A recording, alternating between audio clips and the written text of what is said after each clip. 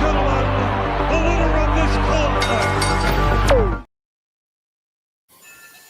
It is a fast-acting viral strain that infects the host immediately, and upon getting sick, the infected will become racked with coughs, sweat profusely, and start to get the shivers and chills.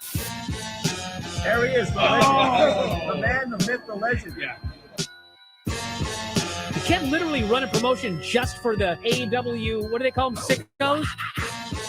Thank you very much, TikTok and AEW. See you tonight. Tony Khan started telling people there's no such thing as long-term booking anymore. It's week to week. The best guys, Tony Khan. We just secured the bag. It's not like I tried to be a character. It was just sort of happened naturally. But it was never something I intended. It was just something that happened because the wrestlers asked me to do things in matches, and I do them.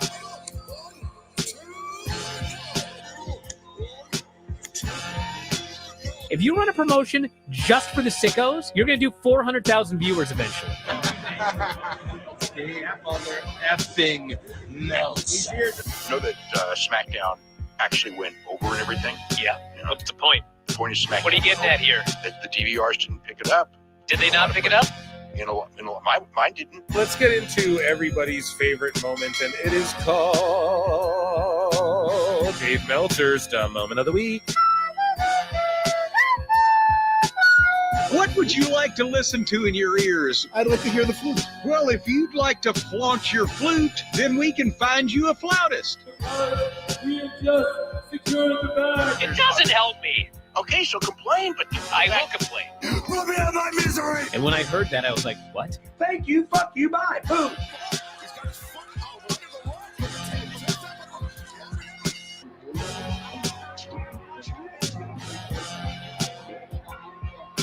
You got to run a promotion for everybody. The sickos can be the ones that buy tickets first and spend the most money on the merchandise.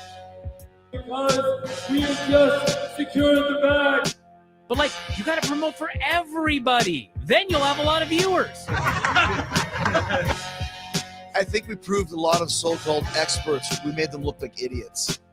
We're not going anywhere. Tony Khan's not going anywhere. You'll also be there on TNT. You'll be in 2 places at once.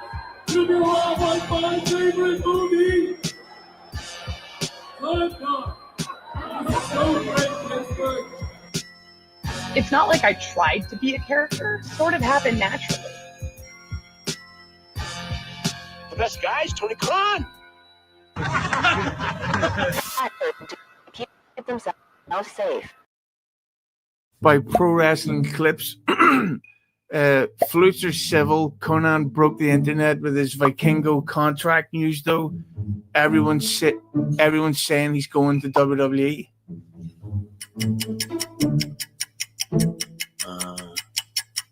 Well, they can say whatever they want. That's not happening right now, that's for sure.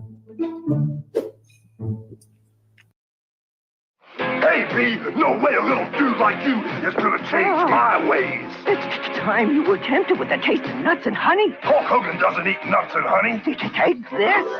An unbeatable part of this nutritious breakfast. That's better than a body slam.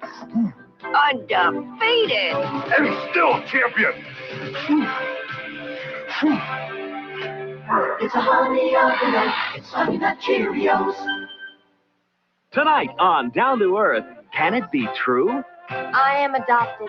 I'll buy that. Then on Safe at Home, the gang's New Year's plans are up in the air. Dan's plane is circling. It can't land.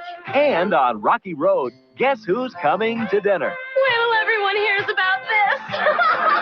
Will Sandy have his heart burned again? No problem. It all begins at 6:05 Eastern, only on Superstation WTBS. Tonight.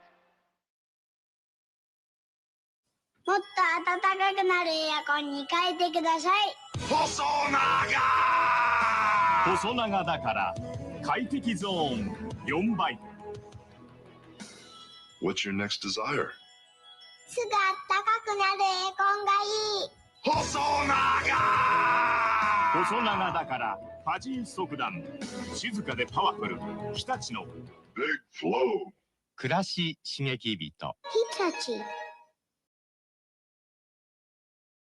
That's interesting that it's like a lost art form. For people who don't know how you guys do a match, like there's a lot of improvisation going on. Yeah, if you're really good at what you do, back in the day, I'm talking old school stuff, the referee would come to you and say, hey, you know, Hogan, they want you to go over Piper with a leg dropper. They want a count out or whatever. Knowing that, you know, Piper was so good at what he did, or Mr. Wonderful, a lot of guys I worked for. If we were in the same dressing room, we wouldn't even talk. I'll see you out there, brother. You're going over tonight. Okay, I'm going over.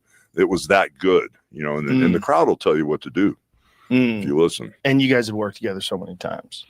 Yeah, and I mean, there's a lot of times where you run into guys like Chris Jericho. First time I ever worked with him, you know, they wanted Jericho to put me over. Jericho and I went out there, and I didn't know what to expect, and he was brilliant in the ring. It was like magic. We didn't even have to say a word. I told Vince, I said, give me that guy every night. That's like a day off, you know.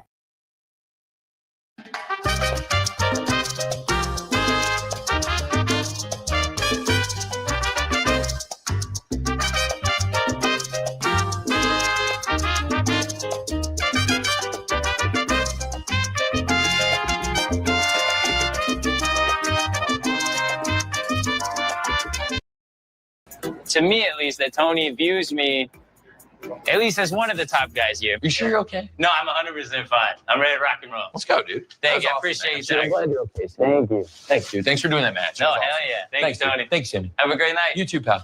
A secret. Near fall. Let Saraya blow into the shot. Here's our finish. I decide I'm not only going to hide in Tony's office, but I'll hide in Tony's bathroom. Oh, shit! She missed that table. She landed right on the floor.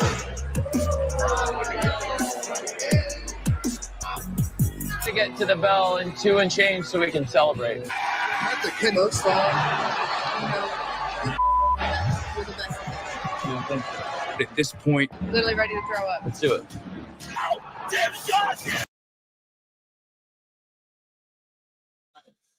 Ooh, what's happened, ladies and gentlemen? Welcome to another eclectic edition of PWT Live Show. Yeah. I am your host, the infallible Phil Marks. And I wanted to start early, but I ended up starting as No Mercy's already fucking on. We have Briggs versus Javon. I think Javon's going to get the big win here in this match. That's my official pick. Lock it in. I have Blake Monroe. Or hold on a second. I have weaponized cage match. I have Blake Monroe getting the win. I have Obafemi defending. I think Ricky is the guy to get it off Femi, but I think I'm going to go with Obafemi defending, just with some bullshit happening, like TNA bullshit happening or something, you know? Not that it's bullshit. I'm really into it, guys. Shout out to everyone who showed up to watch Victory Road as well. If you guys are on YouTube on the Times channel, it's members only until the replay, you know? And so come on over to youtube.com/ProWrestleClips. That's where the live is, okay? And yeah, on the replay will be on the Times channel. Everyone on X, come on over to YouTube and shout out everybody who's here as people file in. I know I'm late. It's awkward out of nowhere. The link's posted. Some people might have thought I wasn't even going live tonight. I am. And as I promised you guys, we have an ultra mega King Kamehameha. Dave Meltzer dumb moment of the week with some Bryan Alvarez sprinkled in there. We'll deal with that after No Mercy, I think, okay? Because we started late here. And yeah, I was just riding all over the place. We had to do some drop-offs. There were some folks who needed a lift, and I was out and about with my wife, so we ended up getting in and like not even being able to upload the live until like last minute. So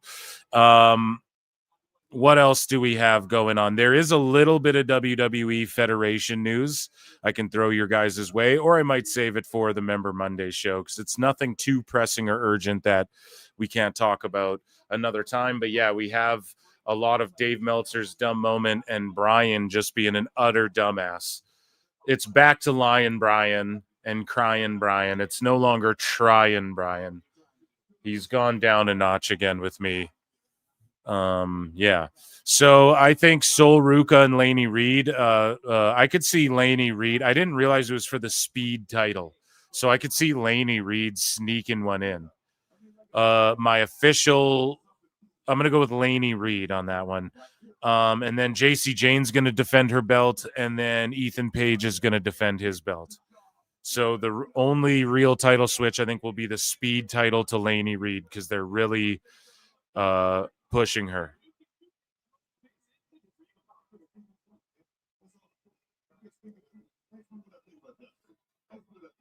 And Javon, if you guys watched Victory Road, will be taking on Leon Slater at...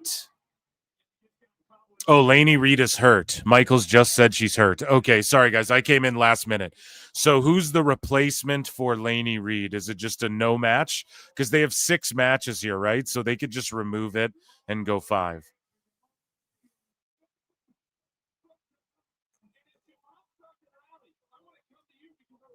A mystery opponent. Okay, so assume that it will be someone from TNA or AAA, and also look to them to win this. I'm sticking with Soul drops the speed title because she's still North American champ, and I don't think anyone else, like Paige ain't dropping.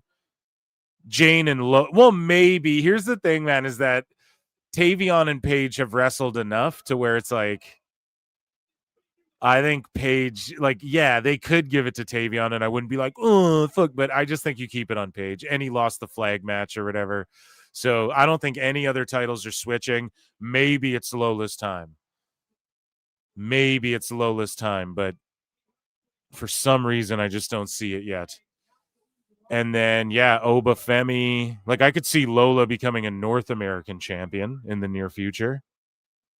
But yeah, and then I think like Saints will have Oba done, like dead to rights, and then some shit's gonna go down, and he's gonna just barely lose the NXT title, and then they'll rematch eventually, and he'll get it. But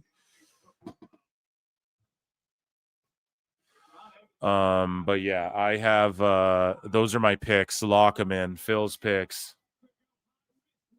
And yeah, Javon Evans and what's his name? Leon Slater are throwing down at Victory Road, TNA Victory Road. I mean, sorry, they announced it at Victory Road at Bound for Glory. There's too much going on here. Too goddamn much going on here. As Javon's diving to the outside. Too much wrestling shit to remember.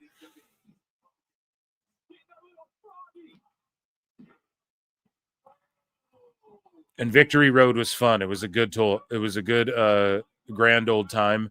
And it was like a BPLE through and through, but like they had a good house and the crowd was hot and it was a good show. Everything was paced well. So I had a blast.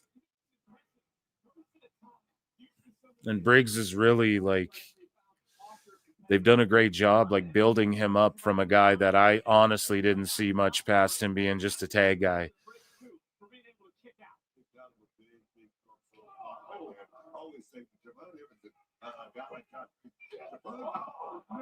Damn. And like sending guys to Japan, it adds that era or that air of legitimacy to them. And it's funny because that was like an old school thing. And then that notion sort of died out a bit. But now it's back. At least for the guys that you're developing, you know? It's like Orton goes to Japan. It doesn't make him any more legit, you know? But when a Briggs or like when a Briggs or like a Dempsey goes on excursion and they come back, that shit rules. That's how it should be as well. You do all that shit before you get to the big show. WWE main roster is like, this is the best of every style of sports entertainment and pro wrestling. This is the cream of the crop, you know? But it's just giving them experience that, you know, they weren't getting for decades. Pro wrestlers, a lot of them weren't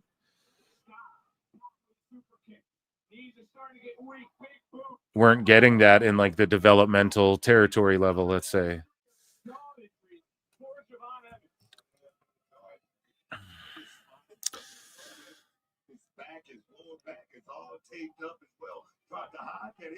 So in between matches here, damn, that was sick. Like a hip toss over the rope into a knee backbreaker.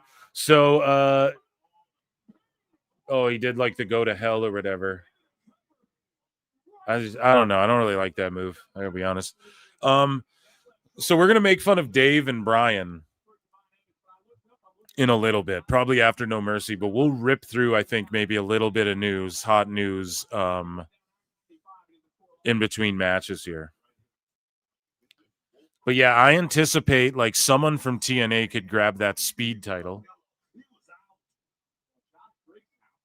And then you get them involved in like that tourney the next go round. Or AAA as well. Just depends who they want to push. But Lainey Reed, if she's injured, that's unfortunate. She's really fucking good, man. And they're pushing her for a reason. And like I'm starting to see it, but it wouldn't have shocked me if she won tonight. Cool your pants off, are they chanting? Oh.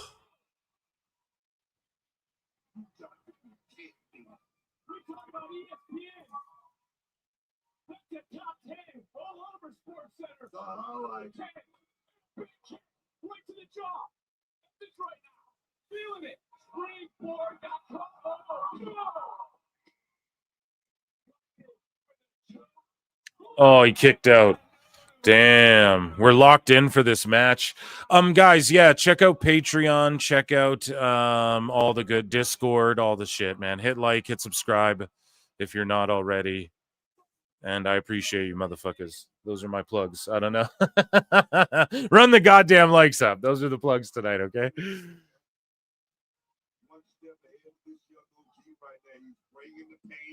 And you can become a member, super chat in, gift a membership if you want to directly support the show. Angry Orchard Hard Cider. Damn, so they're just taking all the liquor sponsorships, huh?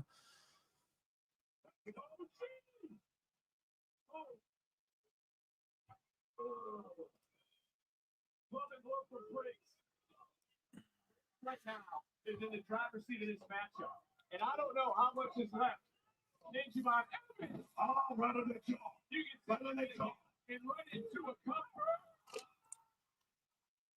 His foot's on the rope from the lariat. Sometimes it's better to be lucky than anything else. Great job. Right there to see that, you got to give a lot of credit right there. Great job. And again, that close. Angry Orchard is ass. Yeah, I don't know. I'm not a big cider guy, you know, myself. But I'll drink a beer.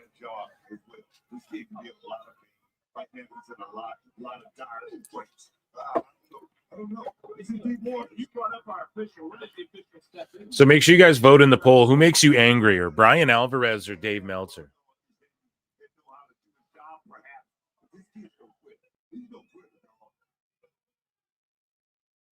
We know there's no quit in Javon Evans. Hell no! You have to separate this kid from his senses. I'm telling you that right now. Damn, Javon's turning up. He's pushing and slapping Briggs. Damn. But then just a boot. Briggs just lifts his foot and does that boot choke slam. Oh, cutter. Oh, the third row cutter. There you go. Big win. Let's go. Round of applause. And let's get into, ladies and gentlemen.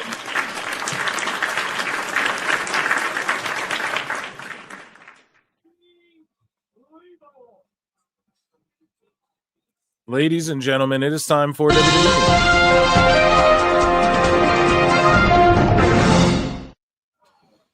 So Lola Vice wishes Damian Priest a happy birthday, and she says, "Happy birthday, baby! I'm the luckiest girl in the world." So they are like dating. So shout them out. The legend, the GOAT, Bret Hart, says he starts putting over and blind rating pro wrestlers, essentially. Hulk Hogan or Goldberg? Hogan. Hulk Hogan or Shawn Michaels? Shawn Michaels. Shawn Michaels or Ric Flair? Ric Flair. Ric Flair or Mr. Perfect? Mr. Perfect. Mr. Perfect or Macho Man Randy Savage? That's a tough one. That's a tie. If I had to pick one, I'd pick Randy only because I didn't get to wrestle him enough times. Randy Savage or Triple H? Randy Savage by a trillion miles. So Triple H was the first one to get shut down. Randy Savage or Sting? That's another tough one, but I'd take Randy Savage. Randy Savage or Chris Jericho? Randy Savage. Randy Savage or Kurt Angle?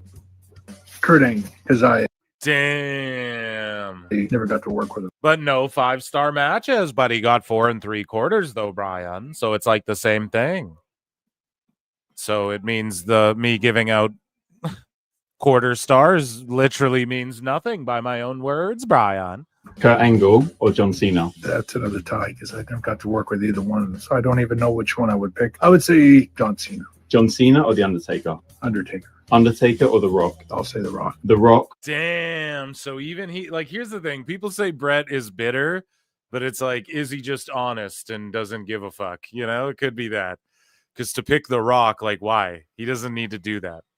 But he's doing it for a reason. Or Stone Cold Steve Austin? The Rock, only because I didn't work with him enough times. The Rock or Bret Hart? Oh, I wouldn't want to wrestle Bret Hart. He was just too tough. The fucking GOAT. That's GOAT status right there. So here's what Jade Cargill looked like. And we'll just briefly, she's smiling. This is, of course, pro wrestling. It's prosthetic. You know, it's just, this was Minecraft action. And yeah, that was Jade, you know, getting dinged up there. I mean, truly, I've seen some nasty gashes. Okay. I've seen some fucking nasty gashes in my day in MMA. That is among the worst. You can essentially see your skull in Minecraft. And that is absolutely brutal. That's hard way for sure. Because when we were watching it last night, I was like, oh, I don't think she gigged. Like, why the fuck would you do that in this match? Makes no sense. And so we're like, it's obviously hard way, but I don't think we understand the extent of it. And some people are mad. They're like, oh, Nia Jax should be held accountable and shit. And I just don't get that, man. Like, you know what you signed up for. She's reckless. She's hurt some people. Okay, man, you're working with Green Jade. Like, I'm sorry. It's a two-way street, and those are battle scars that you sign up for, unfortunately, in pro wrestling, you know? And good on her to finish the match. If she had to stop the match right there, I'd have been like totally understandable. She fucking continued. Jade's a legend. That's like, you know, that's like we know what she's made of now. You know what I'm saying? Like, she ain't no foo-foo lame in there, powder puff. Like, you know, she's had a pretty easy ride in the wrestling business overall in AEW and WWE. Let's be honest. She went out there, finished the match, was still selling, got her spots, did what she needed to, fired up, you know, had a huge gash like that. Pause. I'm dying over. Her huge gash. With all due respect, no, but she fucking I mean, she held it down. Jade put it, she's ice cold, man. If you didn't think she was a hooper, as the kids say, Jade can ball, as the kids would say, right? Like, that's like a stripe literally that she earned, you know, to where, and it's not about like being hardcore, man. It's like she fought through some adversity there and didn't like give up on the performance and all of that stuff, right? She was locked in. So, and that's, she knew, you know, going in there, you could die essentially. Right. So yeah, shout her out, man. She just gained uber bonus points And some people are like, man, Jade was really good in that match. She was the best one in that match. Here's the thing, dude. I've been saying it little by little. She is getting better. You can see the WWE shit wearing off on her finally. However, is she there 100%? No. Like, Tiffany had to ring general that match. And would she have done better in NXT? Yes. Jade should have been in NXT first. I think everyone can admit that. Not a big deal, though. It's not the end of the world. She's starting to catch on, and that sort of shit is like, she leveled up a point there, right? So she leveled up in that last shit right there for sure. Because next time she goes out there and doesn't have a humongous scar on her face and isn't bleeding everywhere and has to do her spots, she's going to be like, oh, I get it, you know?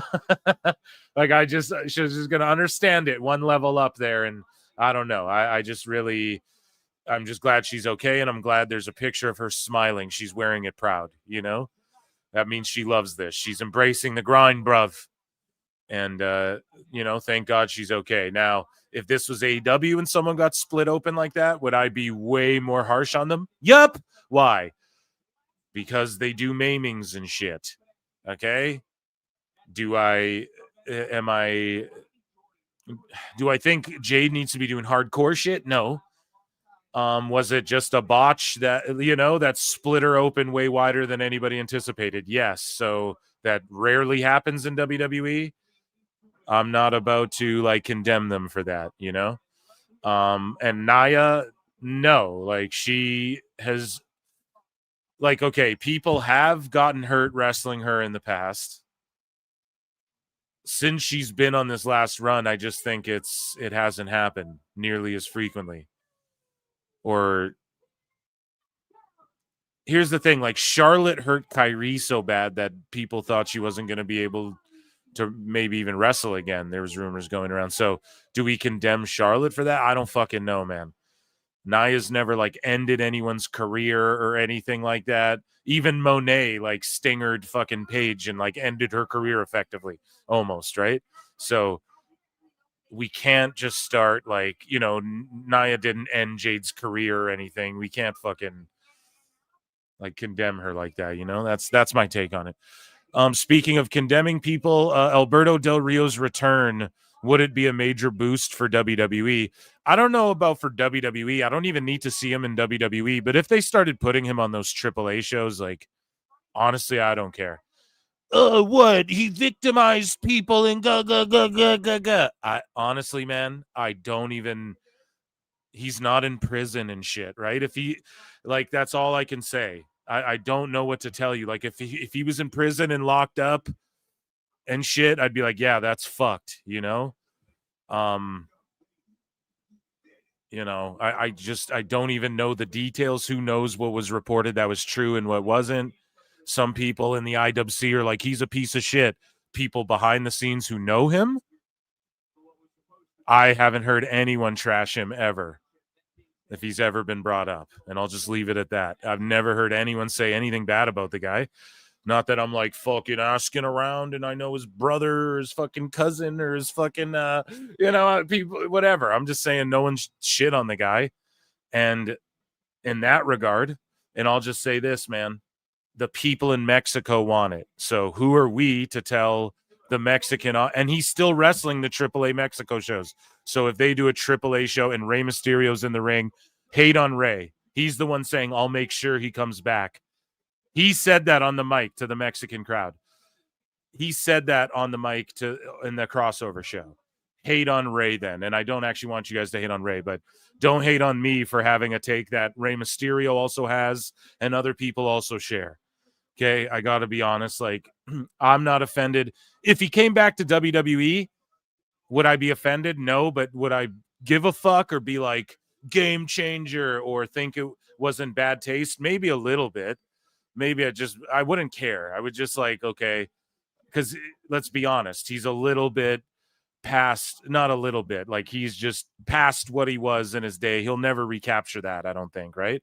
And then what would he do in WWE? Oh, is it Miss Parker? Damn, nice.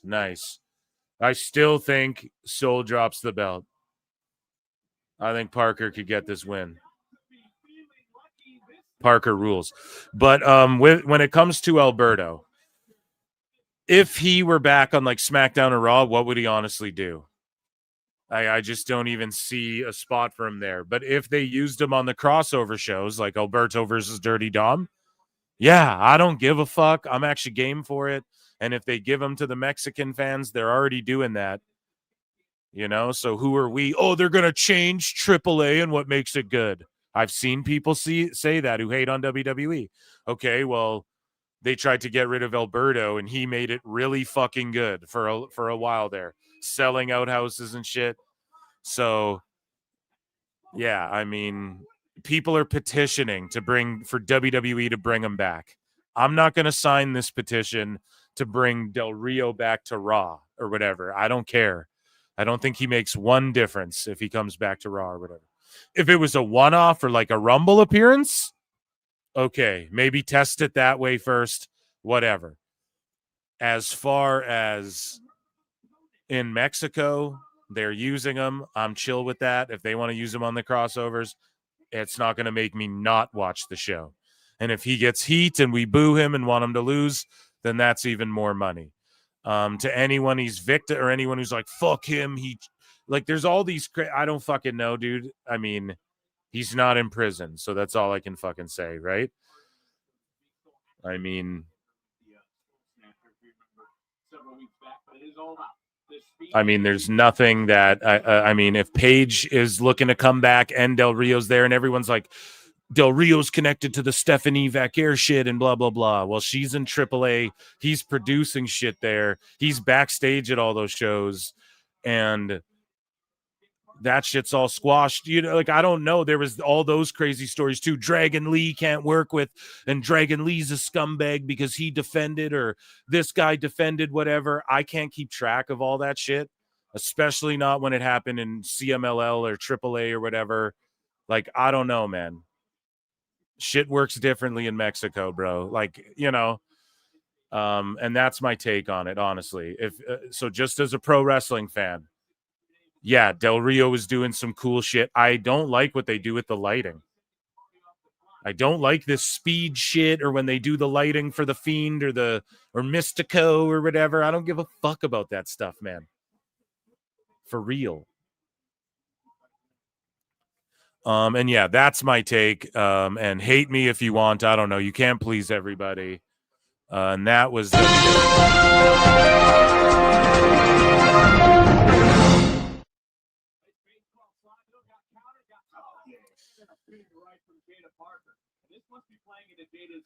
Obviously, her mindset in this matchup, maybe her strategy. She knew she was competing. I don't necessarily know. Sold it, but jumping off that bottom rope right to the throat, making it hard for Phil to breathe into the cover, up the leg, and a kick out. I think Nina Parker is one that's really ready for the cover. She's ready for this moment. I always say, bring that first championship. El Juggalo's always coming in here fucking plugging his shit.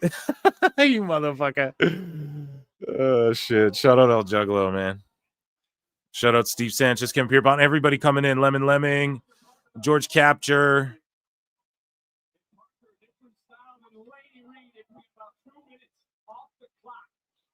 Everybody, man. John Don, Cbus, everybody in chat, man. Show you guys out. I don't know. Soul might just pull it off. I just wanted to double and triple down on Soul, Shock losing the belt because I think the rest will be defended. And the speed title doesn't really matter.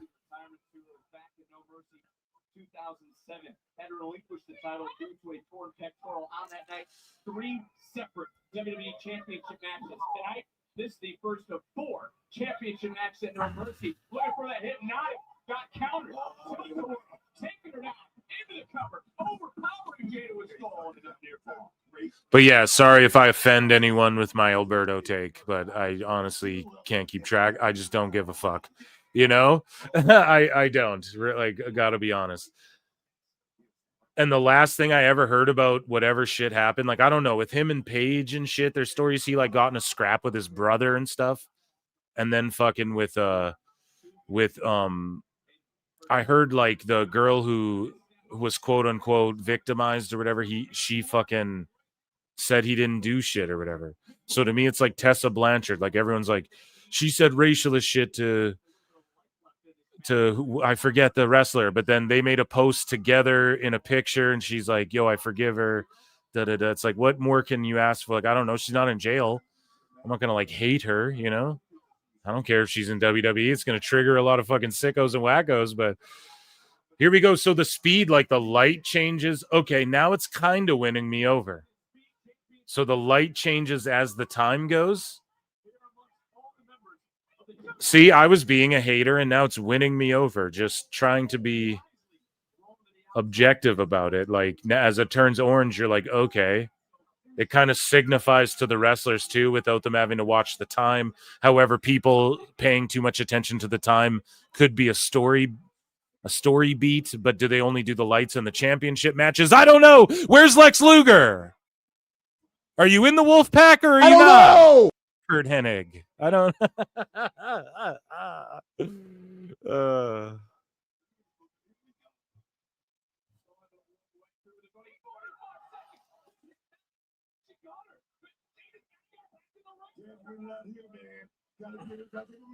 we go. 35 seconds.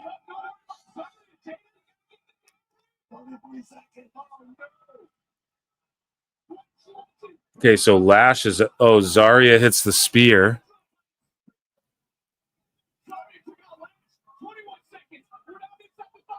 Yeah, Soul Snatcher. And what this speed thing does for these youngins too is it forces them to get their times like really on point.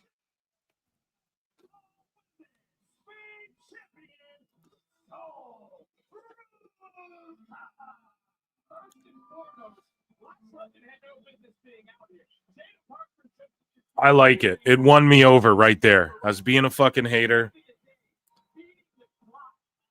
I was like, this is good for Twitter and like TikTok and shit. And like YouTube Reels or whatever went up to YouTube Shorts or whatever went up to 3 minutes. So I was like, okay, this is good for like, you just upload it to all that shit. And that's all speed will ever be. When they're like, oh, we're bringing it to NXT. I did not know. I was a hater for sure. And then this PLE match with the lights and shit, it kind of won me over a little bit.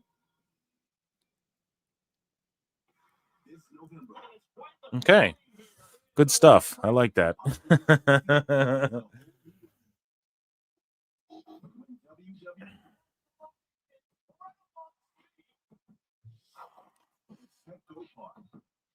Okay, so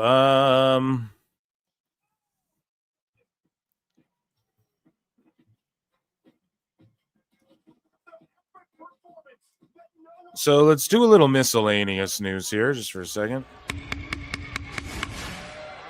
Ladies and gentlemen, I'm afraid I've got some bad news. So Bishop Dyer, aka what the fuck's this? I'm not even gonna try. Bishop Dyer, FKA Baron Corbin, aka Tom Pestock. There you go, I nailed it. Says he immediately texted CM Punk and Finn Balor after learning that he was going to be wrestling Satoshi Kojima at MLW Slaughterhouse in October 4. Dude, Kojima!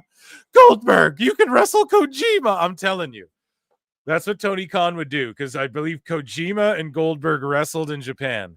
He would do this match if he was able to get Goldberg. Kojima's still going, dude, in MLW. Like, holy fuck. I'm pretty sure it was Kojima. Anyways, Corbin's like, I still have all the love in the world for WWE. They treated me amazing. My career was amazing, and I still talk to a lot of the guys. They support what I'm doing. Immediately, when I learned I was wrestling Kojima, I'm texting Punk. I'm texting Finn Balor. Guys who appreciate it, and it was really cool to get their response of how cool that is. Like, I love that you're getting to do this now. Yeah, that fucking rules. And check out Phil Marks Out, my other channel. This is an outdated picture. I'll put a new one, but there's more subs, and I dropped a trailer show where I watch trailers with my guy Christian Blatt. And that, ladies and gentlemen, was miscellaneous news. Ladies and gentlemen, I'm afraid I've got some bad news.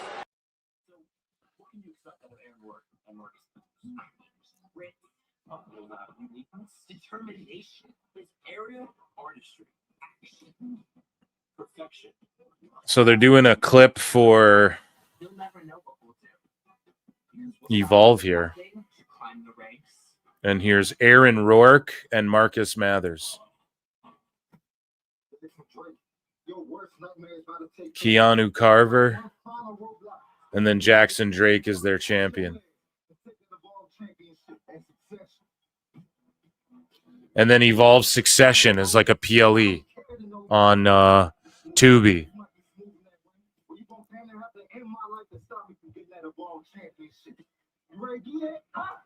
When I get my hands on you, I'm gonna smash you. Same way I did in my DP. You don't know where I'm from. You don't know what I've been through. You don't know what I had to do. Yeah, this Keanu Carver guy's got something for sure.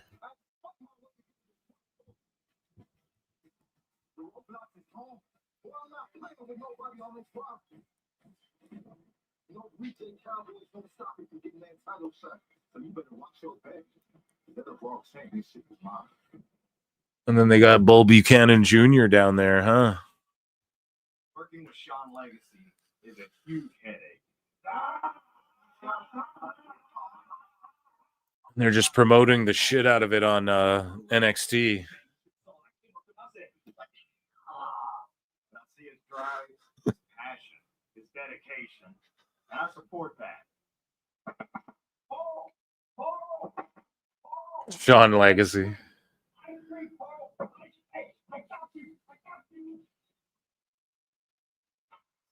That guy is pretty fucking funny. We're in the shadows of Miami, and we are sold out at the War Memorial in Fort Lauderdale, Florida. This right now, just a reminder to everyone out there, because this week's WWE podcast, they are locked and loaded once again. Don't miss a second of your favorite WWE podcast.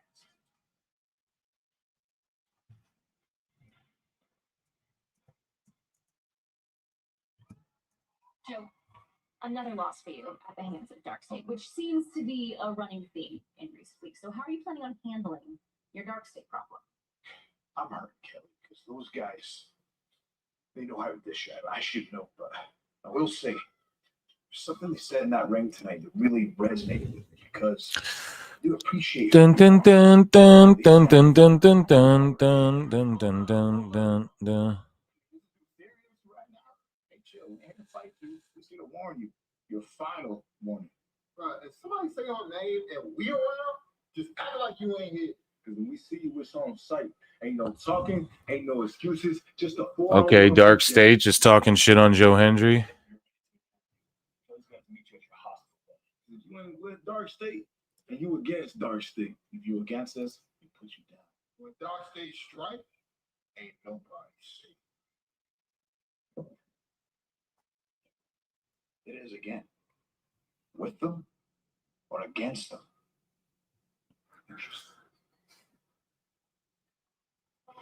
Say his name and he appears. I believe in Joe Hendry.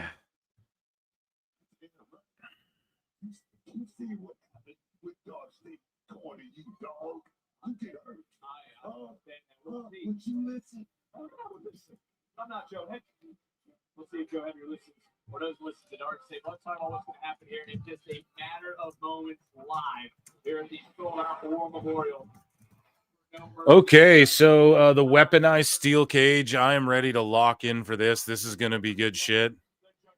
This one won't be pretty as Monroe and Grace meet in a weaponized steel cage.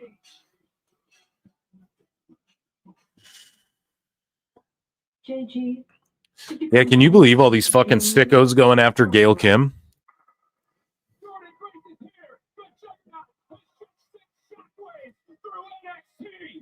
Nothing.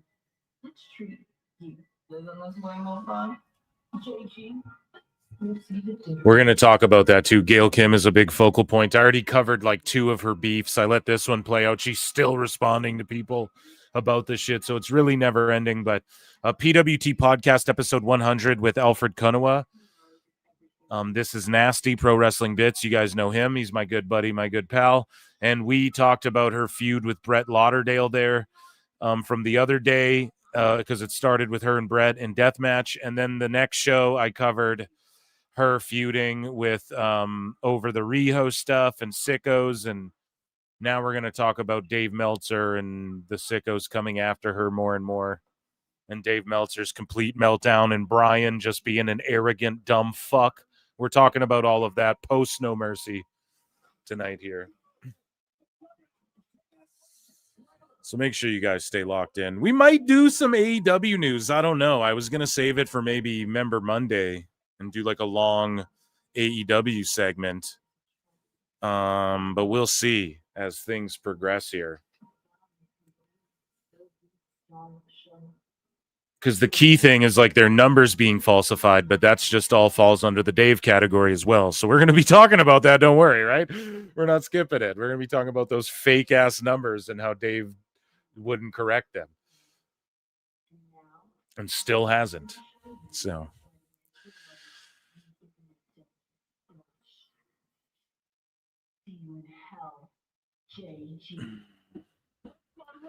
Rabid Wolverines LC Killer 17 for 2 says both Dave and Bryan make me mad. Bryan, here's the thing though. Who makes you more mad? Everybody come vote in the poll in the chat. Who makes you more mad, Dave or Bryan? And I ask because they can't, there's no way they make you equally as mad. And they're both just pompous assholes in their own ways. You know, like it's different the way that they choose to be ignorant and condescending and schmarmy.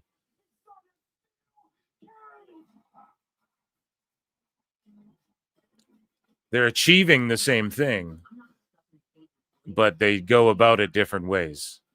And even though Bryan pushes back a little bit on Dave, it's not enough. He doesn't check him on things like where it's important. It's always just like little goofy arguments about Tony's bad. But then Okada came out, Dave. Who gives a shit? Like ultimately this does nothing. You know? You have to call Dave out for like being the source on the pay-per-views and then lying and saying they did gigantic numbers. No, they didn't. We can just look at all the trends and it's the lowest trending All Out was pay-per-view of the fucking year and stuff. We're going to break all that down.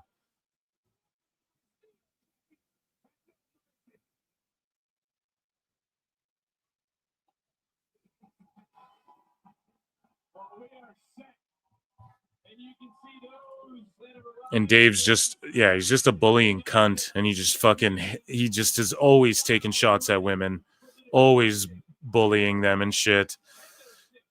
And then he'll sit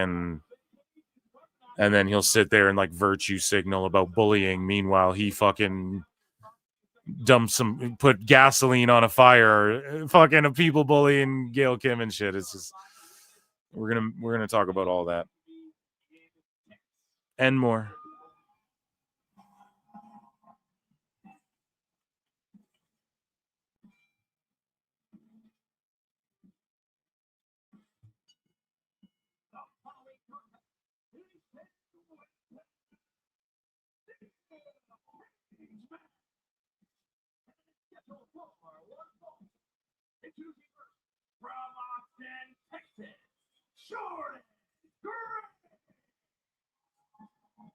Grace examining what is around her, what she's about to enter in, and you talk about apologies. Whatever happens in this matchup, I don't think either of these women will issuing an apology to the other. And you know what? Everything, and I'm talking about everything, is all justifiable. Okay. People are wearing white. I go, oh, they're going to get bloody. Someone's getting bloody. You know Mariah May will go bloody. Which I don't know, man. Like AEW had her they ripped her to shreds and left her lying there in pools of blood before. I just don't know if they should do that again in WWE. But she's willing to go there and go to that length.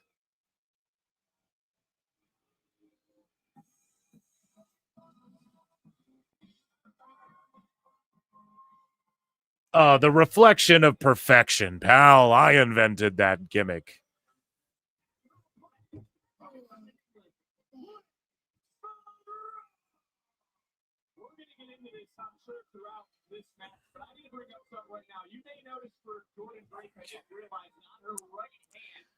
Damn. Maybe a broken bone in her thumb. She's been clearly competing. That happened in the brawl between these two. There is a target already on her body, and if she broke a bone in a brawl, what the hell do you think's going to happen in this weaponized steel cage? What's that door? Thinking about what happened. I'm hyped for this one. Looking for an excuse already before the match gets started. Why are you doing it? Why are you doing it? Let's talk about Blake Bucko. Confident. Personified, man. Other guys with a smile, looking good, looking real good, and this is about to be all. Yeah, I got some cool guests coming on PWT Pod as well. I know I keep teasing and shit, but I always pull through.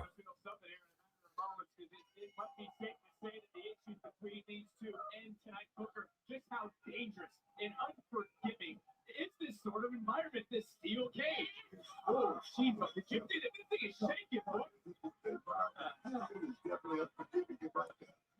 Damn, there's like pink chairs and shit. I like this.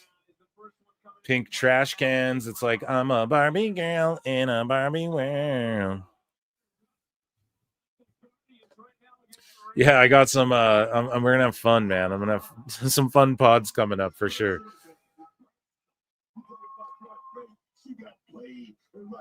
Just about spacing them out and shit. That's all.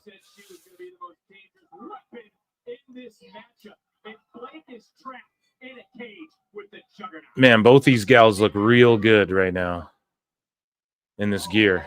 Oh, big spine buster.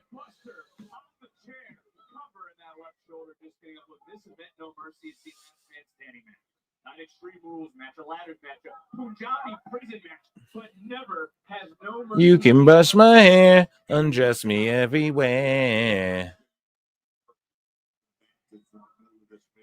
Hit me with a cane. I don't feel no pain. Come on, Barbie. Let's get thumbtacks. Yeah.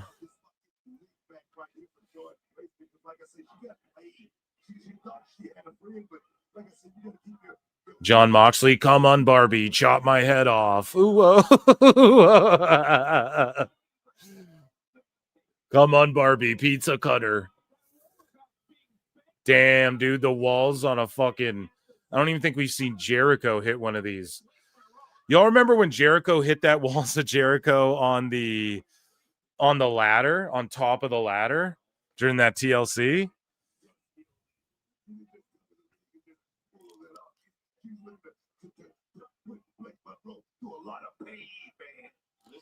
It's like TLC 3 or something like that on a Raw.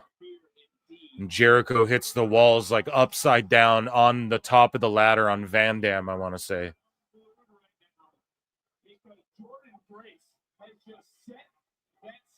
Chair up with evil, nasty intentions in her mind.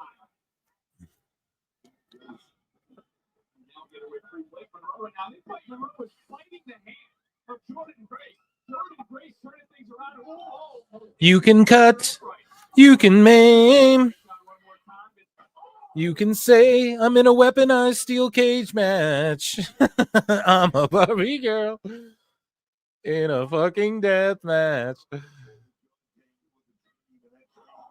Oh, damn. They getting violent. Violent in Minecraft. In a Barbie Dreamhouse world.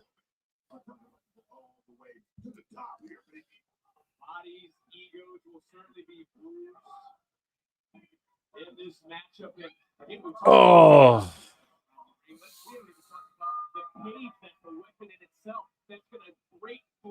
Damn, and look at Jordan Grace scraped up and bloody on her back already.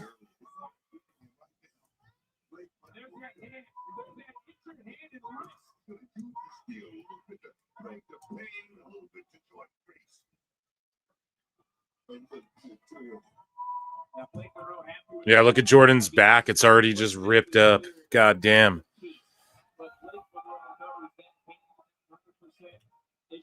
able to grip the dispense goes on. You take away her grip, you take away that power, do you not?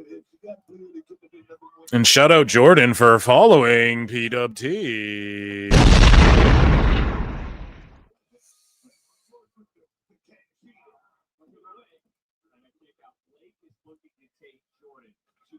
And it seems that Monroe has found that dark, evil, vindictive side of her that we didn't see when she first on this brand.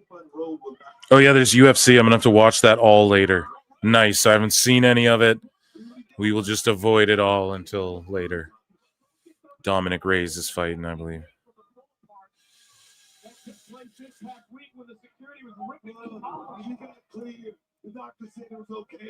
Oh, ducked it.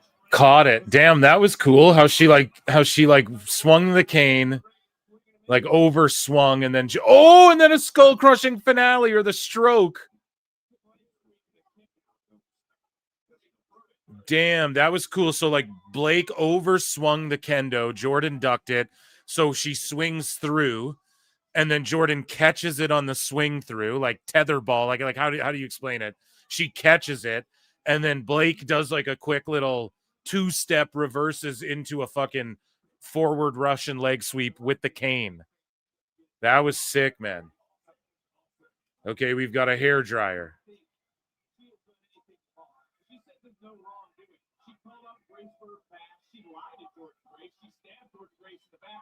A blow dryer. Blow dryer. I like it wetter. Oh, fucking phenomenal.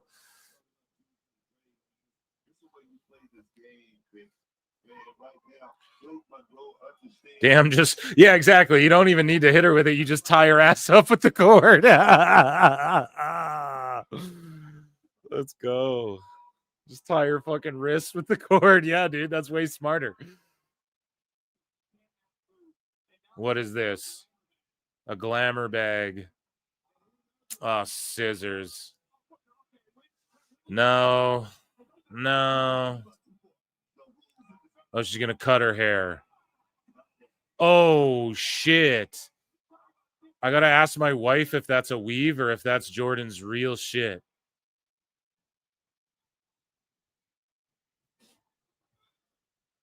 God damn it, I gotta yell across the house. I ain't doing that. Okay, she didn't like stab her with it. That's a weave? My wife can tell me every time. If that's weave, I mean, that is fucked, but like, okay.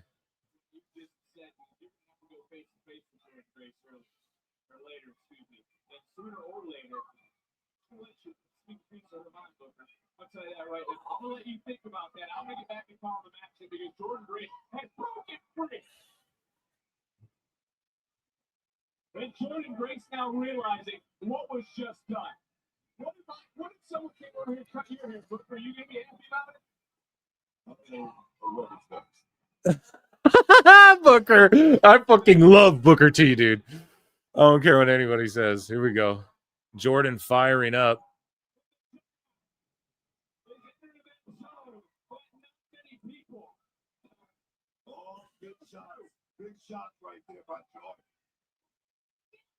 Oh, big chop from Jordan. Power bomb coming, no?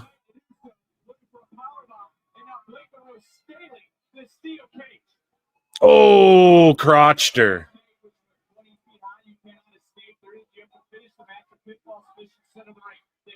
Damn. Use the bat. They're chanting. Yeah. Jordan getting a new do. More believable than mock stuff.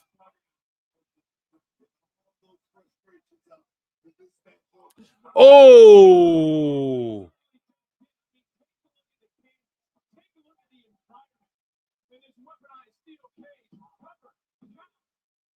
No, I'll tell you why that scissor spot ruled. Because they're two girls and she just snipped her hair up. She didn't stab her, threaten to stab her. She just did it to fuck with her and snip her hair off. So that was actually really good. Like, see, it's like Jordan's picking up her hair after she just slammed Blake. She's like, fuck, looking at it. Like, it's a big deal, man. You don't mess with a bitch hair, okay? And even if it's weave, man, those shits get expensive. You know what I mean?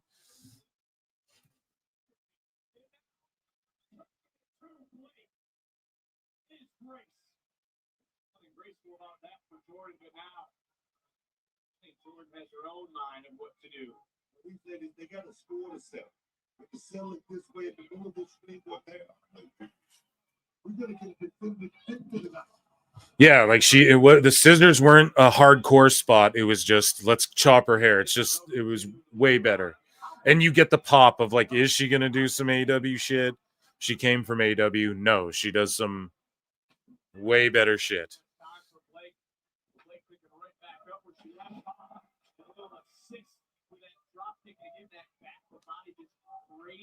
Down the steel cage. Like the action from short race get any momentum. This matchup like that. For Blake Monroe. This matchup can continue. Adrian Butler did a hell of a job. You take a look at something like Blake Monroe. She might be a global sensation, but she is also a woman from hell. And we've seen that side over recent weeks. Now what is going through her mind? What is going through the demented thoughts? What is going through the demented thoughts of Blakeman? Over 200 watching on X and YouTube. Come and subscribe to YouTube if you haven't, or just like hit retweet and like or whatever if you're on X. That'd be really sweet of you. Thank you. Appreciate you guys for being here. Run the likes up. Those are my plugs. Check out my Patreon. Consider becoming a member. Okay. Diamonds, dude, and like jewelry. See, this would hurt to get slammed on. This ain't fucking Legos and shit. Even though that would hurt to get slammed on too.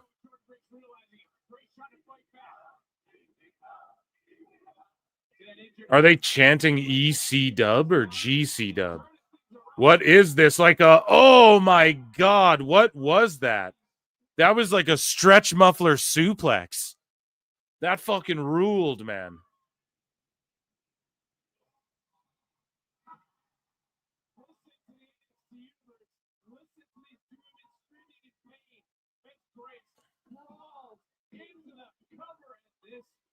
I just like that it's all like glamour themed, you know?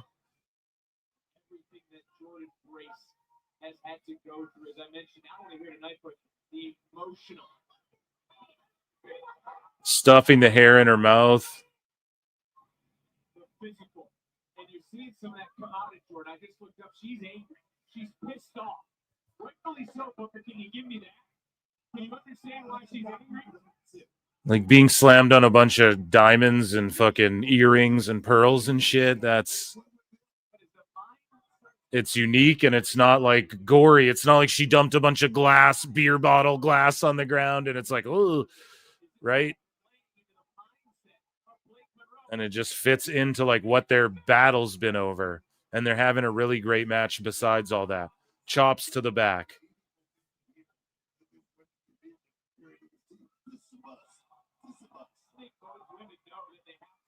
She gonna escape? No, she's gonna like do the double stomp, the mushroom stomp.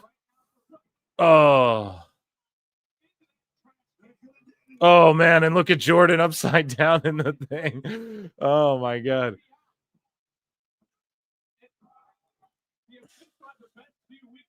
I'll never look at weaving diamonds the same again. Real diamonds, cry me a river. Yeah. Oh shit. Diamonds are forever. They won't leave in the night. Have no fear that they might desert me. Ba-bum-ba-bum-ba-ba. Throw your diamonds in the sky if you feel the vibe. The Rock is still alive every time. Oh, man.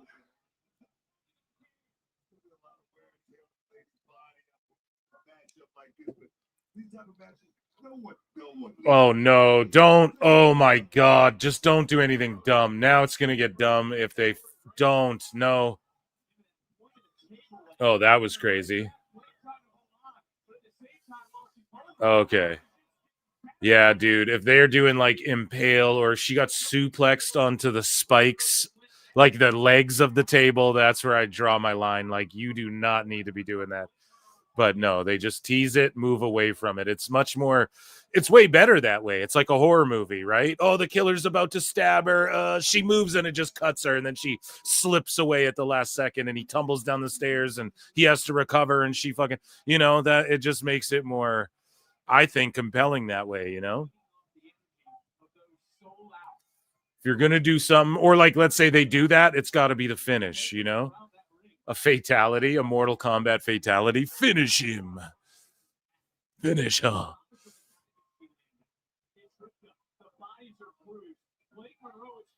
The table legs are made of Slim Jims. She's about to stab her head on it. She just takes a bite. Snap into a Slim Jim. Damn, look at how this cage is waddling around. And then they have the platform on the top, which scares me. Like someone's gonna stand on there. They're both up there. Please don't die. Please don't die. Please don't die. Please don't die. They're titty slapping.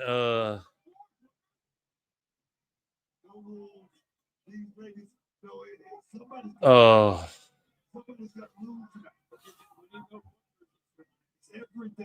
Double headbutt.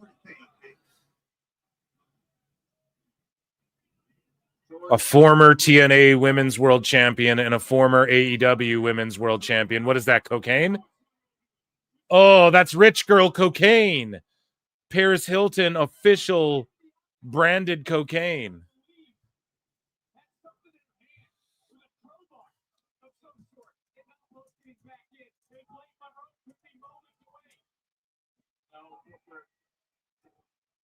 She threw pink cocaine.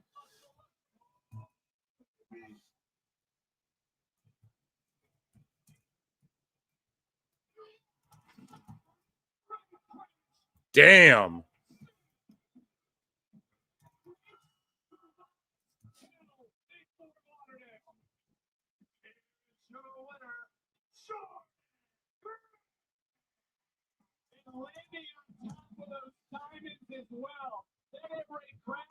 She threw pink cocaine in her face. The Novocaine, that hard agent, Booker's saying.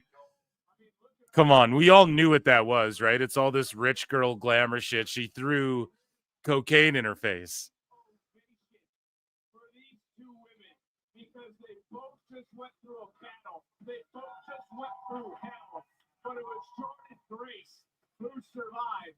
And there was the powder right The powder, the numbing agent, is what Booker said. Novocaine. Like, get the fuck out of here, dude.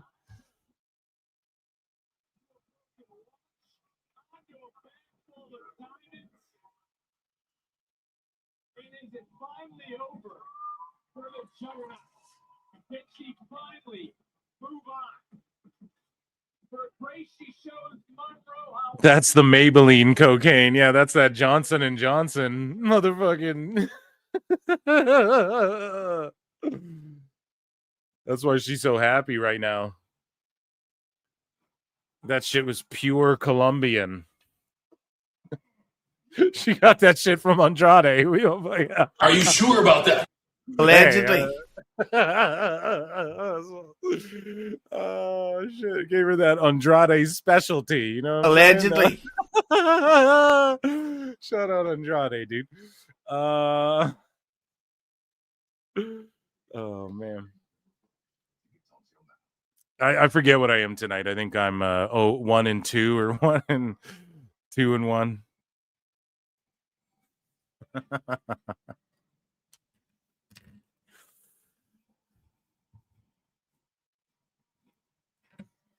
Elido blow.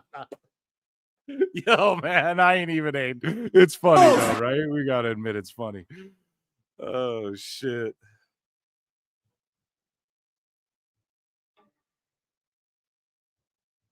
Oh man.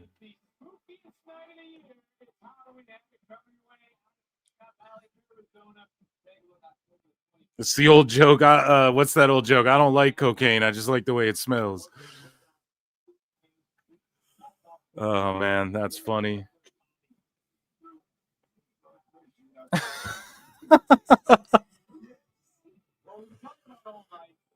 Our general manager, Ava, because this past Tuesday, TNA might have crossed our line. Right now, our general manager, Ava, wants to address what transpired this past Tuesday on NXT.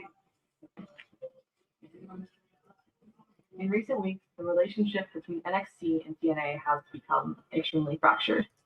Last week, the title for title match, TNA wrestlers invaded NXT. That Escobar previews.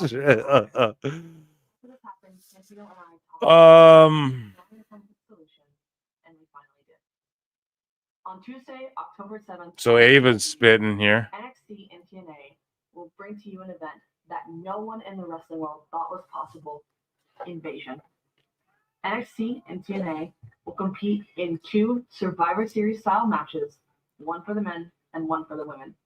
This Tuesday, the teams will be announced once Santino and I each make our respective picks.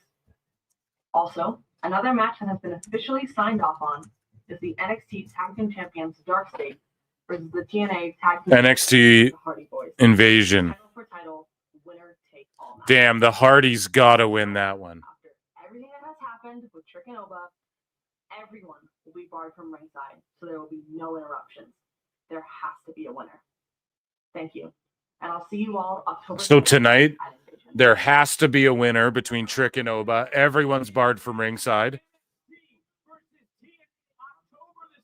October the 7th, Invasion. We're fucking watching that. I don't know what day that's on, but we're watching it 100%. Probably like a Saturday.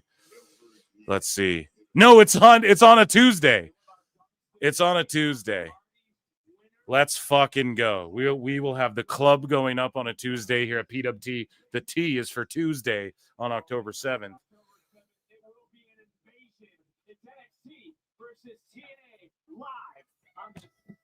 And it's Invasion. So 2 Survivor Series style matches. Everyone's barred from ringside. There has to be a winner. And the Hardys will take on Dark State. Winner takes all in the tag division. So we're going to have winner takes all going down, like leading into Bound for Glory as well. You know what I mean? Like Trick or Oba, winner takes all. We're going to have winner takes all. We already had winner takes all with the women, but we're going to get it with the tag teams. I am willing to bet that the Hardys win that shit. And then they do some NXT shows and shit like that for a bit. Maybe Stand and Deliver could be their farewell Hall of Fame induction in the crowd at Mania, that sort of thing. This year, or like in 06. 06, rock on, dudes. In 26.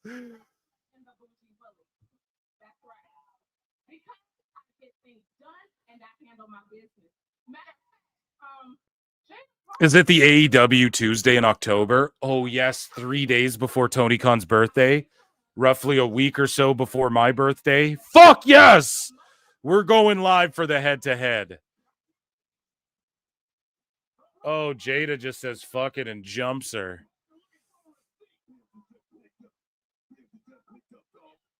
Is there fucking Collision on? I ain't watching that shit right now, dude. I got UFC to watch after. Yeah, I'm not like a fan of Ava, but I don't really care, guys. You know? Right now, I'm with Lainey Reed. Lainey, unfortunately, you were not cleared to compete against Sol Ruka for the state championship tonight. So where's your head at? It sucks.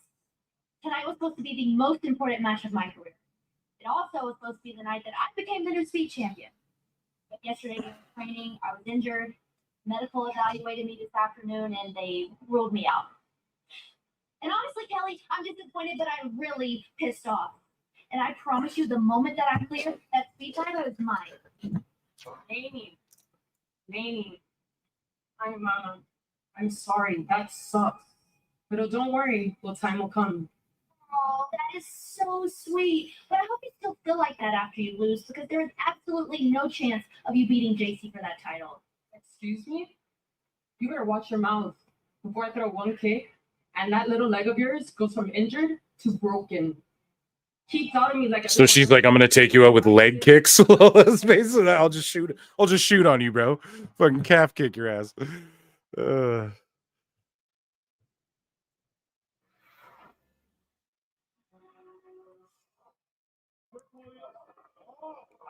Damn. Okay, ladies and germs, man. Wow, what an evening thus far.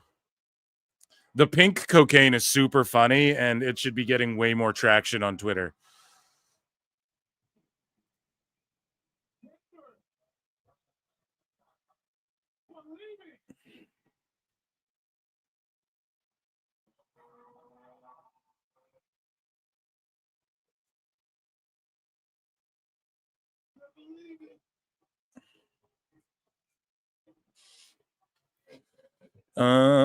Let me see. Maybe we could just rip through AEW news.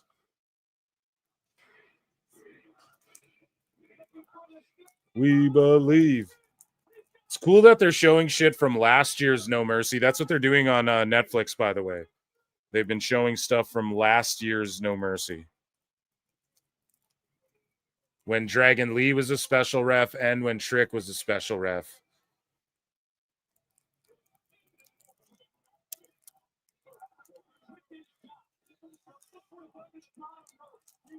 Yeah, we'll do some AEW news, I think, here. Because there's not a whole shitload, and we got a few matches, and there's all this stuff in between.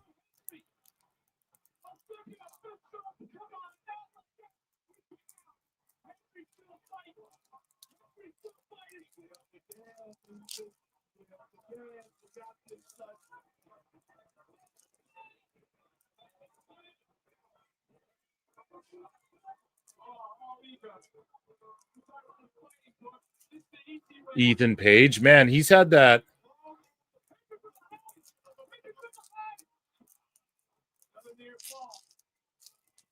Hell yeah, man. Ethan Page has had a fucking great NXT career this last year.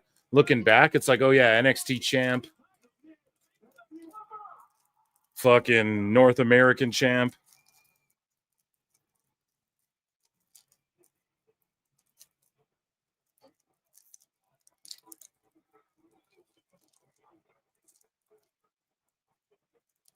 AEW is on. Yeah, I'll just watch it later if at all.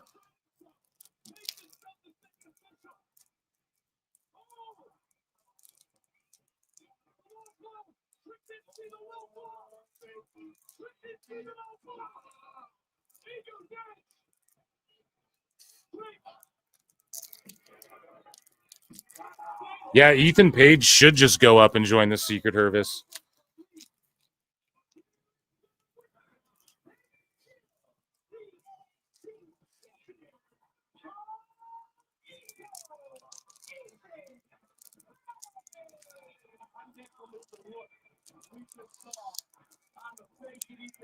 Sorry, guys, you can hear me. I'm just helping. There you go. So helping my wife open a fucking plastic thing.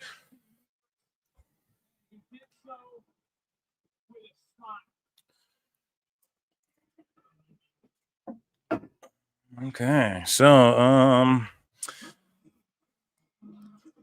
let's see. Tavion Heights versus Ethan Page. Okay, let's lock in for this one. I forget what I am. What are my picks tonight? I forget.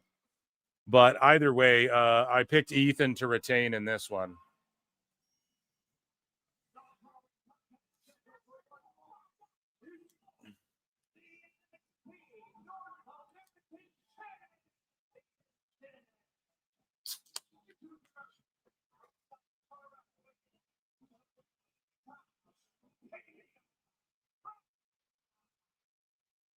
What do you hope Tavion has learned over the last several months heading into this championship? I mean, I hope he's learning that he's good out there. You know, take his time with the veteran like Ethan Page, because it's one thing that making that your expertise from what you did in the past. Okay, we're pouring up Frosty Brews here at PWT. We're about to lock in for this Ethan Page match. We'll do some AEW news after this match. And then we're going to make fun of Dave and Bryan in the main event of the evening. So stay locked in. I'll be nice and buzzed. So, I'll go off. It's sure to be an epic one. And guys, thank you so much, man. We did 100 PWT podcasts. Okay. I've done 100 PWT podcasts, and I've done run-ins and shit as well, right? So I don't really count those or number them. But this is 185. We're almost at 200 of the live show. Like, come on.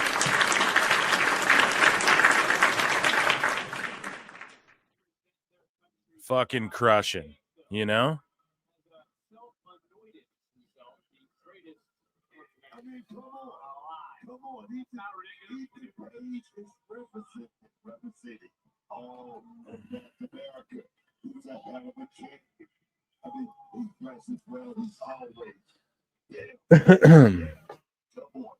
200 will be a fun silly. I don't know what we'll do, but we're definitely doing a fucking run-in on Oct 7. That's going to be fucking amazing. We've manifested Invasion, chat. Since the beginning, we've been like, it's coming. We manifested Hot Lucha Summer. How do I know these things? I don't know. Maybe I'm just good at guessing. Who knows? But yeah, I just appreciate you all, and I'm excited for that, man. I'm really geeked for that. I can't wait for the Invasion, dude. And just an event called that, and it's been booked well, and we're going to see titles unified and traditional Survivor Series style matches.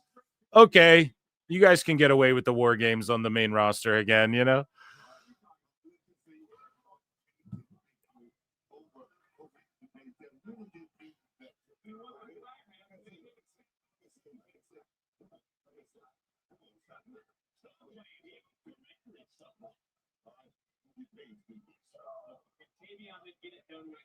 I saw that movie Together with Dave Franco and what's that girl's name? Allison Brie.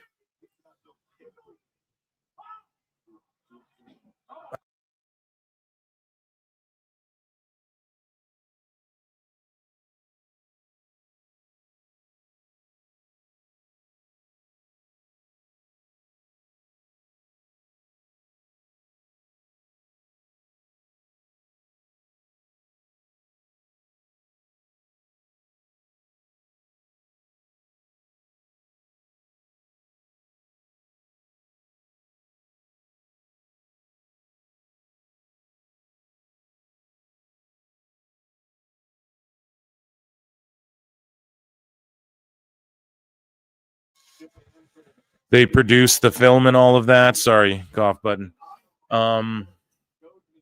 So, and then at the end, well, I'm not going to say, but you figure out what's going on right away. Like very, very early on, like the opening scene, you figure out like basically what it's going to be, but it's still cool. Like you're not bored at any point. Did I mute? Yeah, I did. I just went out for a sec, but I would suggest watching it. I would just say, give it a watch, It's not like going to blow you away, but it's definitely there. It's just some shit you need to see for sure. I would say if you're looking for just what's new that I haven't seen and it's Halloween and I want to watch something weird or spooky,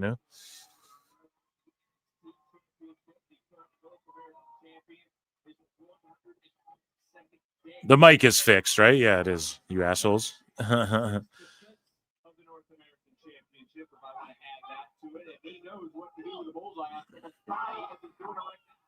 Damn, so Ethan Page just like driving his shoulder into Tavion's back, lower back there, the middle buckle.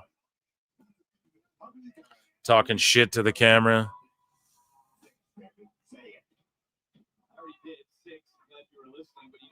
Page also knows.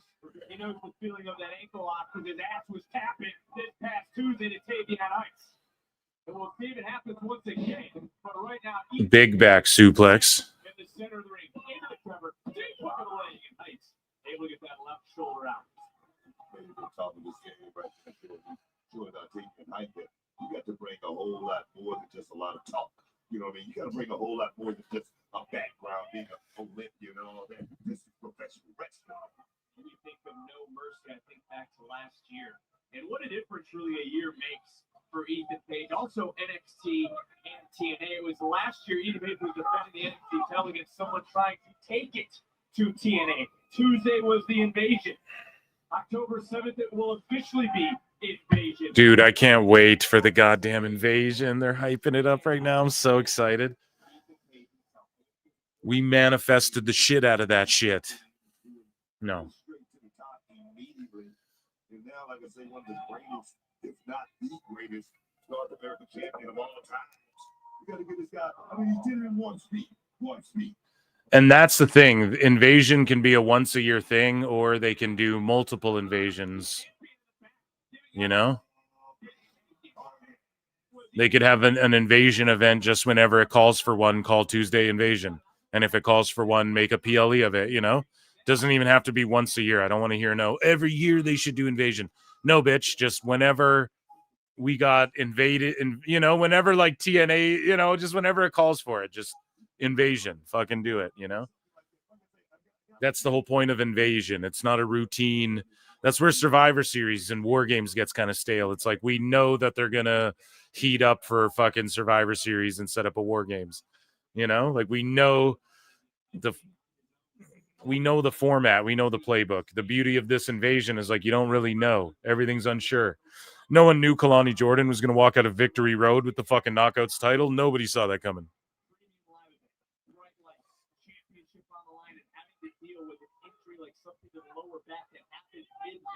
That he's got to alter his game plan. Trust me, that nervous energy, it just makes everything burn in the middle of that ring. I mean, you're breathing. Because Invasion doesn't apply to just NXT and TNA either.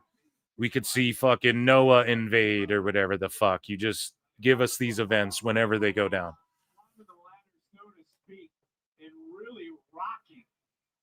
Tavion Heights, but right up. Could have fucking AAA invade or whatever. Oh. Over the steel, over the turnbuckle. And a lot of concern right now. You just felt the air leave this soul outside.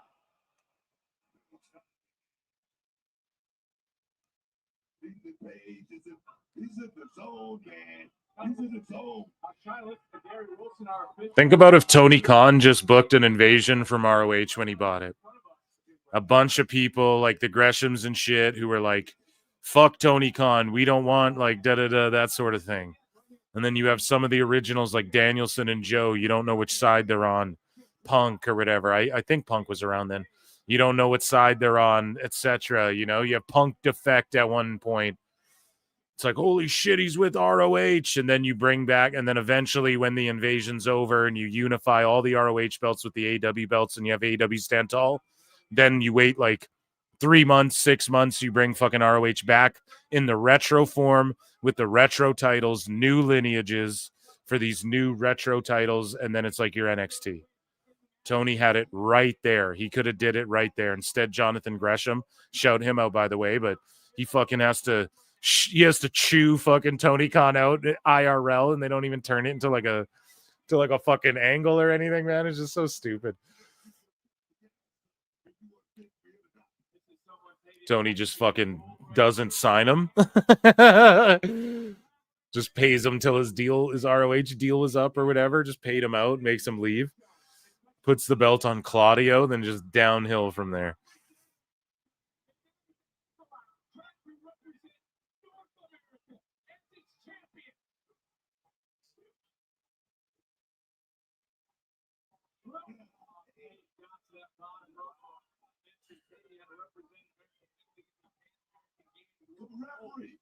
American Championship. They saw shoulders down and a kick out. He yelled at the official. They should have broke the count. From behind. Shoulders down one more time. And you fall. Oh, now you're worried about the rules, huh, Book? Oh, shit. Paige. Twist. Oh, backslide. Head kick. Get him up. Ego's edge. Oh, it was like a short one, though. Stack him up. He kicks out. No, he switches. Walls of Jericho.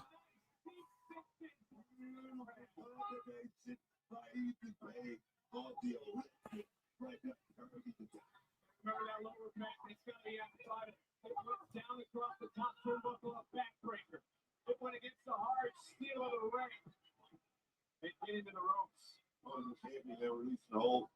Honorable champion, his body collapsed because I think his ankle just gave out. And if his ankle didn't give out, I'm sure he would have held it until at the last possible moment. What would you say? We've seen him do it. It's called a trend.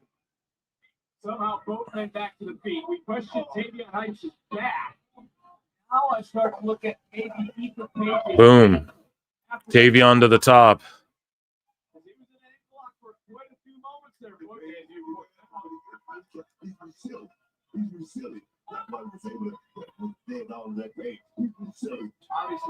Oh, look at that glorious title with the Maple Leaf. Just glorious. Let's go, Ego. Let's go, Ego. Pulling on his hair. He's going to toss his ass over, no? Oh, power slam. Oh, dude, that was sick. He like rolled him over, then bridged up, and then twist of fate. Fuck yeah. That's how it should be. That was a solid match. Shout out to you.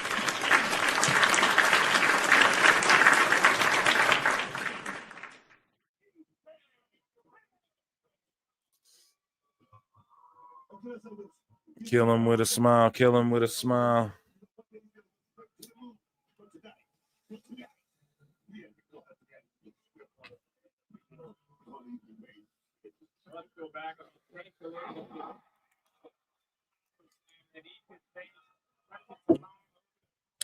Ladies and gentlemen, Ichi ni Sanda.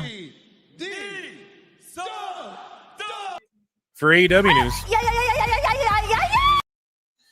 Tony Khan has an important announcement. Oh, yeah, I just ran here to tell you about the tag titles. It's great.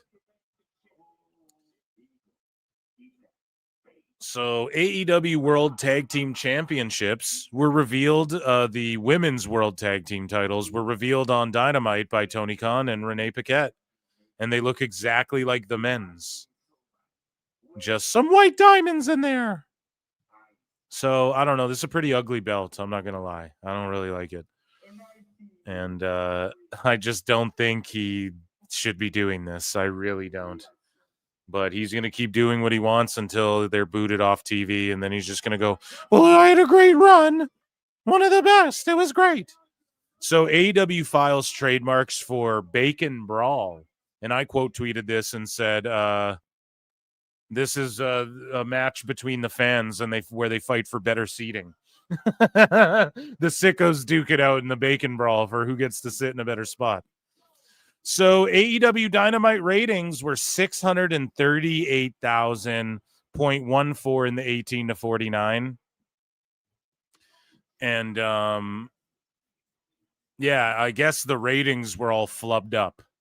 Okay, and we're going to dive into that when we talk about Dave Meltzer a little bit later.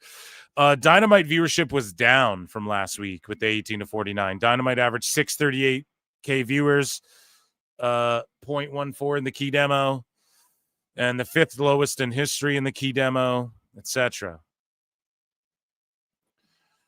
So do you think Britt Baker will eventually make a comeback in AEW or not? So there's an unfortunate sign for Britt Baker's future in AEW. For those, so this is what PW Insider had to say. For those who have asked, we're told Britt Baker was not at last night's Dynamite in Pittsburgh. So she wasn't even there to like come say hi or anything. And yeah, she broke up with Adam Cole and people don't like her back there. So, and then they're talking shit to Elbu about stuff. And then he's making shit up on top of that. And it just, yeah, man, it's just, it's unfortunate. She really got the raw end of the deal there. And she used to participate in that shit though. So maybe that's just karma. Like she would participate in the cliquey bullying of others. Then it happened to her. And now she's like gone and forgotten about. So Here we go. One source, this is what Dave had to say. One source with pay-per-view numbers said that AEW All Out did numbers similar to Revolution. He's lying. He's absolutely utterly lying. He knows that the more like the thinner that AEW's pay-per-view gets, like the more things they're on, the less easy it is to fact check this. So he's getting more frivolous with his lies. And that would be 135,000 to 140,000 buys.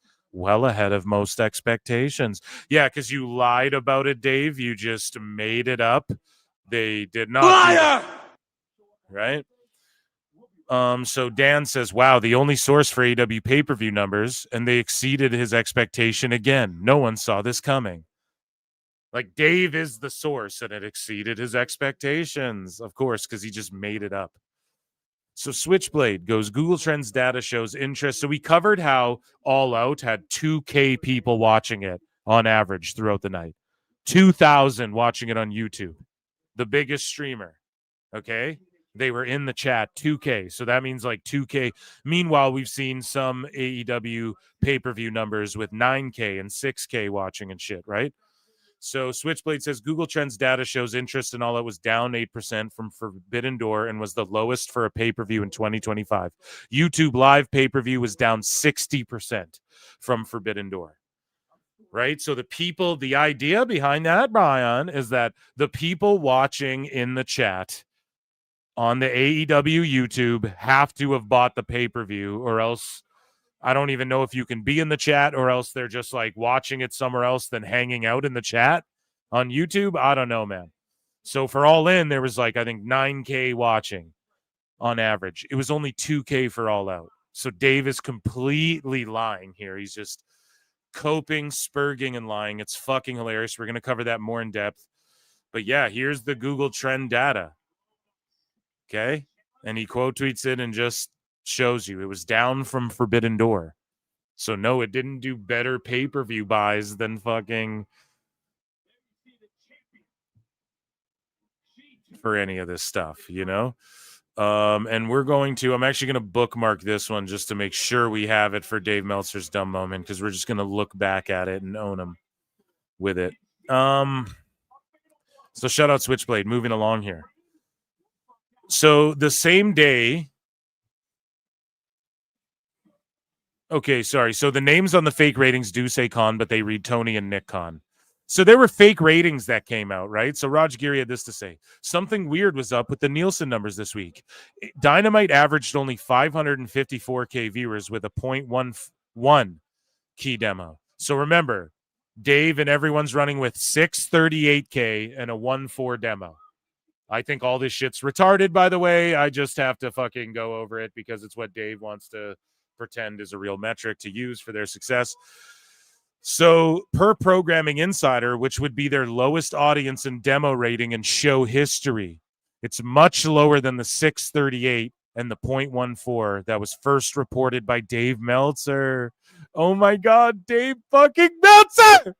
He got caught, bro. It's their lowest in history. I have to retweet this one more time. I know I've already quote tweeted this and laughed and LOL. So Programming Insider also had NXT at 617K with a 0.12, much lower than the 707 and the higher and the 0.17 key demo. So look, guys, Raj is just a hater. Nope. He's saying it was fucked up for everybody and everyone's shit was much lower. NXT still destroyed.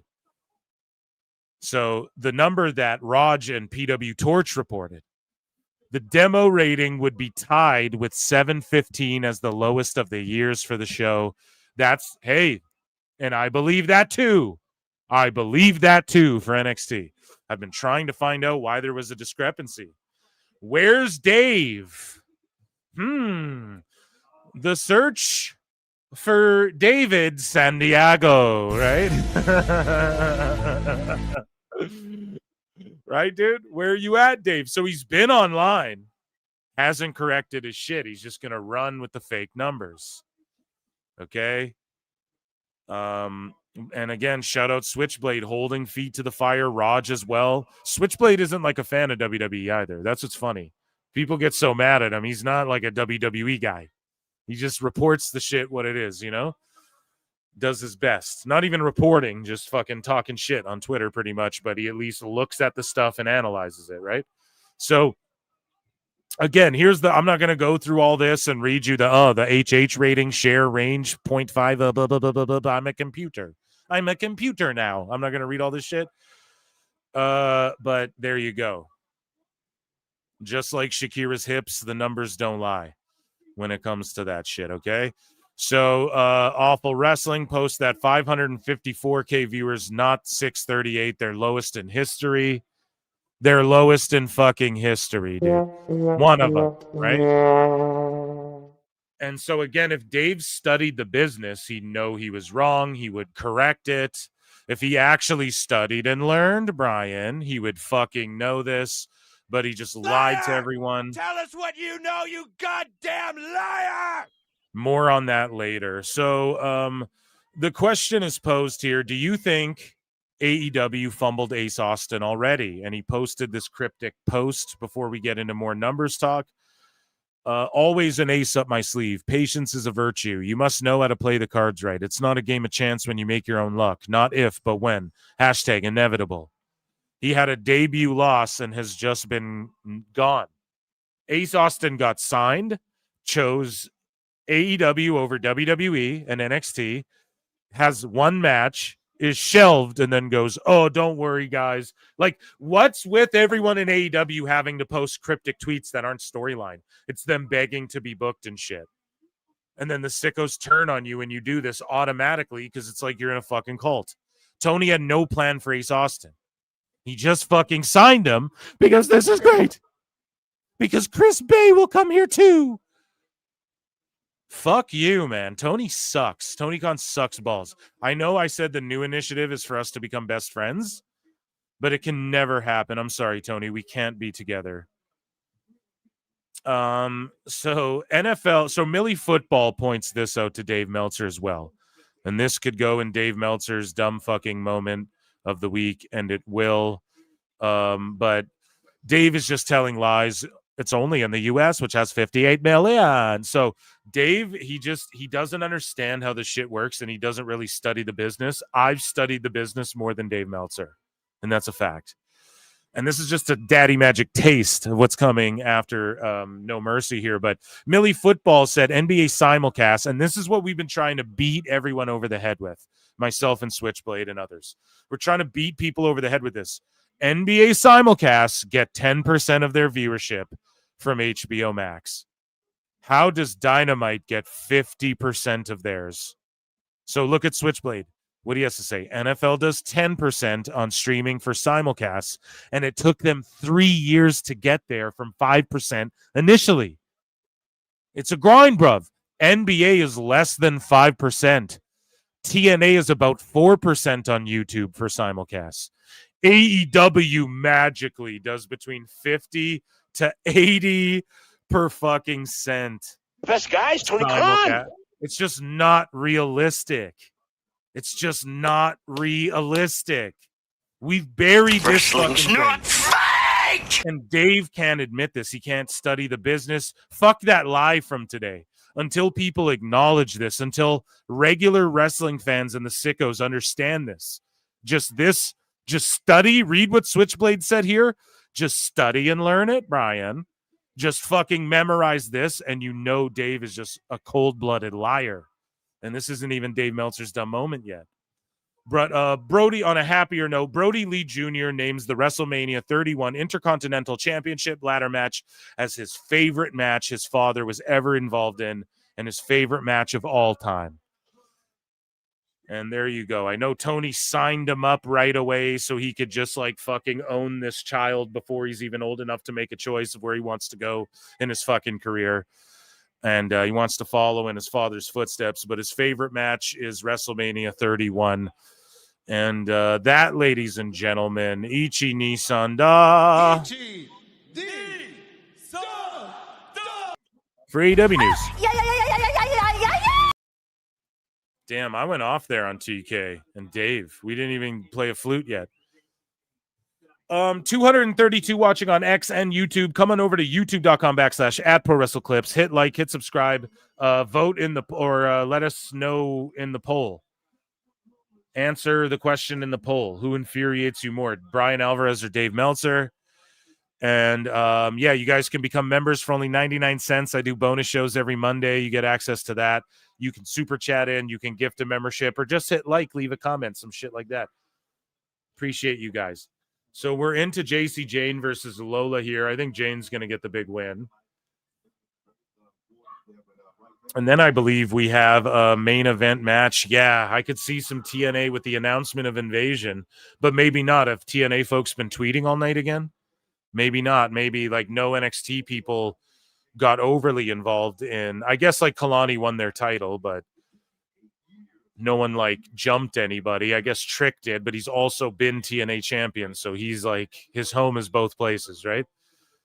At this venture in his heel run. So who knows? Maybe they just leave it alone. Like Victory Road didn't have an in, which you would think like NXT talent would respond and try and hold down TNA's ring or something at Victory Road. But nah, you'd have to get everyone to Edmonton.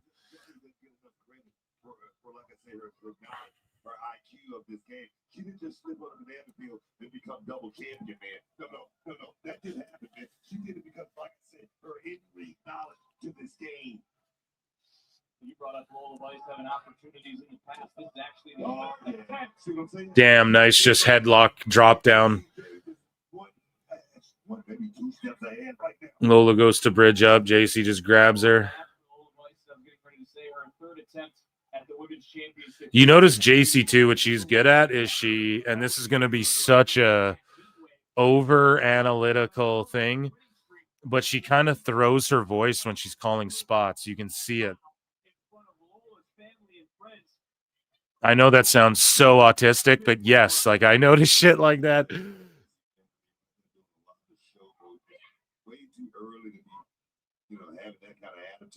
Like the way she, I noticed it a while ago, man. It's like a second talent of hers. She could probably do ventriloquist Harley Cameron shit or whatever. Or she like talks like she talks under her teeth. Does it make sense? I'm not saying she's like throwing her voice, but I guess that's technically what it's called, right? Like it's kind of like Ava, but Ava doesn't know. Like Ava talks with like the beaver teeth and like, you know, she says her B's like with her teeth on her lip, her bottom lip.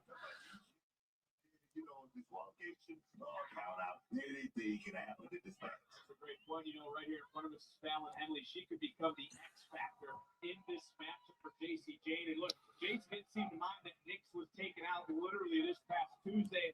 You know, Booker, I don't want to take away the focus from this match, but there could be a good possibility that someone from TNA was behind that attack. Could have been the inspiration, could have been Zaya Brookside, anyone that was in the building on Tuesday. Okay, what's going on behind? Oh. Yeah, okay, obviously, duh. I'm a dummy. Like, what the fuck's going on? Who's that behind Lola? It was just Fallon. No, I honestly don't mind Ava. I like her. Like I don't mind her in that GM role, you know? I don't think the GMs are meant to be like overly likable or overly hateable.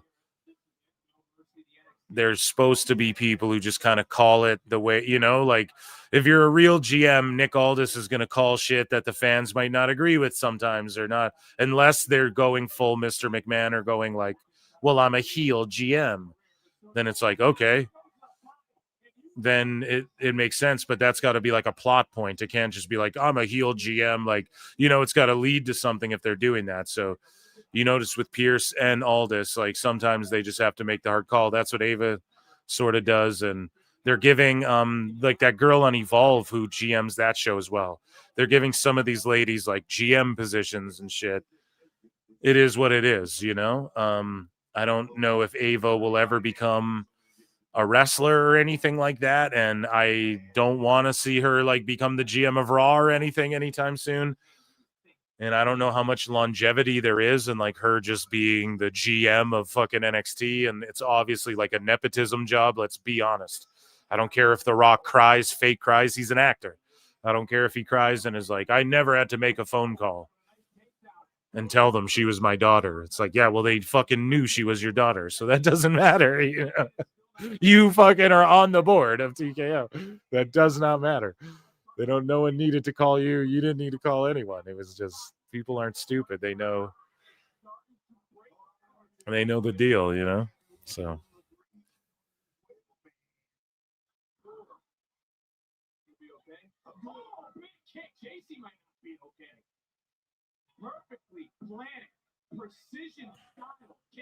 But if Ava wasn't there, William Regal, I think, should be just ideal. You have Regal, he's just the GM again. Because he's a ledge. And then you have fucking former NWA World Heavyweight Champions as your fucking SmackDown and Raw. You know, they made it outside of WWE and were NWA champions, you know? Raw and SmackDown GMs, that fucking rules.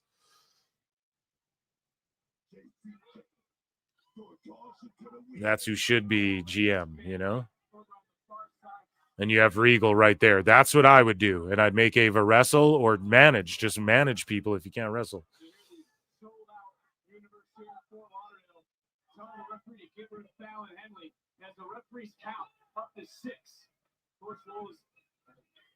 Why is Stevie a Nepo baby? Stevie on Evolve is a Nepo baby. How? Who's Stevie? Is she married to or someone's kid? I don't know.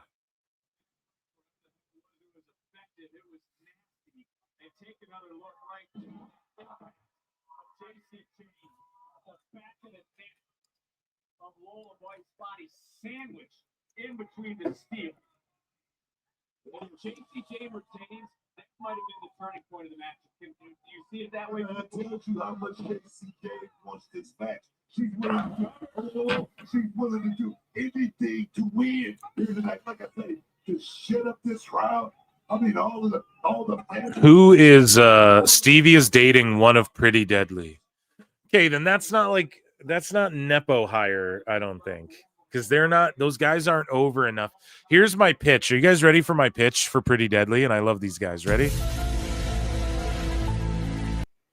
They should be Aldis's, like, or the one Pretty Deadly's hurt right now, right?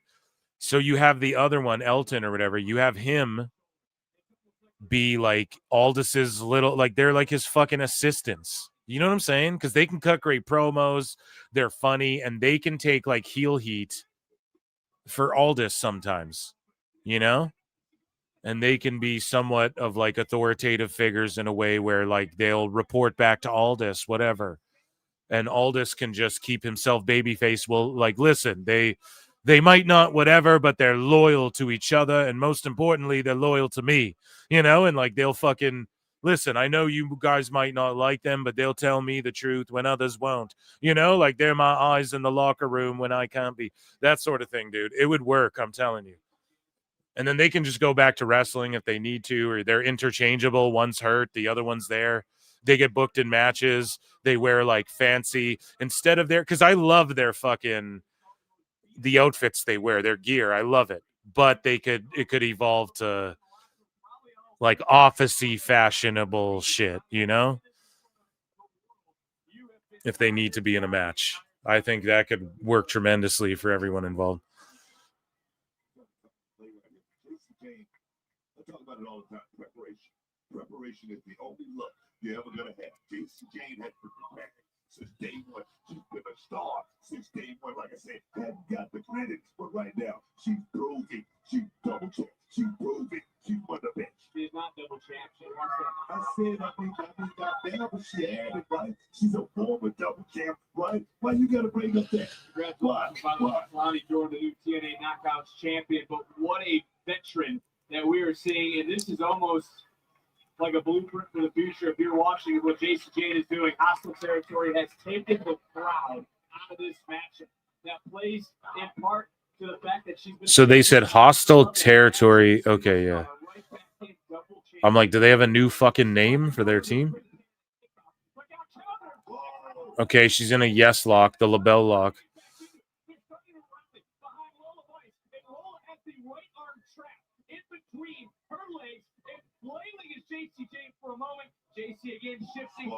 Roll up pin. Yeah, Lola's holding her own, man. She's ready. Is there like a AAA women's championship or whatever? I'm so unfamiliar with all the titles over there. I got to be honest. You need to study and learn, Phil.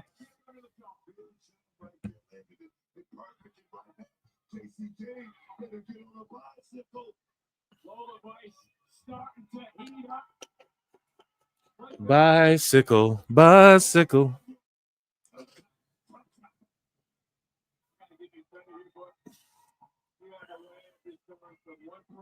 Hell yeah, there's her family, her sis.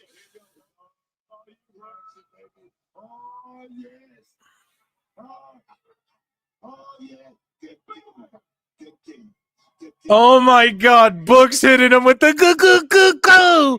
Oh, little boy Blue, he needed the money. Oh, go. Holy shit, he's just hitting him with a goosh.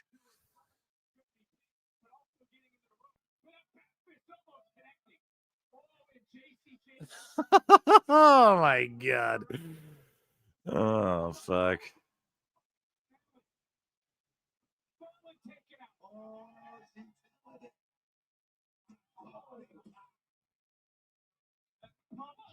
Booker just fucking gosh.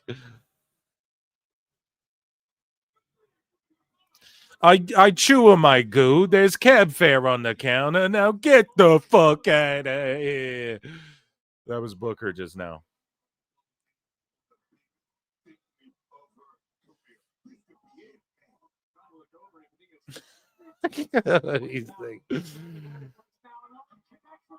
Oh, damn. That kick looked like it missed. Oh, no. And JC was going to kick out, but it looked like it missed. So what's Fallon doing? That's just a DQ. No, you got to be DQ'd once, like, I'm sorry, like, I'm going to shit on this a little bit. Once Lola, like dove onto Fallon, even though Fallon got beat up, she should be, like, kicked out then. You're ejected now, man. You're distracting and shit. We don't need, like, a full-blown DQ, pull the ref out of the ring. Should be a DQ, you know?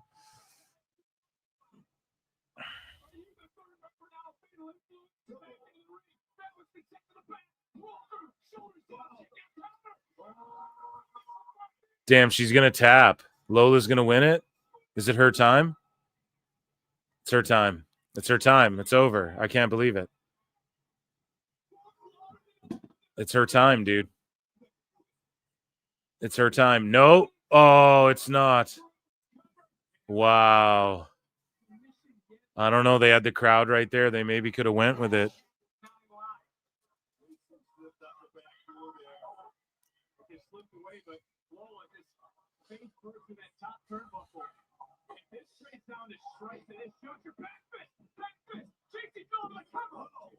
Damn. That was close as we try to reset ourselves in this matchup. Deep water, and take a look. This was a breakfast that combo of rice. There was a lot of that kickoff book.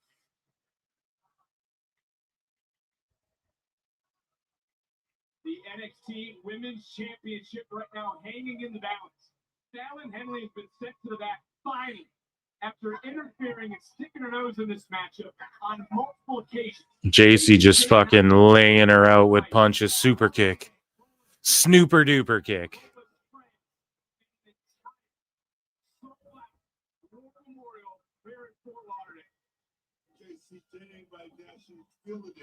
In front of this crowd here. I don't know who got that's right to the elbow, right to the teeth of Lola Bison again. The crowd, a quiet hush.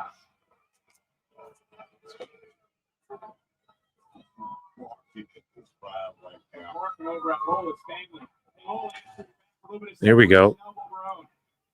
Deep deep waters of this matchup book. Tornado DDT. Oh, like a tornado DDT into a mounted guillotine.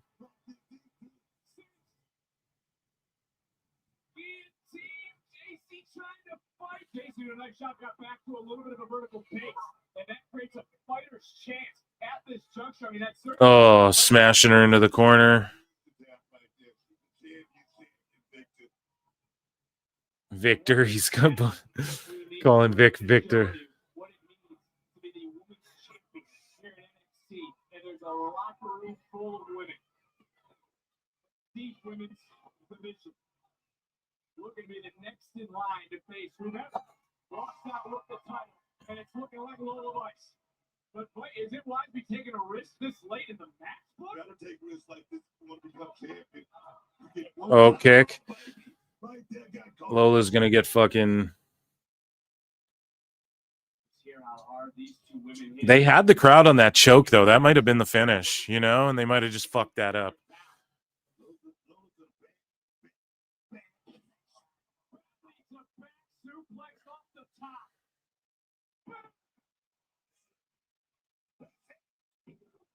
Oh. That warrior spirit inside of Lola Vice might be starting to awaken. Kick out after the Arrivederci. Just kidding.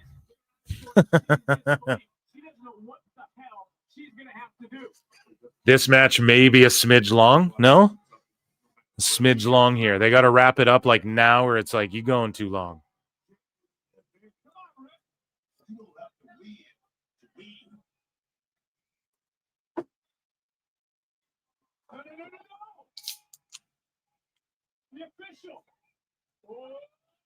A roll up. It's over.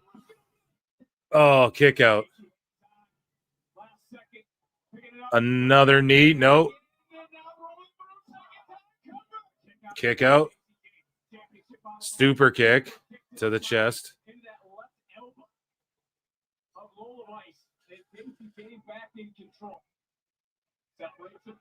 Super kick now. Okay, now we're trading super kicks.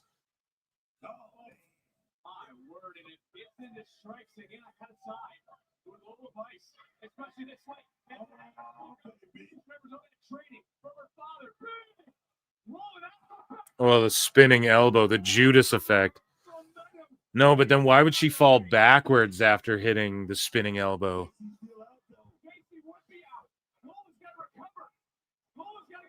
Oh, now who the fuck is this? Who the fuck is this?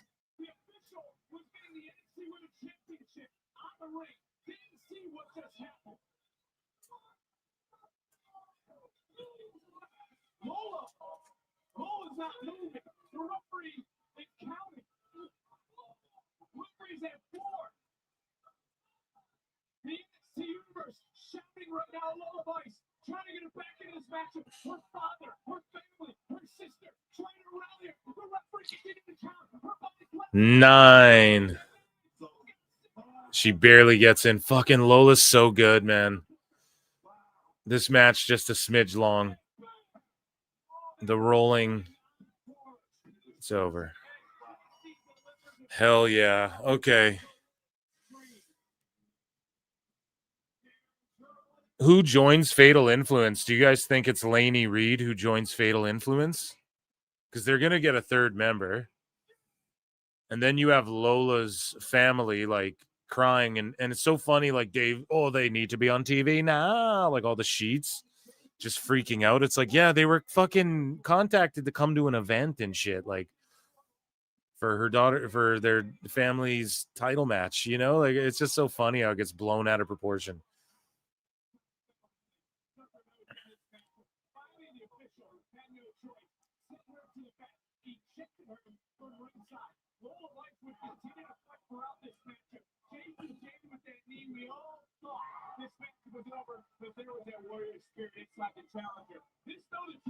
Who throws the knee like that? What if it's like, no, it's not Tessa. Is it? No, it's not Tessa. I don't think she's built like Tessa. It's going to be whoever like replaces Jasmine Nix in Fatal Influence, I bet. I wonder who throws a knee like that other than like Julia, but that wasn't Julia.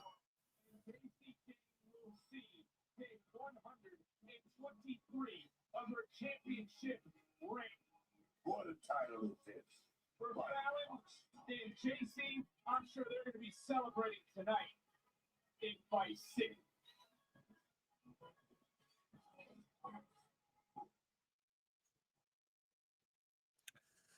Well, goddamn. Damn, that's going to be a busy week for PWT, man. Rocktober's turning up. Crown Jewel on that Saturday as well. So that week that I think it's the same week we get the, we're going to do the Tuesday Invasion show. We're going to get that same Saturday, we're going to get Perth. And that'll be during the daytime. 8 a.m. Eastern. Holy fuck. So that'll be like 6 a.m. my time. We're going to do it. That'll be the Saturday show. We're fucking doing it.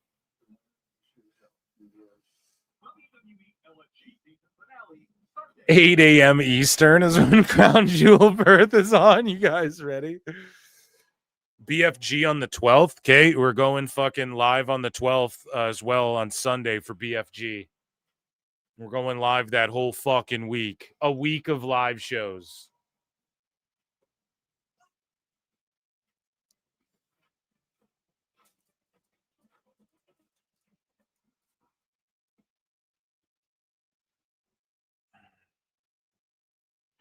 And then we got Halloween Havoc on October 25th. Is that one a... That's a Saturday as well, dude. Holy fuck, October's jam-packed.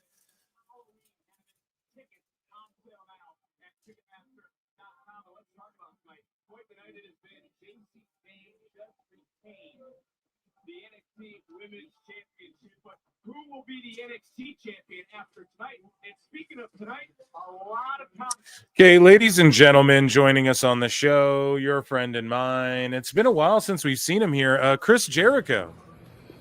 I look and see it's not just me.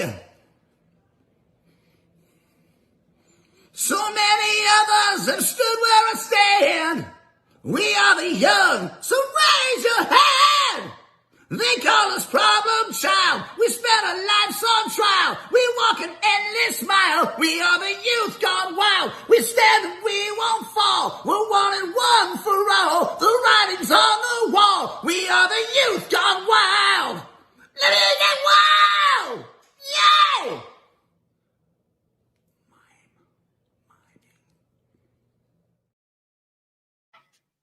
Well, you know that Moose is focused, but right now, Mustafa Ali has gone to social media and it's taken to. So, yeah, we see it right here, man. Mustafa Ali, Moose, all these TNA guys are tweeting out again. Twitter fingers. We will continue it Tuesday and put the final nail. So they're going to invade NXT again. They need to go hit up a Thursday.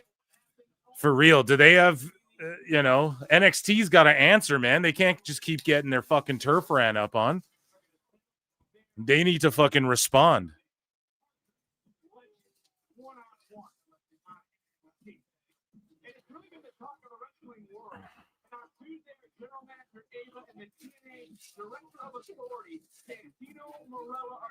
Problem is you have to catch a live Thursday. Exactly. I agree.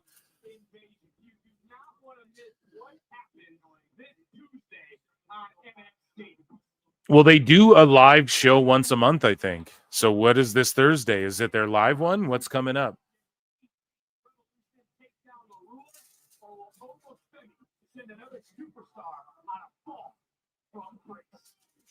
That's why I thought Victory Road there'd be some action for sure, because I'm like, it's live, They might as well run up on them there.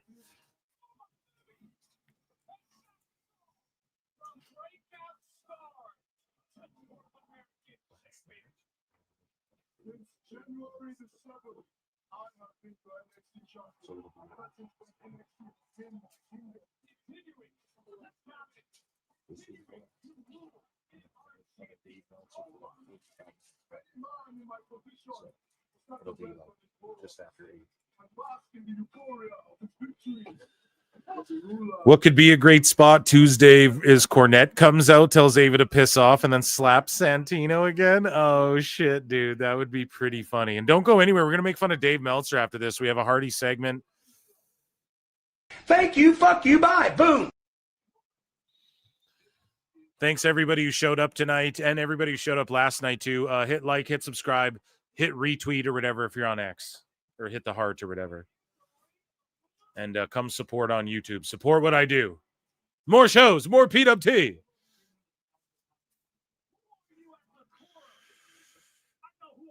The next 2 Impact episodes are being taped tonight in Edmonton. Yeah, then we're not going to see them. They said it. We're coming Tuesday, so there you go. It's about making all the non-believers into believers. And ultimately, it is proving to myself that all I could see BFG being like not the end of the story, but like everyone in fuck invades, or like Invasion's right before, right? But that's just the Invasion event. Even if you think about it in the WWF WCW Invasion, that wasn't the end of everything, right? The Invasion show happened, but then it wasn't until like Survivor Series or whatever, I believe, right? Where it was like winner takes all, like the Survivor Series match, WWF, like full control of the company, all that shit.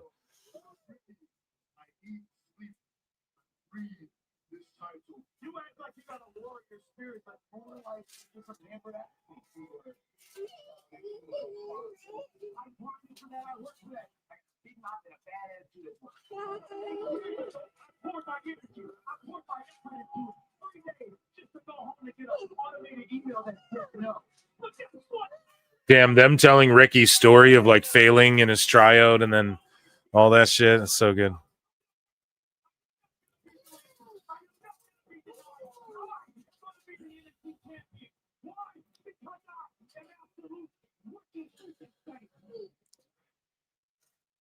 I will assure you that you are not system. I make an exceptional average. And in your case, I'm going to make the absolutely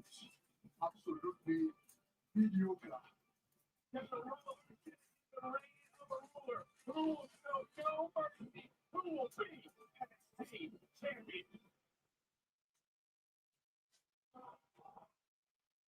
This is the revolution.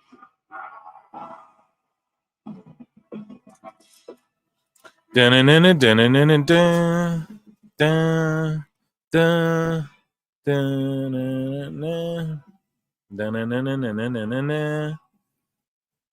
like Ricky's music. Taylor around, Bush sold out here in Fort Lauderdale. Phones are out. Everyone trying to snap a pic of the leader of the revolution. But is it time to put up or shut? Oh, this guy, he said, this is a massive opportunity for this young man to grab the NXT championship. Here we go, man. Does Ricky take it tonight? That's what I wonder.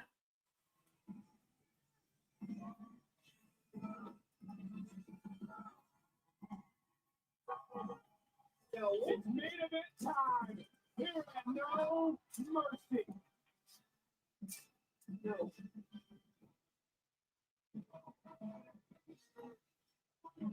No.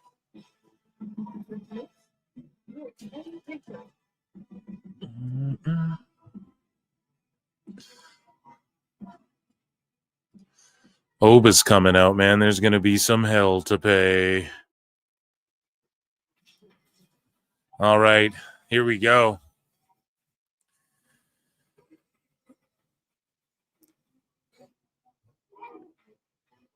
Ho.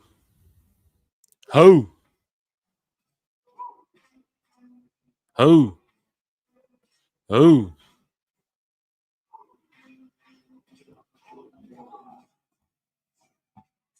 Here we go. The main event of the evening. We got Oba, we got Saints, and then we get.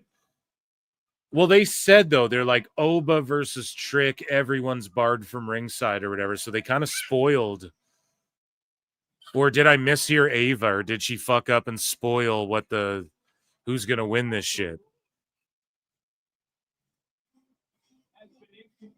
Because I would love if Oba Femi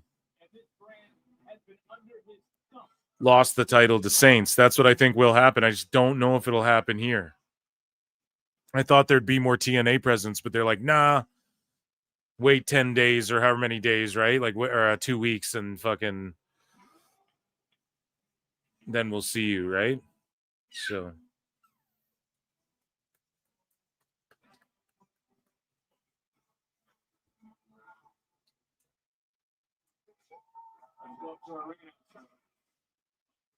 My baby clap for Obafemi.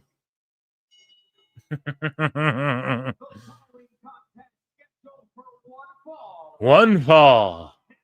Mike Rome rules too.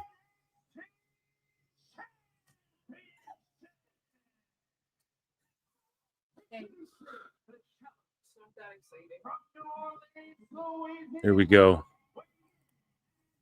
Oba and Saints, man. I think, well, okay, because I think Ava said in the Oba versus Trick match, everyone's barred from ringside. So did she just misspeak or did she spoil it? I wonder.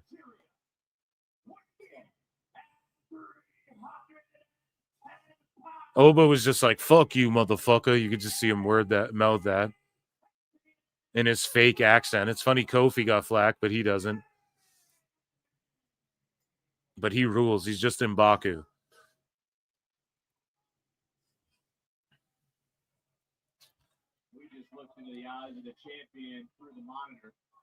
Oba's just got to run.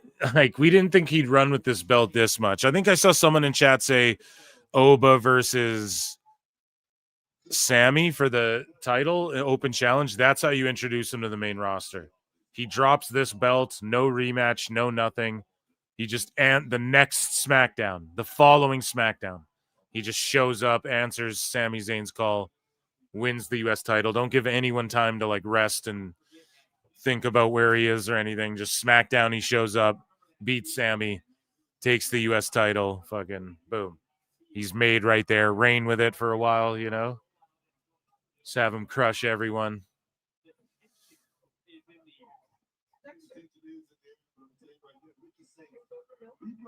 And Sammy puts up a fight, but it's not until their rematch where they have like a banger, you know? Oba like whoops Sammy the way like KO. Y'all remember when KO just showed up and whooped Cena?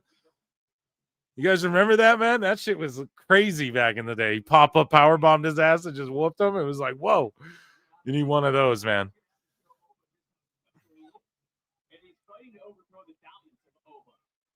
Man is beatable, right? Look, on any given day. Every man is beatable. But let me tell you right now, Oklahoma has managed to figure a way, find a way to combat all challenges, man. The guy he is just that good. He's not champion by or anything like that. Longest reign of any champion in WWE, trailing Tiffany Stratton for the WWE Women's Championship last night on Friday Night SmackDown. That same going from behind, taking off his feet. Rolls him up. No, one count. But Oba had a little bit more behind his kick, and he follows up that deep European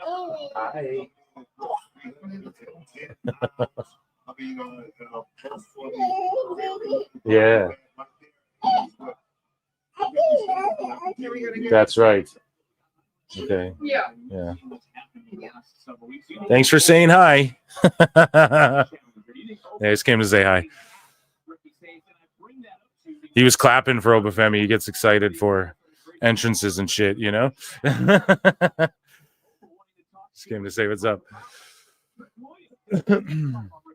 Philly JR with the run-in. Yeah, that's right. Mini Marks with the run-in. Yeah, of course. Yeah, yeah. Baby enjoys wrestling.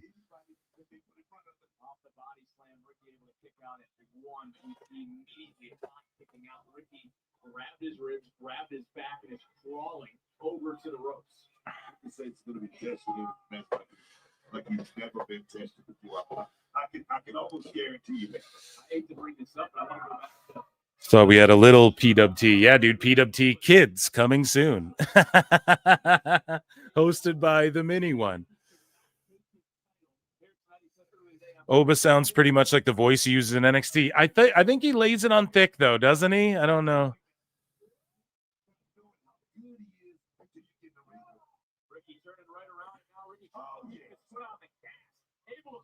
Yeah, no, they got NXT on in the over in the living room. You know what I mean? As well. So just came to check on the main event. Lil Babes is getting turned up for fucking Oba's entrance.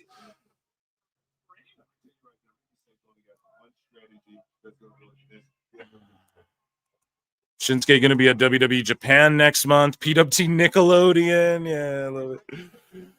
Let's go.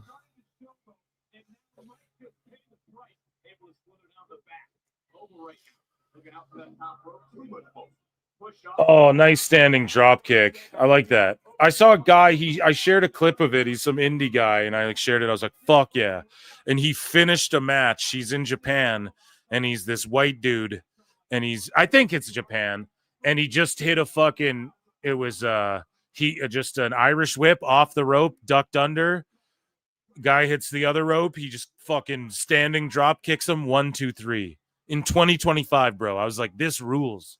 And it was like a beautiful standing drop kick too. And he just laid it in. He didn't like concuss the guy, but it was nice, you know?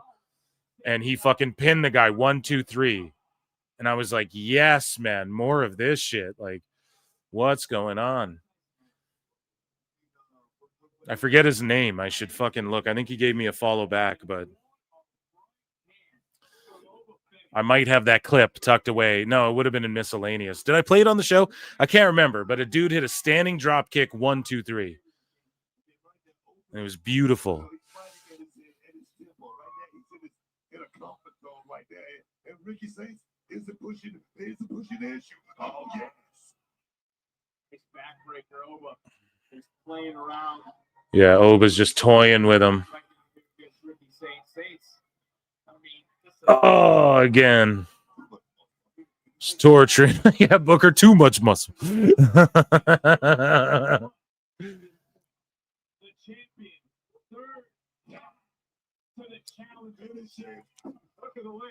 Motherfucker got too much muscle. This is Oba's 11th title defense. We talked about JCJ with 6. This is Oba's 11th championship defense of the NXT title. Booker, I'll put that in perspective. That's the most since Braun Breaker's second reign with the NXT title when he defended it 13 times. What's that story Jericho tells about Booker T? Where like he gets in a fight with someone and then Booker just says something hilarious. He's like, motherfucker, did he just say whatever? I can't remember that story Jericho told like way back. He's been in the game a long time. He's going down. He's trying to quickly get to the ropes. Oba said, just count him out. Count him out. He's done. He's finished. Yeah, this match won't go 30. It'll go like another, I bet, 10, 15. It's WWE. They're not going to. It's less effective with Oba as well. If we're seeing him like just have these bangers, you know. Really? I think he did. When you put him in the main box,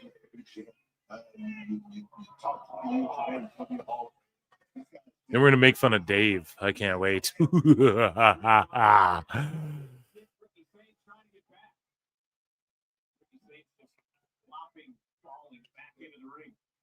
wasted no energy, man. Right there, he just stalking Ricky Saints. And Ricky, the veins popping out of his throat.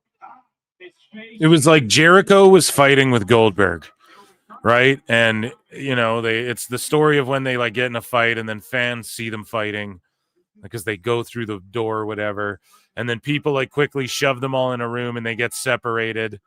And Booker T's just sitting there with his feet up, smoking like a stogie, right? He's smoking a cigar, like a cigarillo.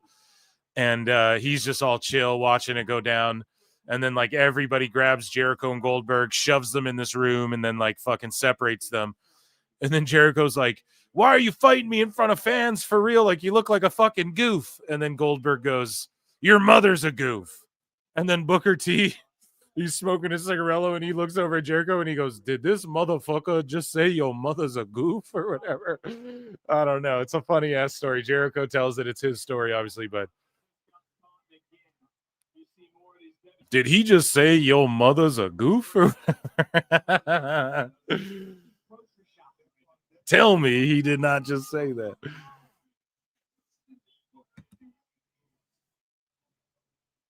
We got a great view of this right here for the announce desk. Just look it up. Over slow, but just breaking down. And at one point, as we see him just bending the challenger, at one point Booker is too much for the challenger. Wait a minute, Ricky Saints just ended the shot. We've seen him Back elbow. Oh, catches him. And Vic pointing out, too, like, Saints keeps coming back, but it amounts to nothing. He gets one or two moves off, and then nothing, Booker.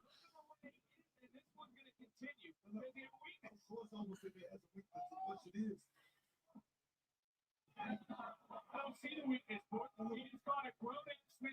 The question is, can Ricky Saints find that weakness? Everyone has one. Ricky Saints doing his best, and if the ropes were... What's his weakness?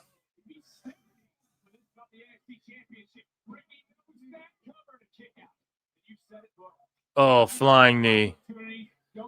Great jumping knee. Arm wrench. Walking the ropes. He's walking the walk. He's trying to talk the talk tonight as well. Picking up some speed. Charging him with a forearm.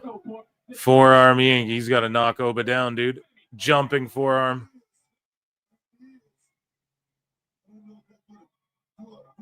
He's taking his eyes off the prize, though. What is he doing? Oh.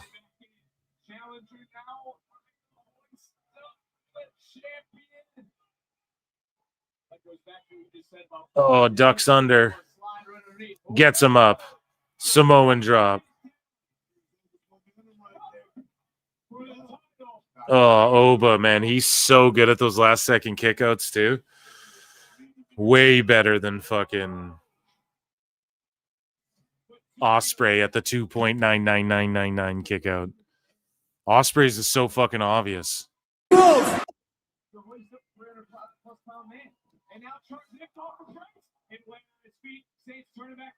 Enziguri. Spear just throws him down. That's funny.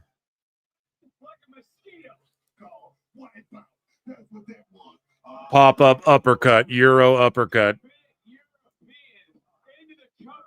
Kick out. I've never seen a spear counter with a human swat like that before. Ricky still a little bit of fight, able to sidestep over. Oh man, look at that kick out. Just Oba just has that fucking Kurt Angle, just that last boom. He can just kick out on a blink. Watch that again. Look at that. Oh, yeah. And that ref sells it good. That's what a near fall is. It's not stopping right above the mat and going, look how close I was. No, it's a 1-2. You're about to slap the mat. They kick out and you follow through. You know what I mean? It's a follow through if you're shoot counting the pin. It's not, oh, look how close I was to the. That's something old school refs got. These new school refs don't understand that. Well, the refs in WWE get it for the most part. And you can't fuck up like what happened on SmackDown. That was a fucking terrible botched count pin. When we were watching it live, I didn't really notice until I saw the clip online. I was like, oh, they fucked that up bad. Might have been looking at chat or something, but power bomb. Oh, shit. Kick out. Oh, disbelief. I wonder was that Ricky's best shot. I mean, because he landed that power bomb right in the middle of that square. Oh. Oh, man. Huge, nice kick out. Amazing match thus far. It's funny. I didn't think we were going to do news. We ended up doing all the news. Sunday better be news filled, and Monday. No, I don't really give a shit. I got content galore. I got shit written down. I got things we can do, chat. Don't you worry here at PWT. I take care of you. Big forearm.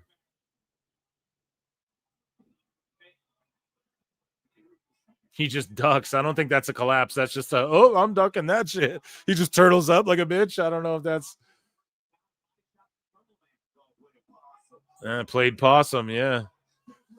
Kind of a heel, like the crowd laughed at him. It's kind of a heelish thing to do, but oh, and then he just fucking lariated him to fucking Neptune. Oh, the roll up. Oh.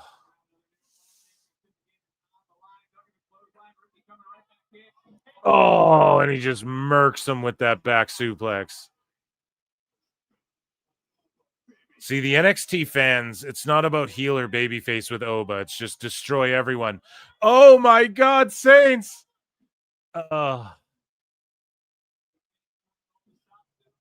Standing one-footed drop kick that he landed for shoot on the bridge of Ricky's fucking face. Oba going deep in his bag. What a match. Oba always delivers too. He's a destroyer, but it's not like he doesn't have good matches and moments and shit. And he sells his ass off the right way, you know? He just said, I'm going to finish this shit. This is the main event tonight of No Mercy. And Oba, hey. Obama is a force. Did I say Obama? I better not have. That would have been. But there's candy everywhere in WWE. Oba is a force. No, you got auto-corrected. Yeah. Good. I was like, because I know I didn't say that shit. Who's going to get busted open? I don't know if anybody will. But somebody's getting some gummy bears. I'd pocket those for later. Whatever those are. It's about dominance. Booker just fucking loves Oba.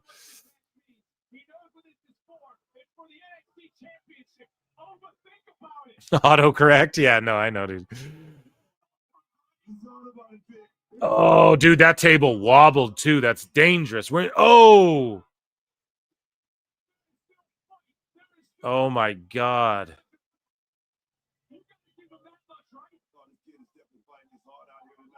No, those are like these gummies that oh, tornado DDT. Vic Joseph eats these gummies throughout the show. And it's these certain brand he eats. I can't remember what they are.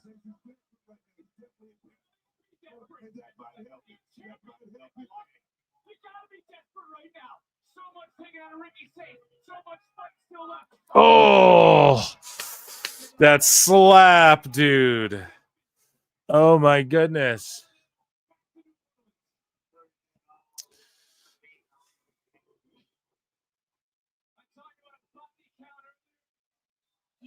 Oh, it's over. Pop up.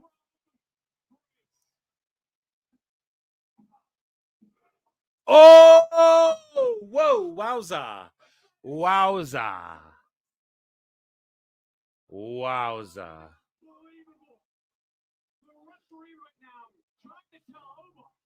Oba can't believe it. If Saints fucking wins, I called that shit a long time ago.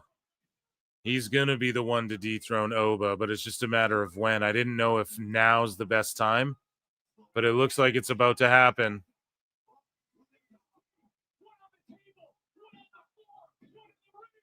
Oh my God. Wow. It's it. Oh my goodness, guys. Wow. Genuinely shocked by that.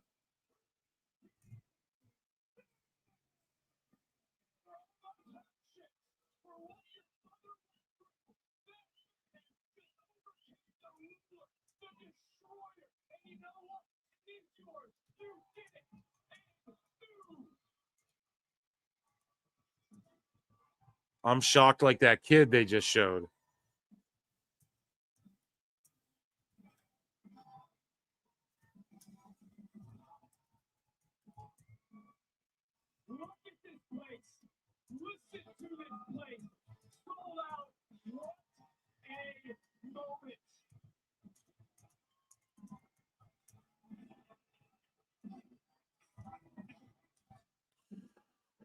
Damn. I didn't expect it would come that way. So Saints just uses like the tornado DDT. Is that his shit? Because that's kind of cool. I like that.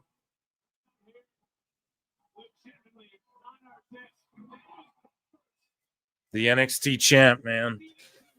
And he's going to lead the invasion. Oba might be a little too OP for the invasion, but it's going to be Saints and Trick for the TNA and NXT titles. Winner takes all. And Oba should just get called up and beat Sami Zayn on SmackDown. Look, there's a lady in the front row shaking her head when Oba's about to win and like put her head down. And then Ricky kicked out and she's like, holy fuck. How pumped is that lady right now?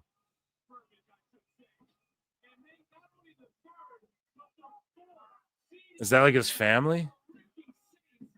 Yeah, they're popping huge. They can't believe it. Wow, I wonder if he's like related to them or something.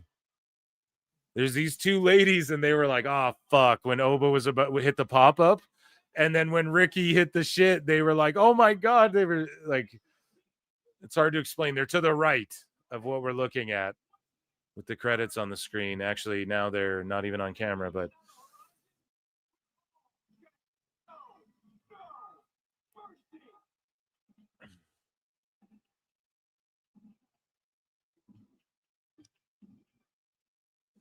Hell yeah, dude. No Mercy ruled. That was awesome. Round of applause, man. Let's recap this shit and make fun of Dave. So basically, Jordan Grace, Blake Monroe in the weapons cage match. I thought that match was awesome. Javon and Briggs was a better match than I think some people might have anticipated. Javon's awesome. Laney Reed got replaced by Parker. Soul hit an epic soul snatcher. I was kind of shitting on the lights in that match at first, but then it won me over during the match. It's because it's just something unique. They're not doing that anywhere else. And like as the minutes tick down, the lights in the arena change. It's kind of a cool concept. Lola versus JC. JC retained.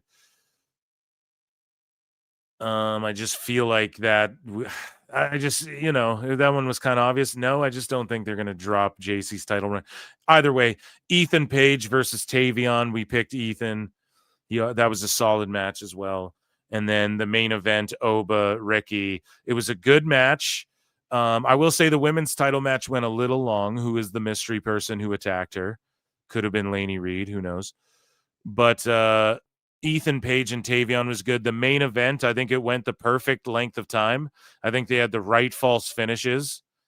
And Oba lost. I don't know if they really, what's his weakness? Like, Ricky overcame and exploited this one weakness. I don't know if they really got that over, but it's time. Oba dropped this belt. No rematch, no nothing. Ricky Saints gets involved in this invasion, and he's leading the NXT pack against TNA. Okay. And he even becomes TNA and NXT champion, and you really fucking hurt AEW when TNA announces a TV deal and Ricky Saints is your fucking champion at Bound for Glory, and he's on their Thursday live TV show every week and Tuesday, and he's fucking carrying both brands, and he's helping TNA get better TV ratings than Collision and shit. That's all I'm saying right there, okay? if you're into that sort of thing. Oba, you just call him up this Friday. He answers Sammy's open challenge and just fucking smokes him and wins the U.S. title.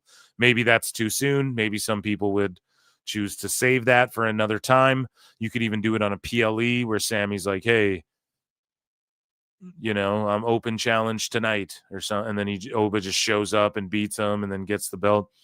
And then we don't really see Oba get tested until Sammy rematches him, but then Oba wins, you know, and then he can go on like a Gunther reign with the U.S. title, though. That could be really cool. That would be my fantasy mark booking for Oba, but he's done in NXT. There's nothing. We already thought he was going up. There's nothing left to do.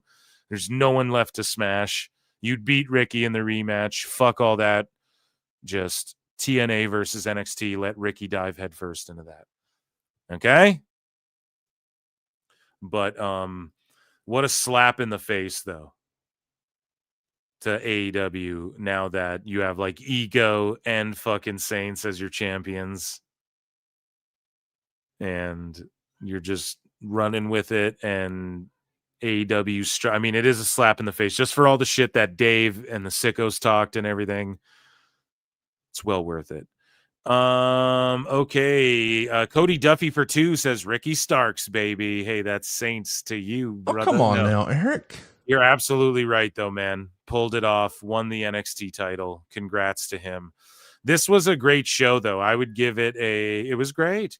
I would give it overall for me like an A-. I think I go to that a lot, but it was like, you know, it wasn't blow you away to get the A+. Like, holy shit. But everything, it did exactly what it needed to do. I really enjoyed it. And there was like a shock a little bit at the end with that finish. You know, just by winning with a tornado DDT like that, I didn't see that coming. I thought we were going to get the spear and all that. But he had to go deep in his bag and pull out a move that maybe might get promoted to finisher now because Oba didn't really see it coming in that aspect, I guess. I don't know. So yeah, I would give it anywhere from I think a fair rating is like an A-, B+ for me, you know, A-. Okay. So ladies and gentlemen, I need to see flutes in the motherfucking chat is what I need to see. Okay. Because it's what you guys came to see. We're going to hang out for a second, though, before we dive into some Dave Meltzer. But yeah, what do you guys grade it? Let me know in the chat. If you're on X, you can come on over to YouTube or just hit like, retweet, whatever the fuck. We're going to roast Dave Meltzer. So if you're into that, stick around. But yeah, what did you guys grade it? Let me know. I could fix the poll in the chat as well if you guys want to grade it for me. Or you can just type it. Just type it in chat. What do you guys grade it? For me, yeah, I go A-. Or like a solid B+, A-, you know? You guys let me know if you agree with that rating or if that's too strong. Okay, what's chat saying here? Flutes, tons of flutes, B. Okay, I hate to double down on it, guys, but joining us on the show here to play some flutes, Chris. I look and see it's not just me. So many others have stood where I stand. We are the young, so raise your hand. They call us problem child. We spent our lives on trial. We walk an endless mile. We are the youth gone wild. We stand and we won't fall. We're one and one for all. The writing's on the wall. We are the youth gone wild. Let me get wild. Yay!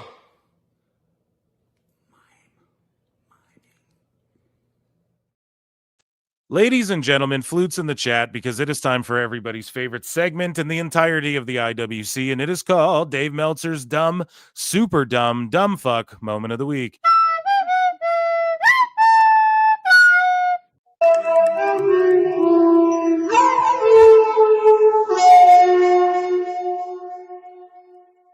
So Dave Meltzer had this to say. He says 18 to 49 coincides with the early PlayStation view numbers we got last night.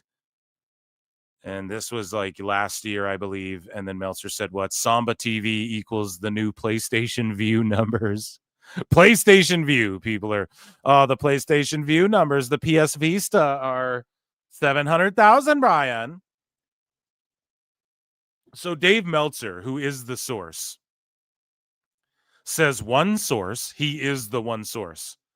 He's the source of his pay-per-view numbers. He goes, one source with pay-per-view numbers said that AEW All Out did numbers similar to AEW Revolution.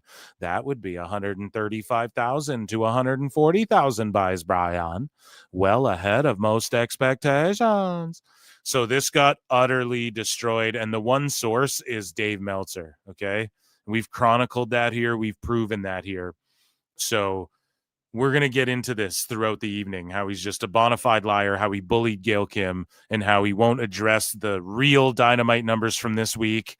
Gotcha, Dave. And how he completely inflated these all-out pay-per-view numbers. We're going to prove all that tonight. So Triple H's thoughts post this: zero self-awareness, zero. So Dave Meltzer says, agree with that completely. He gave an opinion on the show, no different from the consensus. If there's a boring football games, an ESPN writer could easily say the game was boring with zero repercussions. And then listen to what Dave says. This is the greatest projection of all time. Bryan. Dave says some wrestling fans live in a weird bubble in that they never read news, sports, or entertainment, and are clueless about the job and think the job of covering something is to be a cheerleader. He's the biggest cheerleader for AEW in the world. He lives in a weird bubble.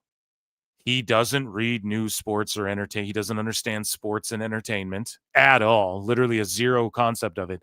That's why he thinks real wrestling, Bryan, is rope work and fucking Osprey and shit. And this shit is hilarious, but it's disturbing. He's really disturbed, and he's spiraling, and he's sociopathic in some sort of way. I don't want to label it with a diagnosis. I don't know. I'm not a doctor, but there's something going on where he projects. Just narcissism. I don't know, but he just projects so fucking hard.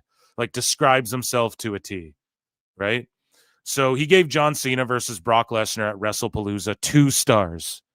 But I thought, according to Dave, the only metric, the only criteria we've ever heard when he describes how he grades matches, the only thing he's ever been willing to say that he factors in to giving stars is, well, it's largely based on how the crowds moved. Well, the crowd was incredibly moved during this Brock Lesnar Cena match. So automatic 5 stars. No, Dave just has there's no real rhyme or reason to how he does his stars. I believe that what he does nowadays is he just gets in his mind, I'm going to grade this match, the highest number, of stars. And then I'm going to give the lowest one to this. And then everything else I'm just going to grade based on tonight. Because there's no way you're thinking about every match ever when you're grading a thing. And the only reason people care about this too is because Dave has quadrupled down on the fact, as we've chronicled here, that his star ratings, if you're new here, he has quadrupled down on them being objective. And he's claimed that he gives matches he doesn't even like more stars. And when anyone's pressed him, Giga Chad Van Vliet pressed him, he's like, how do you come to that conclusion though? All Dave could really say is it's a Richter scale. And all he could say is that it's how the crowds moved. Okay, so Rock Hogan at Mania 18, greatest match of all, 17 stars then. Otherwise, you're a fucking liar. So the crowd, I guess, wasn't that moved for Cena and Brock. Largely is what he bases his criteria on, largely how the crowds moved. Okay, 2 stars? I don't know. I think they got worked entirely. It was a crazy moment again where everyone's like, what the fuck? And anyways, so Meltzer has this to say about AJ Styles and John Cena. He says this John Cena Styles match was always scheduled for Australia. Always. So the whole deal about Cena and AJ, with Cena doing the tribute to him because he wasn't going to get to wrestle him, that was actually to build to this match, Bryan. That was not actually ever the case. The idea was they tell people you're not going to get this match. So to create a demand for the match, who did they tell weren't going to get, when did anyone say they weren't going to get the match? That was just what fucking dirt sheets and the internet was saying. They basically told the story that Cena is paying tribute to him because he's only got limited dates. Dave thinks that's what a story is. It's just like the tease and then fucking, oh, they're telling this story. No, he just teased it and it's a farewell tour. It's paying tribute to him because he's only got limited dates. AJ ain't getting it. Then AJ did that dark speech on Raw during the American commercials about how I'm mad at how I'm being booked and whatever. It was all to build up to this match. He just says it matter-of-factly, and like even if he's on point, it's just the fact that he tries to pitch that as news when it's like, yeah, we're all watching the show, dude. We all know. But he's trying to say like, no, that was always the plan, and I knew it, Bryan, even though I didn't say it a long time ago. But I did know. I have the answers, even though we all figured that this was the case in retrospect. We all have hindsight, Dave. So Dave says, and I called this, I was like, he's going to say something funny about Superman. Watch. And so Dave goes, also the Superman 1.3 million homes, actually, except came from Samba TV, not HBO Max. HBO Max never releases numbers unless they are extraordinary. Also, for comparison, Samba listed, right, Dave, they post it when it's over 1 million. But you try and claim AEW's over 1 million, then go, well, why would they post? How do you know they'd post over 1 million? Because that's what you do. Samba listed 664,000 homes in the U.S. for the Raw 1/6, while Netflix claimed 2 million, 3 blah, blah, blah, homes for the same episode. It's like, all right, Dave, just shut the fuck up. So Dave Meltzer's star ratings for All Out 2025. Look at the glaze, man. Hangman versus Fletcher, 5.25 stars.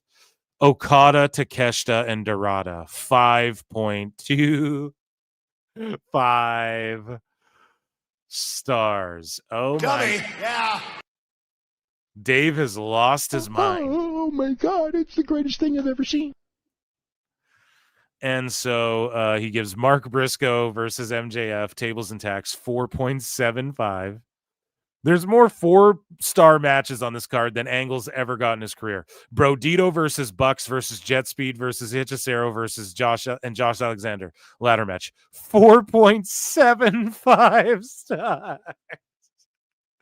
Oh my God, bro. You fucking Mark! This is what I mean. And he says this is objectively what it is. He'll argue you if you say it's just his opinion, right? So Moxley versus Allen, coffin match, 4.5 stars. Cope and Cage versus FTR, 4.5. Mercedes Rio, 4. Stat Storm, and this is the thing with Dave. He knew he wanted to rate Monet high, so everything has to be higher than that because he tries and hates on Monet. He does, and he hates women and shit. But Monet allegedly, right? But Monet versus Rio was actually a solid match. Just the crowd was so flat. So he knows that was better than the coffin match and all this other garbage. But he has to so he is rating it high, but he has to rate all this other shit high. And he saw the cage match rating, so he thinks he can get away with this. He's like, well, cage match was 9.1s and shit. So I'll just overly glaze it, even though no one thinks this. I think it was AEW's worst pay-per-view of the year, personally. So Statlander and Storm and Tekla and Hayter, 3.75. The Demand versus Hurt Syndicate, 3.5. And then Kingston versus Big Bill, 1.75. Just shitting all over Kingston and Big Bill, dude. Man. So Meltzer got into it, talking shit with Gail Kim. We're going to circle back to that.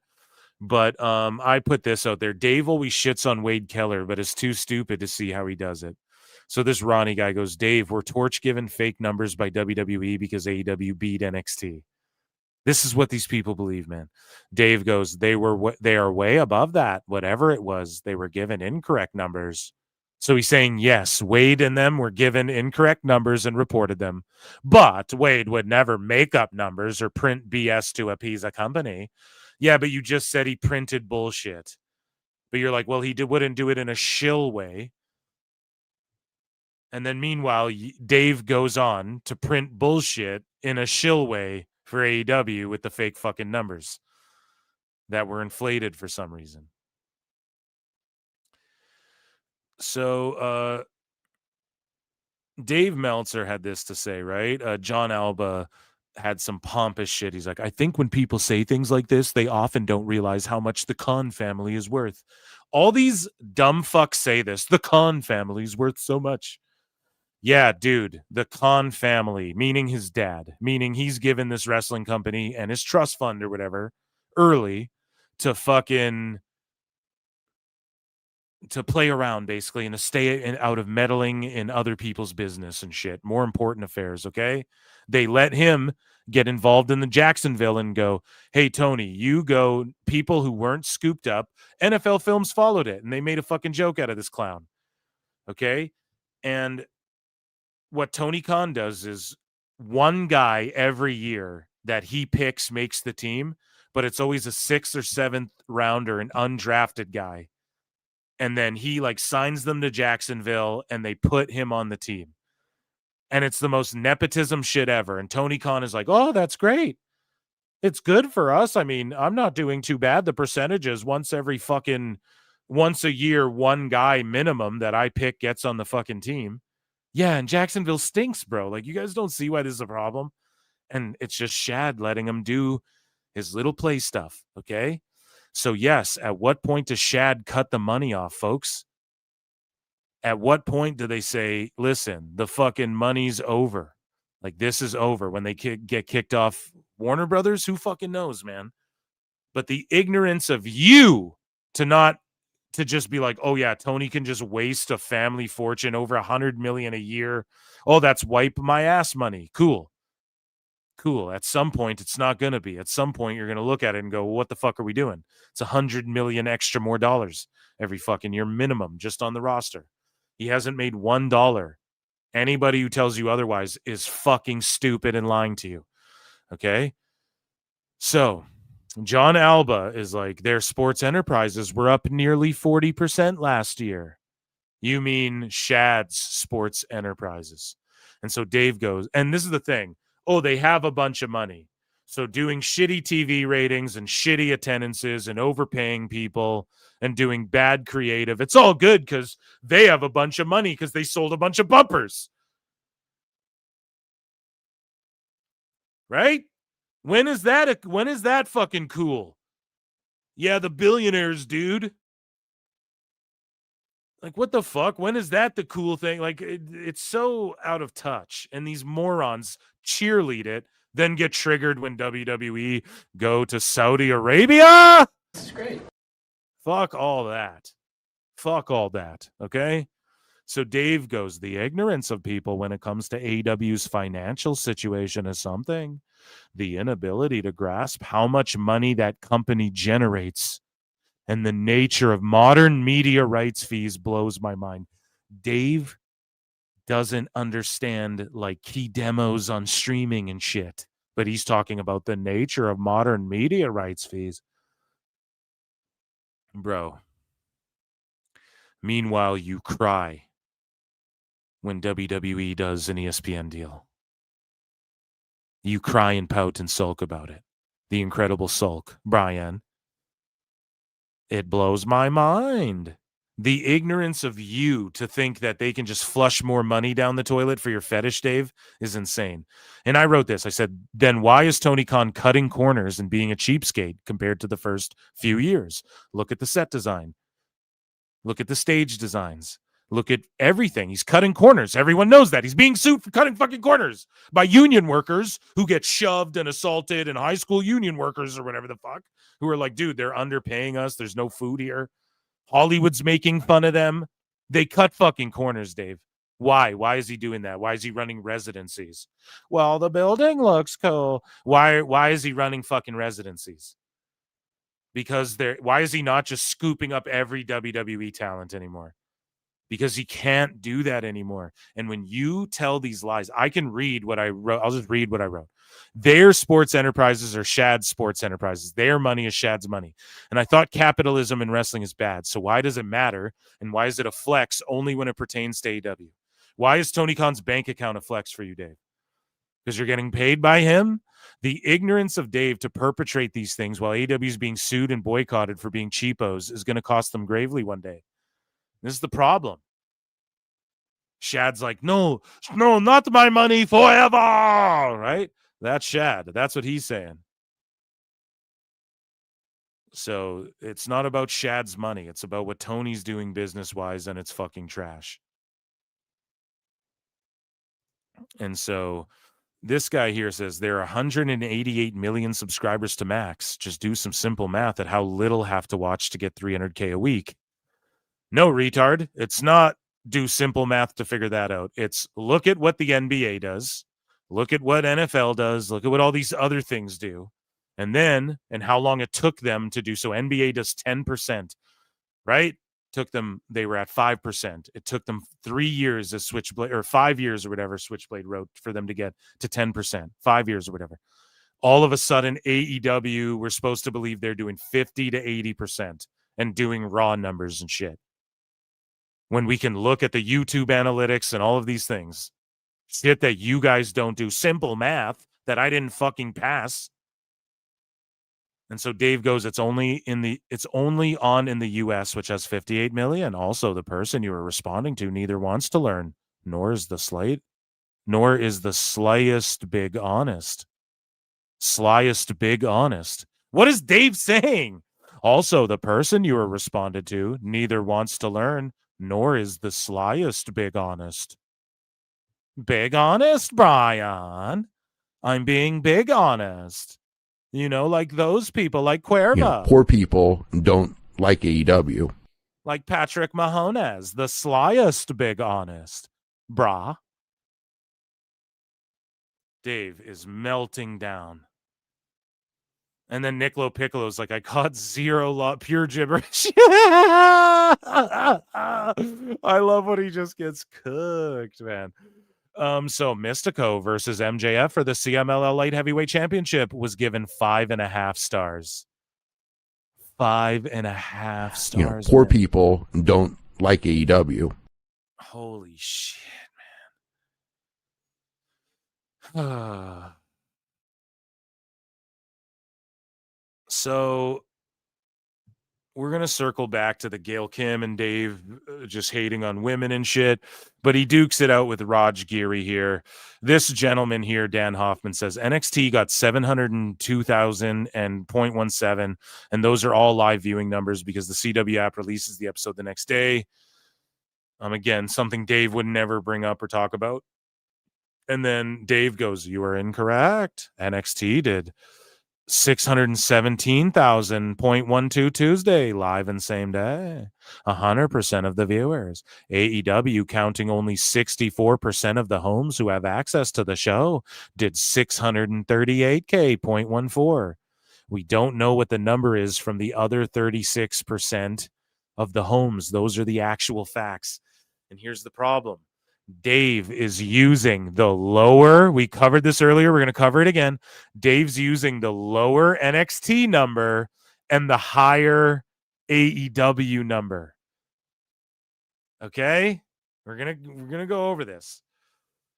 So we covered it earlier. Switchblade pulled his card and shit. So Raj goes, then you would be incorrect too, Dave, since you reported that NXT did 707K.17 on the Last Observer.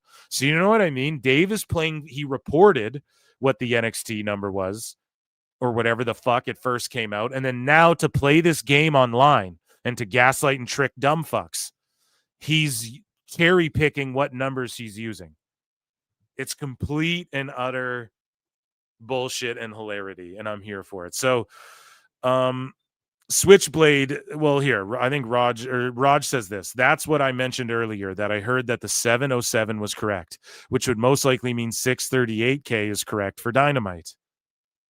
Okay, because WrestleNomics mentioned they reached to CW and confirmed 707K was the correct number. Right? So that's what they claim, right? Raj is like, that's what I mentioned earlier. So Dave's just playing fuddy-duddy, pick and choosy. And so Switchblade says, if this is the case, doesn't it tell you who feeds Dave his numbers, seeing as Dave had the right AEW number but didn't have the right NXT number? Gotcha!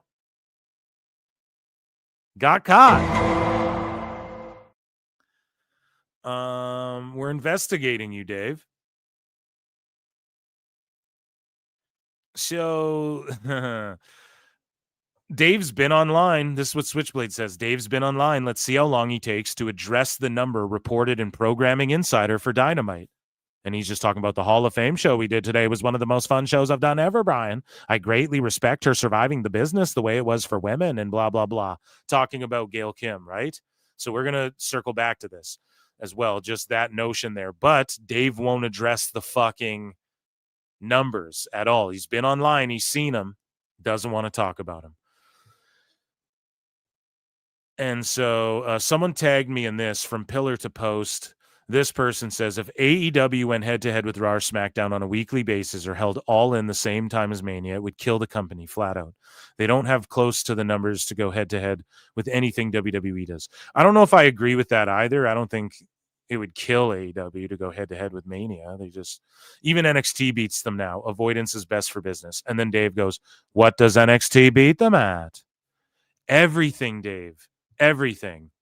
The numbers, the attendance, if you fucking want to factor in longevity, I guess. I don't fucking know, right? Like, if AEW keeps doing, what do they do? Like 1,000, 2,000? Okay, I guess NXT over the years, like wherever they go, I think it's more, maybe their PLEs do around, what did their last PLE do? Like 3,000 or something like that? I'd have to look it up. Either way, though, maybe not attendances, but like how hot the crowd is. Maybe attendances, AEW beats them. Yeah, I don't know. The booking ain't better. I mean, that's all subjective if we're going to talk like, well, what has better matches? The problem is that Dave and Brian attribute like what's wrong with AEW. They attribute that to NXT. They're like, oh, they just do every move and they don't kick out and shit. So, I mean, I don't know, dude. Attendances for pay-per-views, AEW whips NXT. But like watching the show, hype surrounding it, after the PLEs, social media numbers and shit. I don't know, man. It seems pretty fucking crazy to me. Like they go head, well, they don't go head to head, but Dynamite whipped NXT when they went head to head. Now every week on different nights, NXT's whipping Dynamite. It's just that simple. You have to be able to accept both, right? Dynamite kicked their ass in the beginning. If they went head to head every Tuesday, I don't know. Maybe it would go back and forth. I know that when it's like Invasion and shit like that, NXT is going to blow Dynamite out of the water and Tony Khan's going to cope over it like he did when he buried John Cena and Undertaker. But ultimately, Dave, don't be saying like, what do they beat them at? You know? Like maybe, okay, Dynamite draws more than them, maybe, you know, I guess, overall. Because they run out of the same building all the fucking time, which is like what Dynamite should be doing realistically. So I would say booking compelling stories, but I guess that's subjective. So moving along here. Yeah, Dave, he just has a spurg out. He goes, Dynamite number was 638.14. Don't have the chart yet, but look to be third in hour 1 and second in hour 2. ESPN first, TBS and Fox News dueling for second. Full details later. And Fox News. Full details later tonight. Obviously does not include HBO Max, obviously. And then Program Insider just posted the real shit. Right? We covered this earlier. I'm not going to read all that shit, but he's just cherry picking numbers. He doesn't study and learn. He hasn't addressed it either. He hasn't addressed Programming Insider owning his ass. And so this guy says, you are aware the same outlet now is AEW lower than what was reported, right? So using your logic, Dave given fake numbers by AEW. And then Dave goes, sorry, but the source was the top 25 chart for the full day I got. Also confirmed by later quarter hour numbers. And then Switchblade says, so what is Dave trying to say here? That the Dynamite number he posted is the real number? Exactly. Like, what is he trying to say? It's never taking accountability. Dude, I was duped. He'll say, oh, Wade Keller got duped, but I would never get duped. Not me, Brian. No, dude, admit it. Admit that you fucked up. He just won't ever do it. So, and Switchblade calls it out. Like, what exactly is Dave trying to say here? That the Dynamite number he posted was real? Because it wasn't. What about the NXT number he called incorrect based on Programming Insider? Is he going to clarify the real number for NXT? He won't, because this is a moral victory for him. and he thinks his audience is stupid. So he's gaslighting the shit out of them. He thinks you're fucking dumb. If you're listening to this and you're like, I actually like Dave, he thinks you're a dumb fuck. Okay? Dumber than we do here at PWT, I promise you. He thinks you're fucking stupid. And Bryan, we're gonna talk about this because NXT has like broken Bryan's brain, okay? And he goes hard in the paint just at everything recently, and he's just being a disingenuous, pompous little fuck, and he's just being stupid. Okay, so what do we have here? We have, okay, so Switchblade posts this. Google Trends data shows interest in All Out. We covered this earlier in the show, but we're just going to reiterate it quickly here in this segment. All Out was down 8% from Forbidden Door and was the lowest for an AEW pay-per-view in 2025. YouTube Live pay-per-view viewers were also down 60% from Forbidden Door. So for those of you unfamiliar, I know I've said this a billion times, people need to understand this aspect. The people watching on YouTube during the pay-per-view who are engaging in the chat are likely have bought the pay-per-view on YouTube. YouTube's the number one distributor. So it doesn't mean like this is definitively a number, but what it can show you what, and along with the Google Trends, what the interest online is for one of these events. For instance, All In did like 9.6K thousand people in the chat. All Out averaged 2K in the fucking chat. Okay, it aligns way more with TNA pay-per-view numbers than WWE, but it had less Google Trend interest than Forbidden Door as well. Dave is the source of the pay-per-views. He's like, a source is saying the pay-per-views did the best they've ever done. No, they haven't. Minus 30% as a rule of thumb. I would say even less than that. I would say more than that, rather, like minus 30%, maybe even 35%, Bryan, maybe 33%, Phil. And I'll tell you why, because the interest was even further down than Forbidden Door. Dave is just trying so hard. He's just shook from the ESPN shit.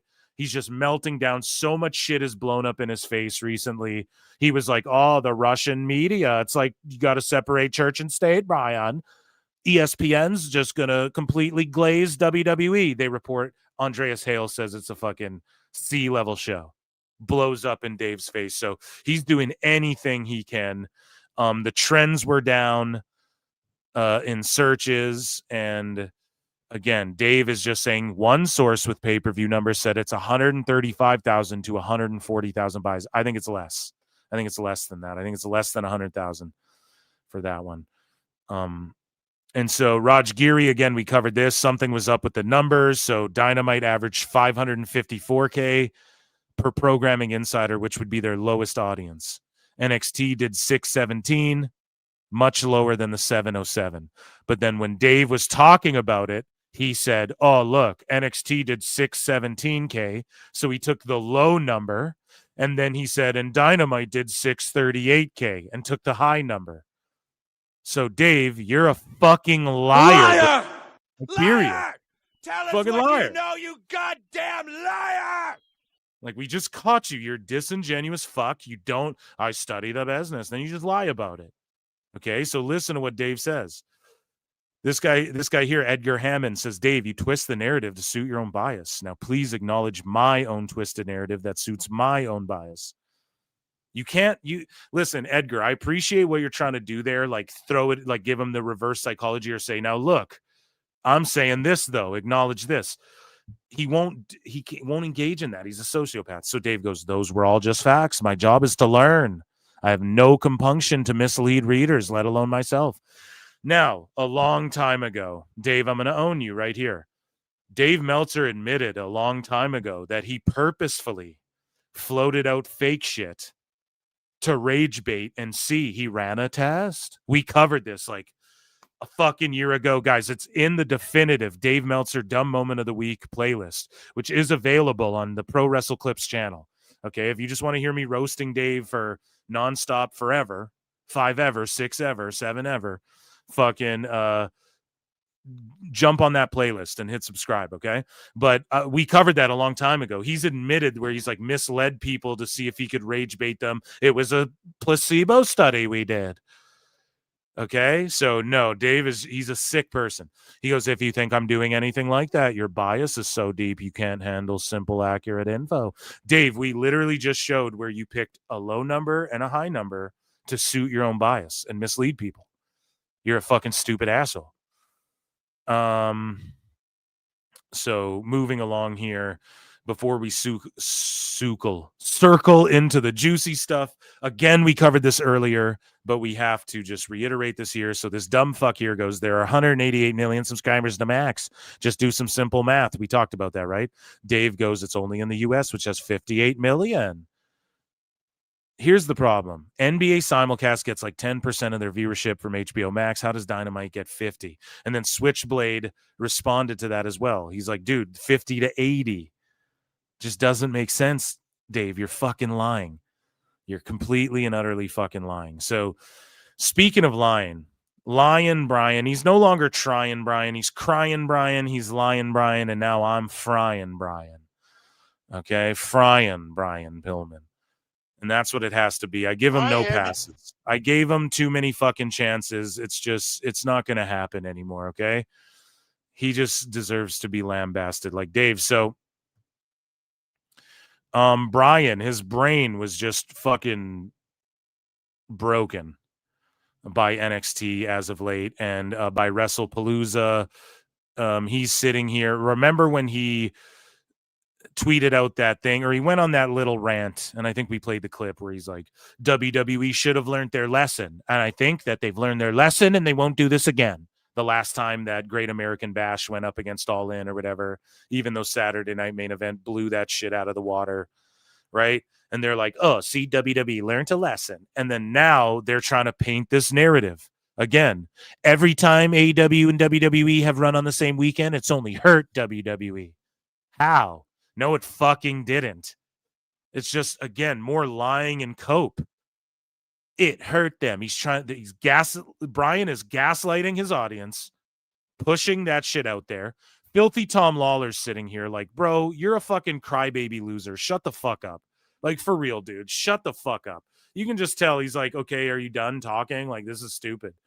And they want to push this narrative out there, and it's not going to change anything. You guys are reaching, and you're just desperate, and you're clawing, because every time WWE does a show the same time as AEW, it fucking hurts them. And we told you guys, don't move back, don't back down. Dave fucking convinces Tony to back down. Now, Bryan, you're going to convince them, you're going to try and convince people, well, it actually has zero effect. It only hurts WWE. In what way, you tard? What fucking way? It's insane. This really pissed me off this week, okay? So the buy rate came in for All Out, and it was around 140,000. The AEW fans are not watching an We know. So this is the thing. How does that hurt WWE? They don't want the AEW fans. You dumb fuck. It's not what Bryan's explaining. It's what Phil Marks is explaining. This is why Dave Meltzer shouldn't have convinced Tony to back down. The AEW fans will just watch All Out. If you're going to spend $50 on All Out or illegally stream All Out, you're just going to do it. You're just going to fucking do it. You're not going to go watch WWE anything. So to try and spin this truth, yeah, the fucking 100,000. Hey, if Dave's right, there's about 130,000. Let's give him that, even though it's a lie. That's not how many bought the pay-per-view, but let's give him that. Let's give him that lie number. Okay, that's about how many people watch Collision, right?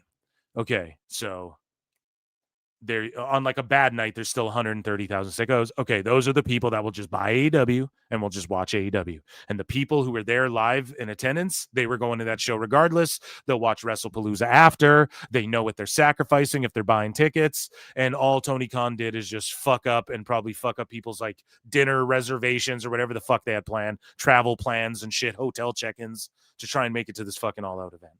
Probably just pissed a bunch of people off. So how is that? Oh, WWE learned their lesson. They didn't get any of those 100,000 sickos that they aren't going to watch AEW or WWE anyways. But Bryan's going to spin it that it's an L for WWE. Like, this is just such gaslighting. So the buy rate came in for All Out, and it was around 140,000. The AEW fans are not watching an ESPN PLE. They're not choosing that over the show that they want to watch.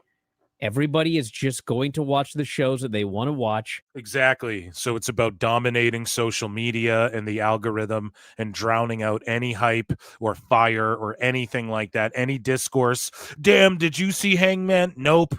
We're talking about what went on the Did you see Brock fucking just squish Cena? So that's how they won, stupid. I can't believe, we study the business here. Bryan's my pupil, my top pupil. Fucking number benders here. They're doing air bending from Avatar, but with numbers and shit and with logical thinking abilities.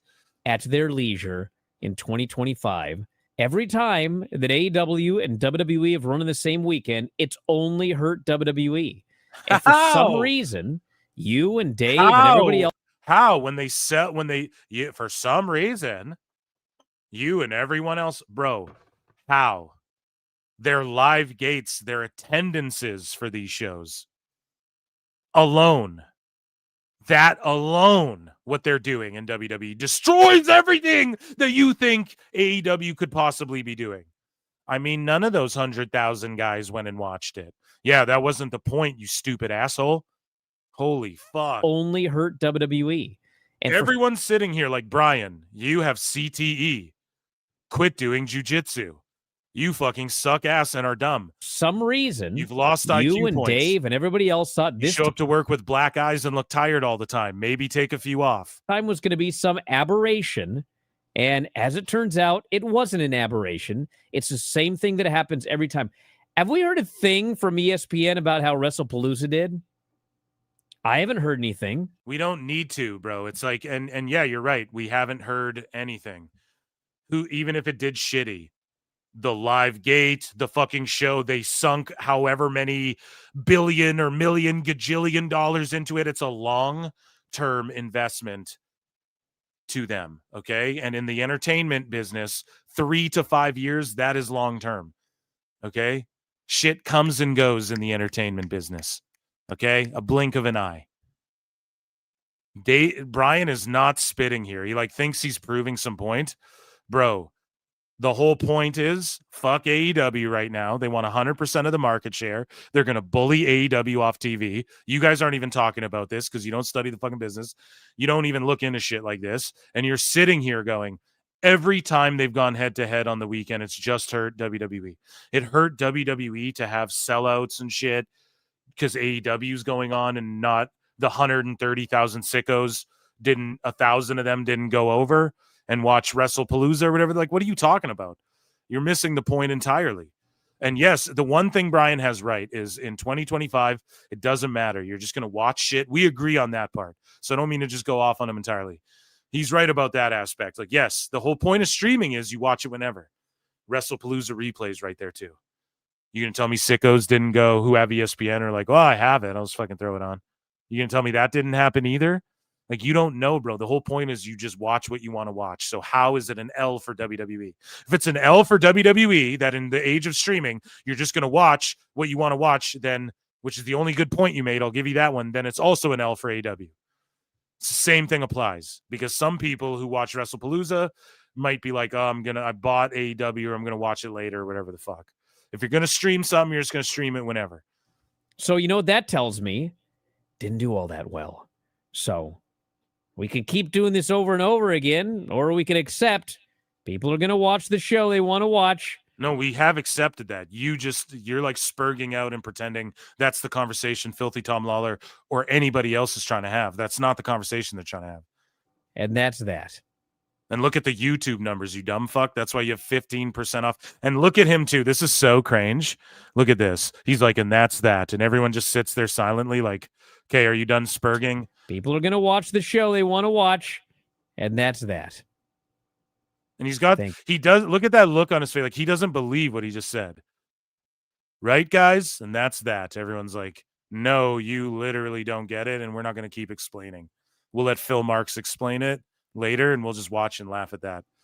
Thank you. That was my victory lap. Good job. You're welcome. Good job. There's my victory lap. What victory lap? You're just shilling now. Shilling like fucking Dave. So here is Bryan Alvarez going off on NXT and Javon Evans. Okay, now listen to this dumbass. Bryan. He's just felt it because NXT is destroying AEW, and when TNA gets on the CW, they're just going to bury it. I mean, here's the thing, man. Brian's like, I don't even watch NXT and shit. I do it because it's my job and stuff. So, again, it's like me watching Brian and Dave. I'm just going to find the negative every time if you're just hate watching it. But nothing Brian says here is, I don't know. Again, it seems like projection. It's more of a Dave projection, but you know Brian's into this shit too. He's friends with the Bucks and all that shit. But all I'm saying is this, man. It's just nothing he's saying here will benefit WWE if anybody were to listen to this shit. You know what I mean? Sometimes people get over. And, like, why don't you just go with it? I don't get it. Why? This is because fickle marks cry the chase is better than when they get the belt. Why don't you just run through the finish line and then I sit here eating my popcorn and you did it in 2 seconds? Well, it's a race. You know what I mean? There's drama. There's shit going, like it's a sport. Why don't you, I don't get it. Why don't you just give the team 30 points and let them kick a field goal and winner and then we all just go home? Because it's like a chase, man. We're invested in Javon Evans. They're trying to build stars that people who are kids and older can be fans of, but like kids can be fans of and grow up with Javon. They're banking on him. There's no rush with a Javon. Yes, he's over, but there's no rush. He's a guy who they hope is with them for 20 or 30 years, right? So they want people to grow up on this journey with Javon and one day get a moment where he's on his farewell tour the way I grew up with John Cena. And then all of a sudden he's on his farewell tour and I'm just marking out like a kid and it's selling up a billion t-shirts and all that shit. Brian, you have CTE, bro. This is not good heat that you've got with me. I'm not clamoring to watch the show this weekend. It was an amazing show. You just suck balls for AEW and you don't like NXT. And this show ruled, by the way.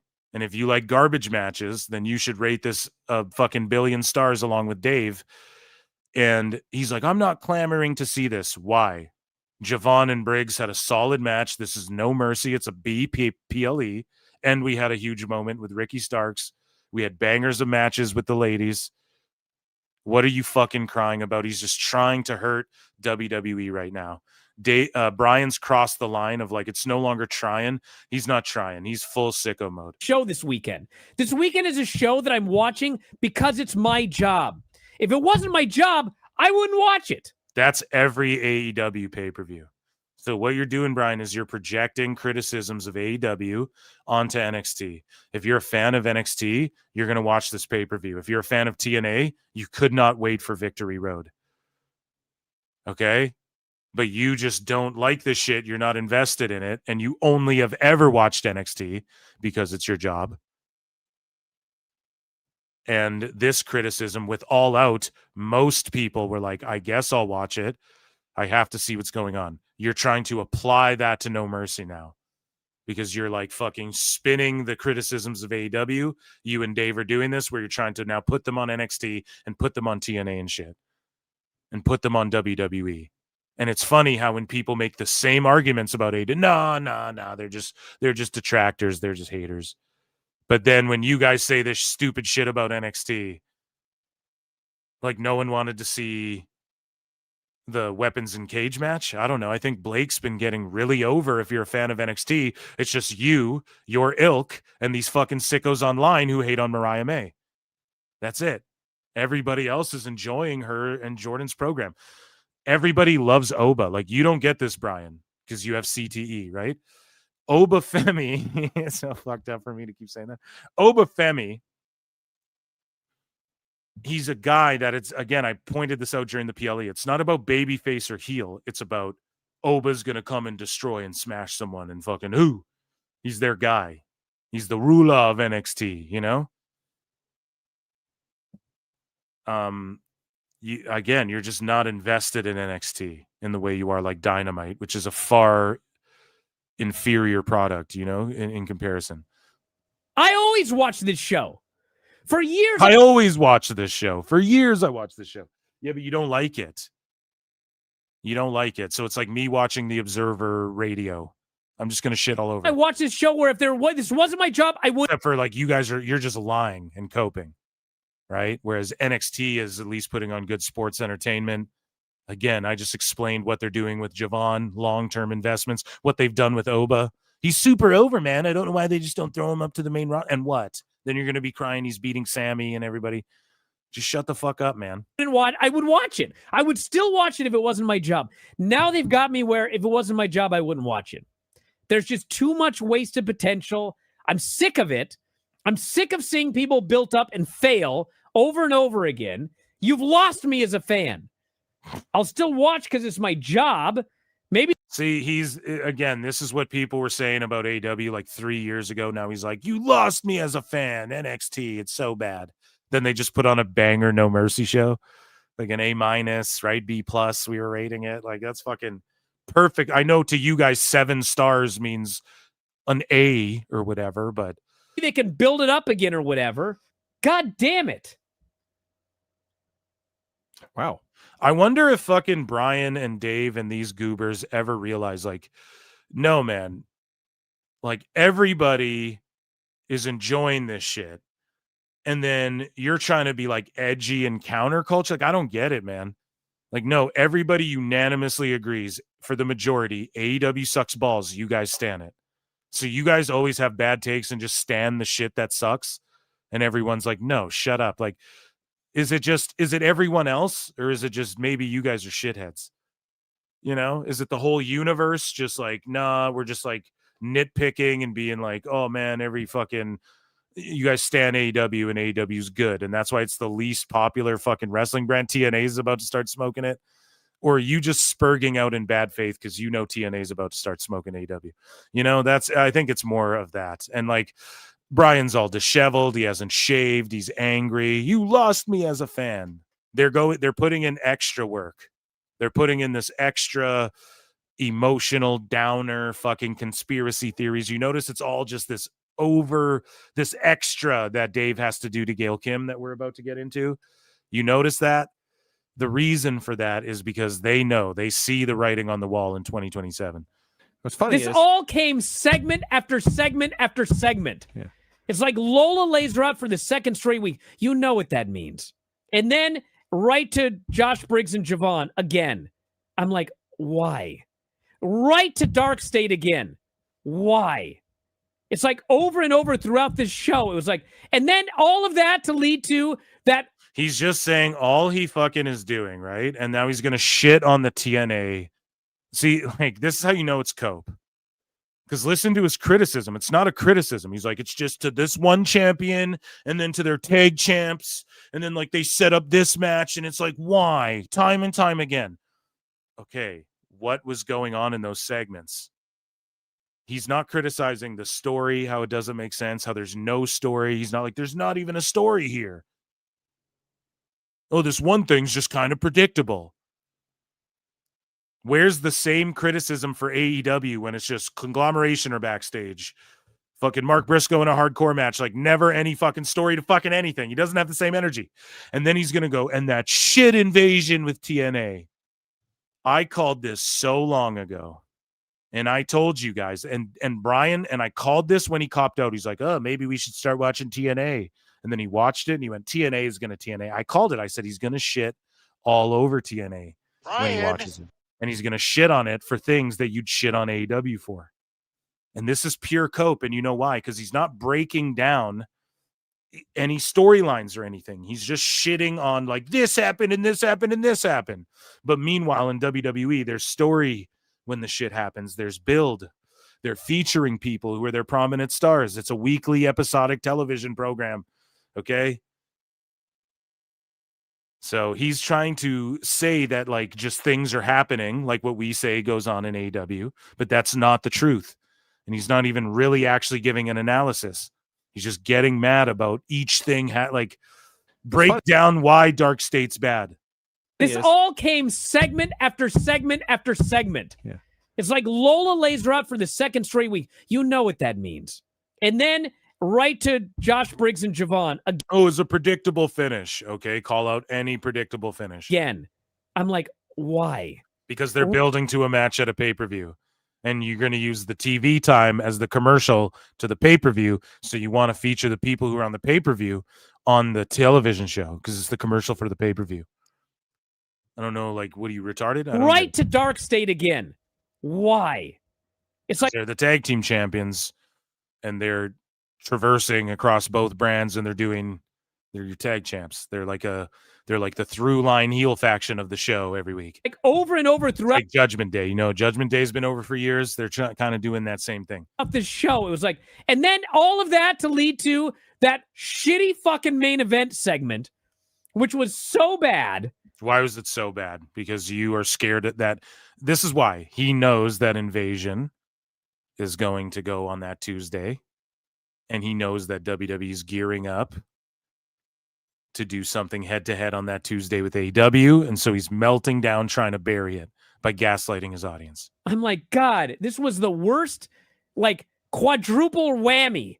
And meanwhile, it's smoke dynamite in the ratings. Dave lied about it.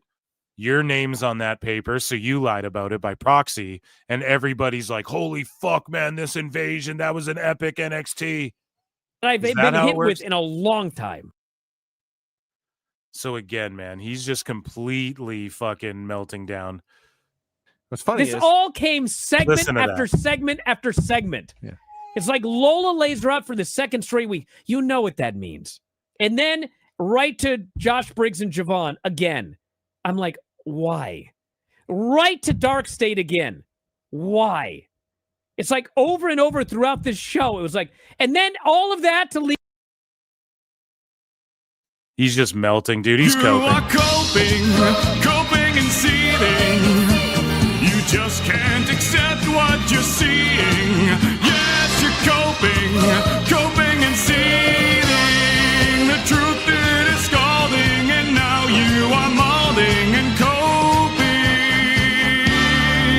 coping so hard.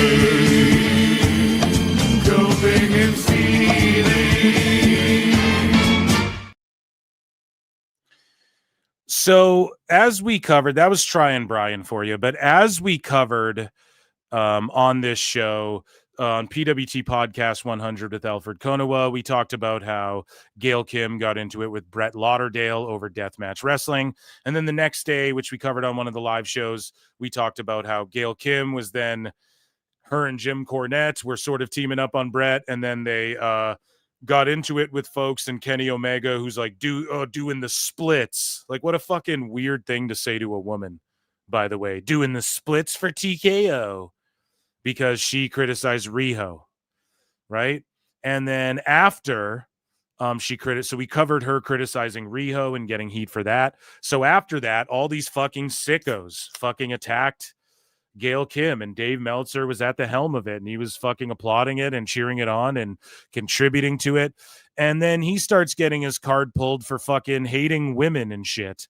And he's contributing to bullying while also defending Riho and being like, she gets bullied a lot, Bryan. So he completely just made an asshole out of himself. And we're going to cover it all. Part 3 of the Gail Kim files here. Okay. So, again, we're just going to go over shit. Like, Blake Monroe is like, which one are you? Either way, I'm sorry. Because this guy talks shit about what Blake looks like in August, right? And then Meltzer said, what post? When Tony Khan's Stan army of attack bots isn't being racialist to Raj Giri, they're harassing female wrestlers for being racialist to other races and ethnicities. Feel free to call them out anytime, Tony. And yeah, here's just people being racialist to, I don't know. And they're just these same old fucking bot redacts.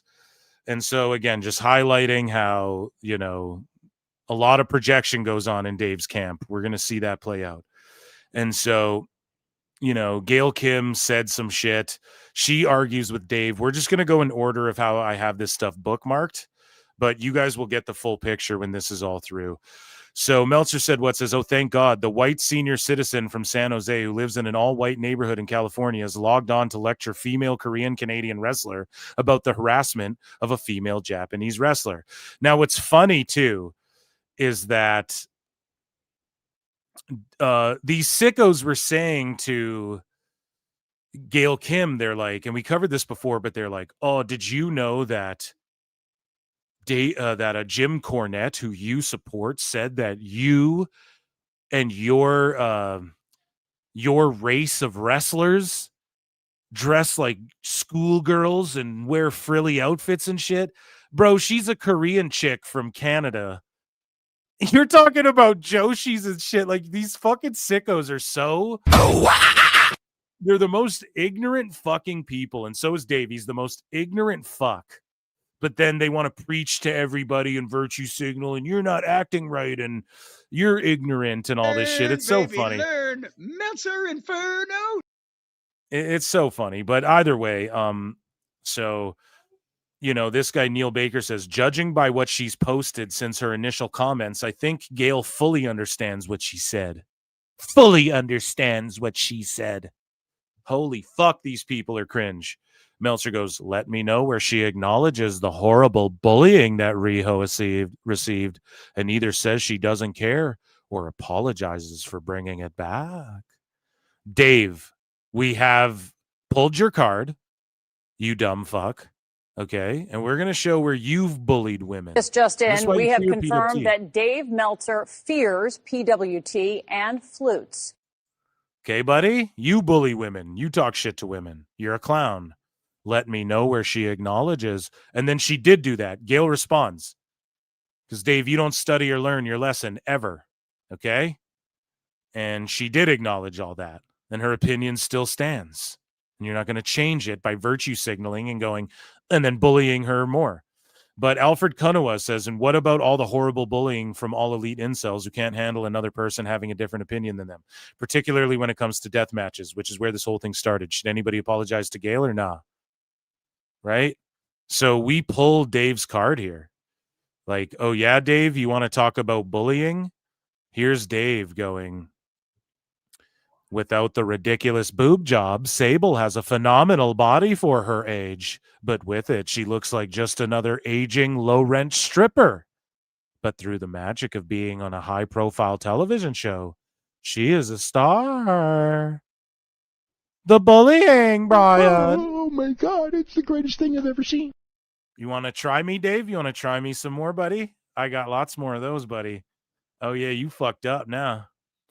Oh, go to sleep, nap boy. Go to sleep, Dave. You boys are screwed now.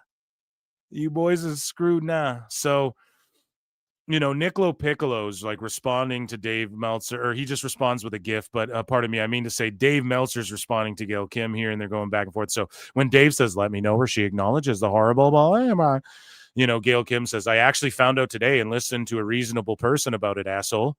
Keep on making your biased assumptions and your star ratings that mean fuck all. Boom. Smoked him. And so Dave responds and goes, now that you know the backstory on why people were upset, should I call Brock Lesnar? Should we get Brock on the phone and have him fuck you up for what you said about his wife, buddy? Can you at least understand? Yeah, she just said that she understood. She said she talked to a reasonable person, Dave. I know you're unreasonable, so you don't understand what that vernacular means. She said, yes, I did. I spoke to a reasonable person, asshole. She thinks you're an asshole. Don't lecture her, asshole. And so he goes, now that you know the backstory and why people were upset, can you at least understand? I defended you as much as possible on my show last night and explained that you probably didn't know the backstory. Doesn't matter if she does or doesn't. Doesn't matter. You still talk shit. Now that you do, what is your opinion? Now it's like this thing. Well, what's your opinion? Make a statement. Condemn them. Disown them. Trying to force people. Dave, you're bullying her right now. And you want to talk about bullying? Trying to force people to say? You can't say that. Shut the fuck up. Now that you do, what is your opinion on the years of horrible bullying that these Japanese women wrestlers received? Horrible bullying from who? Horrible bullying from who, Dave? You mean like what you said about Sable? Is that not horrible bullying? You mean like what you said about Peyton Royce? Or whatever the fuck? I forget her TNA or WWE or shoot name. Like, you mean like what you say about these folks? The horrible bullying the Josies receive. From who? From Jim Cornette? You know who else got bullied? Gail Kim right now. You know who else got bullied? Gail Kim when she was trying to make it as a woman in a fucking age where they were making her wear bikinis and shit. So what are you talking about? And then Dave has the audacity to speak about ignorance. So, we covered this before. Actually, this has to do with the money. So it was just Glenn Gilberti agreeing. And he's like, when we're watching a show with way lower production quality than WWE and they're running in old, dirty buildings, forgive us if the thought process isn't, wow, this show is making bank. I should have read that earlier.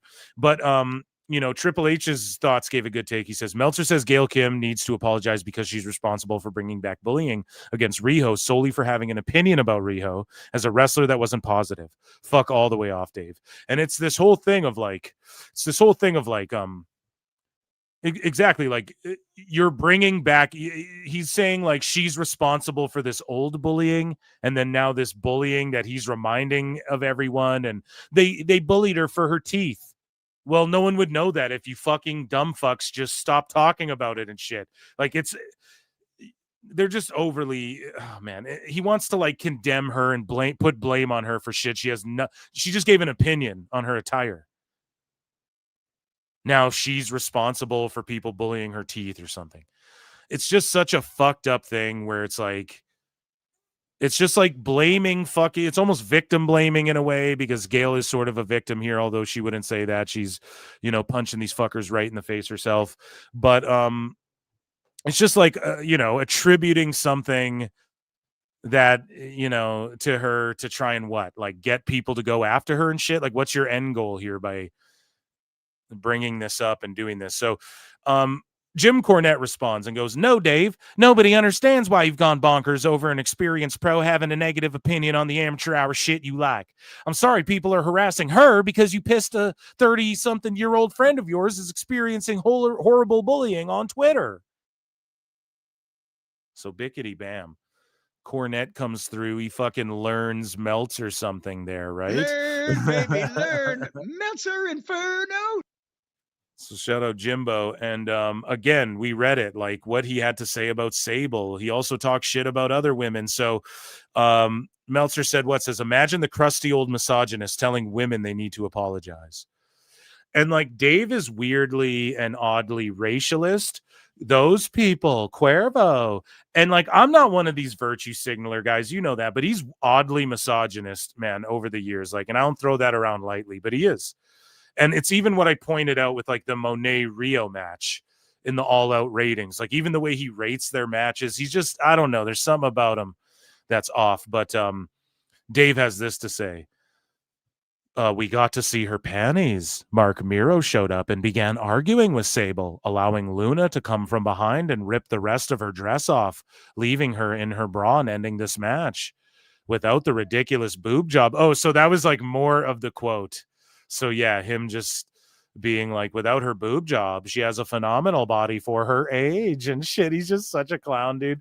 And there's just more like, they seem to be setting up a future Luna vs. Jackie program. Sable seemed really uncomfortable trying to sell her new role. The idea behind it is twofold.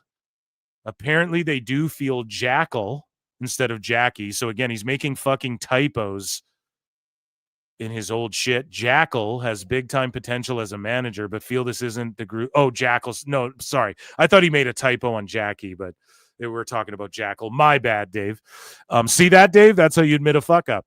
And either way, man, it's just I get the impression from someone who scripts this stuff saw there's something about Mary. Godfather's with his hose beat Scorpio. What else, man? He's talked about Peyton is what I'm looking for here.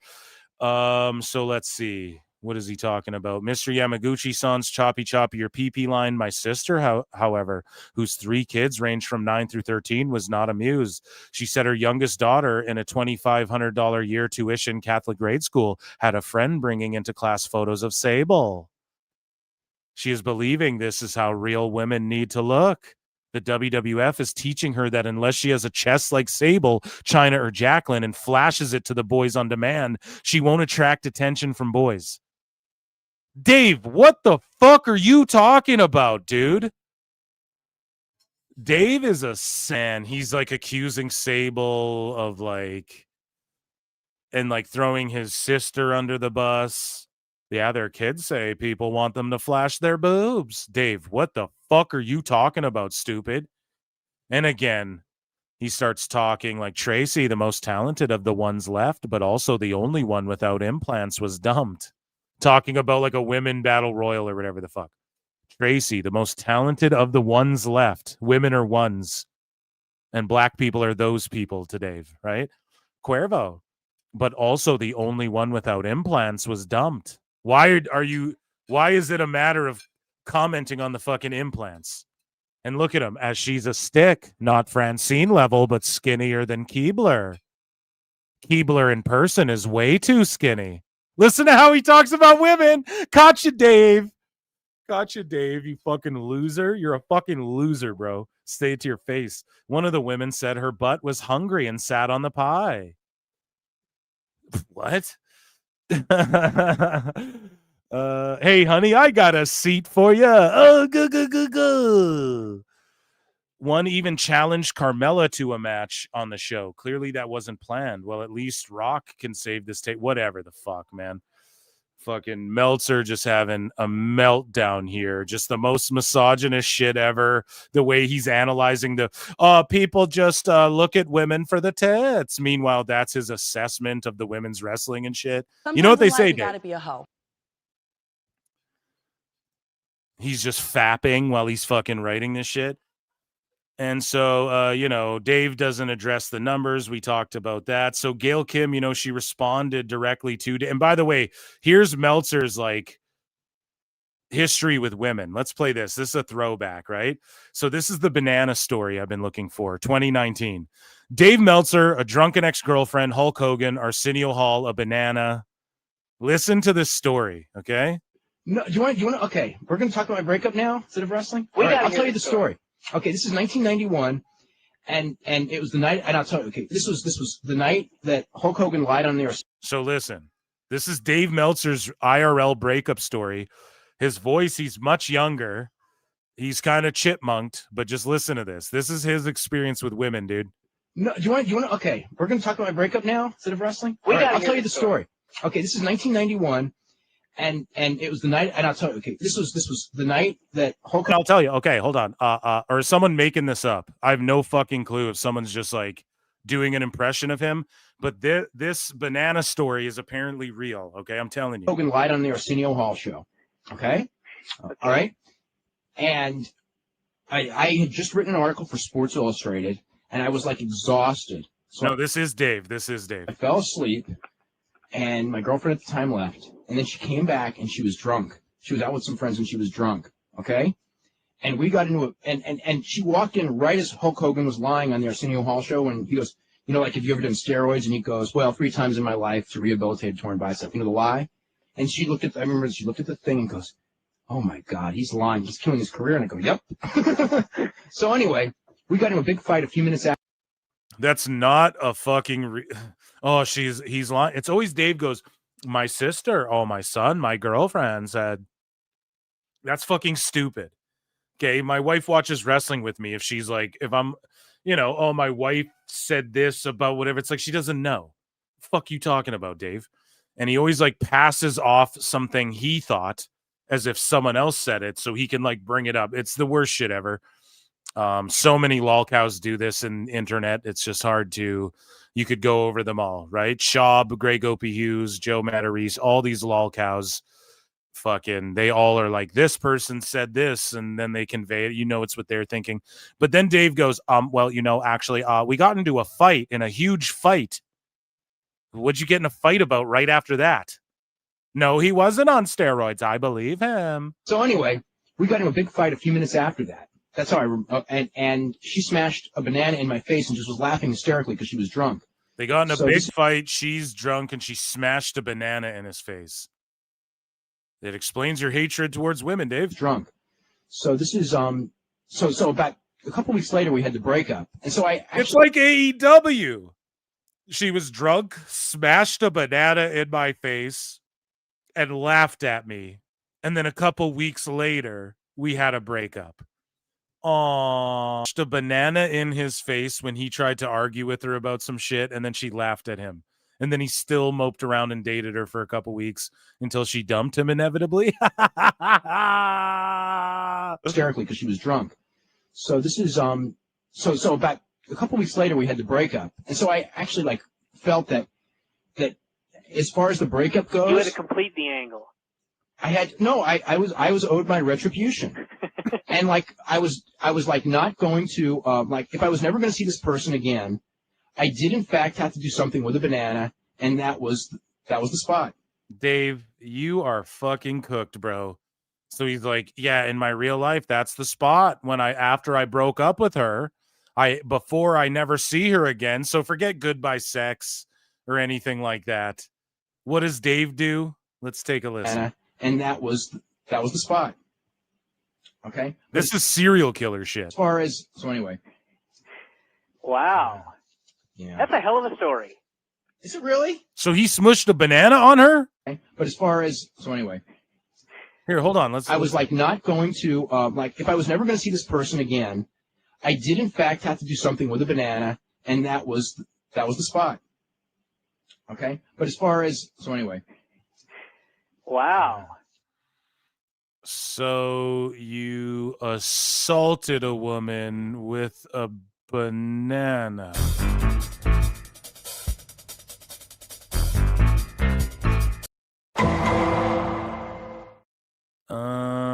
Someone tag the FBI, please. Yeah. That's a hell of a story.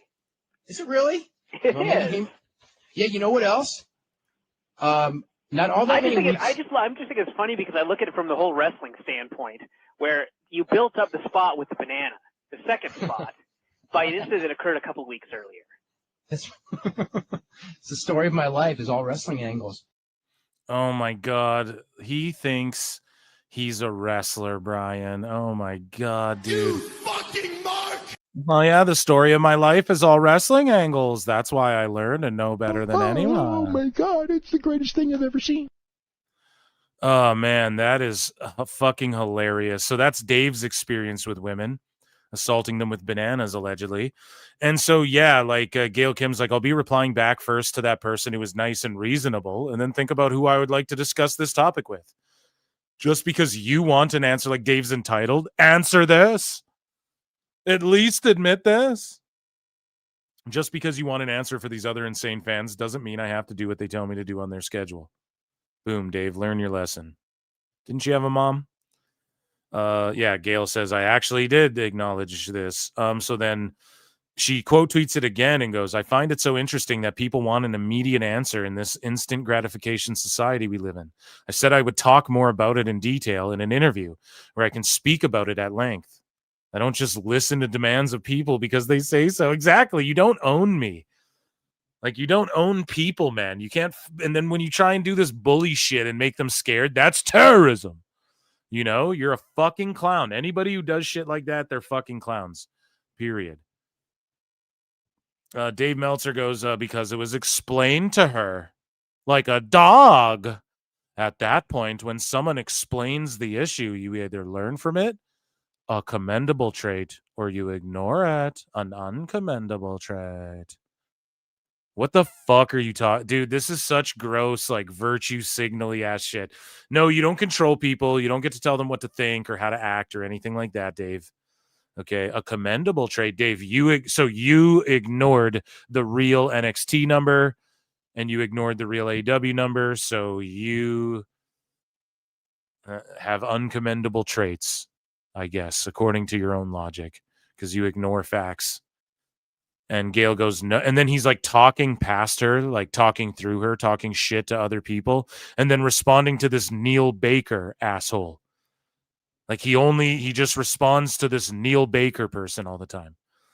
Right? And geez, she made a comment about Rio from a match many years ago. I don't see how the bullying Rio received has anything to do with Gail's original post. And sorry, Neil Baker, but he's responding to why hasn't he blocked you yet?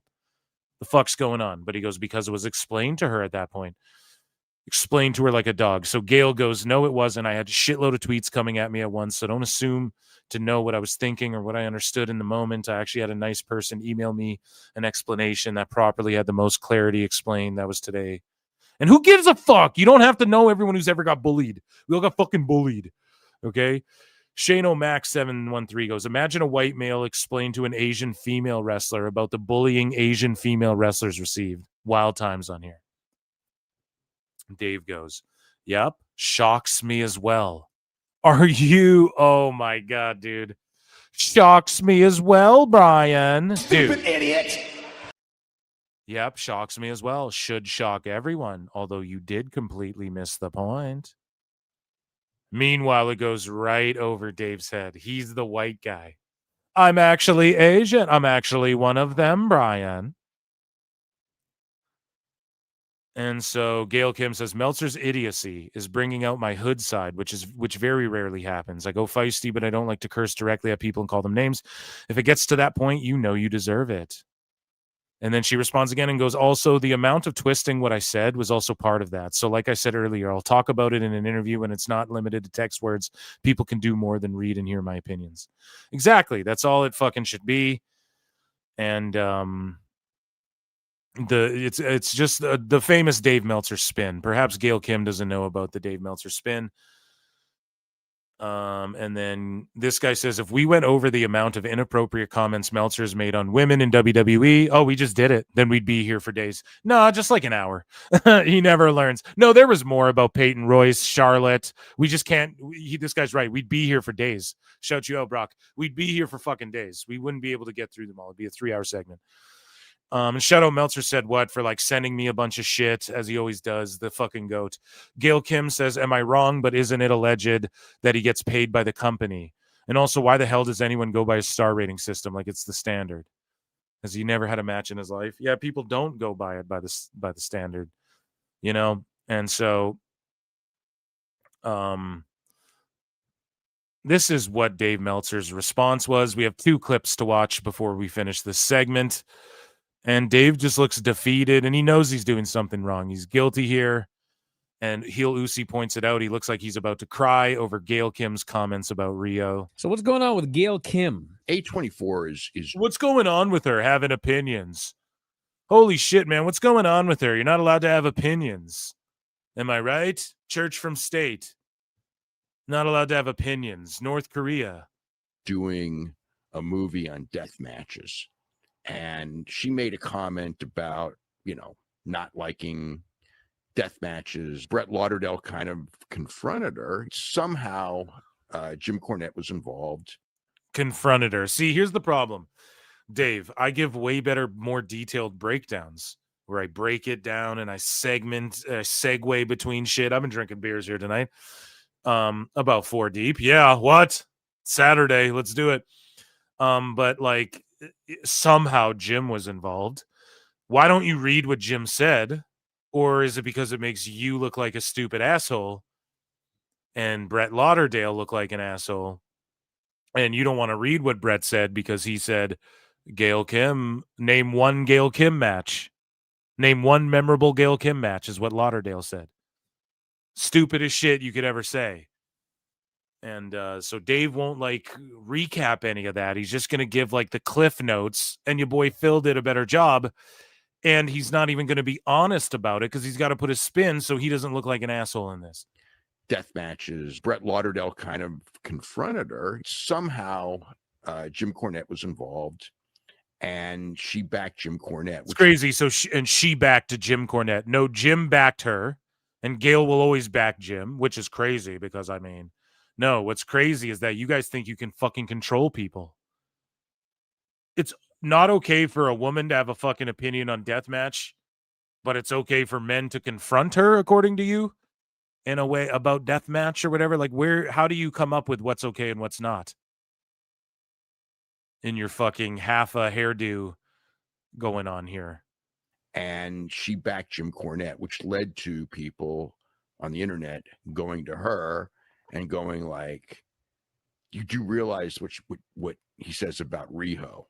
She claimed that she had seen. So you like Jim Cornette, yeah? You realize what he said about Riho? What the fuck does that have to do with deathmatch wrestling? Idiot. Oh my God. He said a thing that I didn't like a long time ago. Oh my God. you're Asian, but from Canada, and she's Asian, but from Japan. And you're not even Japanese, you're Korean. Did you hear what he said about your people? Ignorant fucking sick. Oh my. Riho once, and she thought that she was like, a schoolgirl, and they were shooting up her skirt, And she thought that, like, let me just butcher what she said. She said it made her look uncomfortable because Rio has very young attributes, and her outfit is very, like, Sailor Moonish is what I would sort of attribute it to, and that's schoolgirlish. I'm sorry if you're just like putting a label on it. It's so funny. People go, you can't judge a book by its cover. Yeah, bitch. That's what we fucking do all the time. You do that. It's how people stay alive in some situations. It's how some people make mistakes in some situations, but it's also how, like, judging isn't a bad thing unless you're like using judgment to fucking like dispel or something. Like, you know what I'm saying? It's not, you have to use judgment in life to know when to cross the road, or, hey, should I fucking do this or that? Like, come on, man. It's how people have survived for millions of years or whatever, right? So it's like she's allowed to look at something and go, she has young attributes, and how would you describe this outfit? Kind of schoolgirlish, like kind of like those outfits they wear in like anime, like Japanese schoolgirlish. I mean, okay. I don't get offended by Rio and shit. I've said it a million times. I actually like Rio. I thought her match with Mercedes Moné was solid. But if people do, okay, that's up to them. Just like with the pizza cutter. I didn't get offended by that. I thought it was fucking funny when the Domino's commercial came out. Like, just watching it, it was a funny thing. It was like, oh my God, this is so ridiculous. Like, obviously, but like, I don't get offended by that. I'm more offended by like the needle through the cheek and stuff and these sorts of things, right? So to each their own, ultimately. And that's what Dave and all the sickos want to preach. Just enjoy wrestling. Gail Kim's just saying, I don't enjoy seeing someone who looks young in like a Catholic schoolgirl attire that's like, I don't know. And it's filming up her skirt, as they do it to all women's wrestlers. Okay.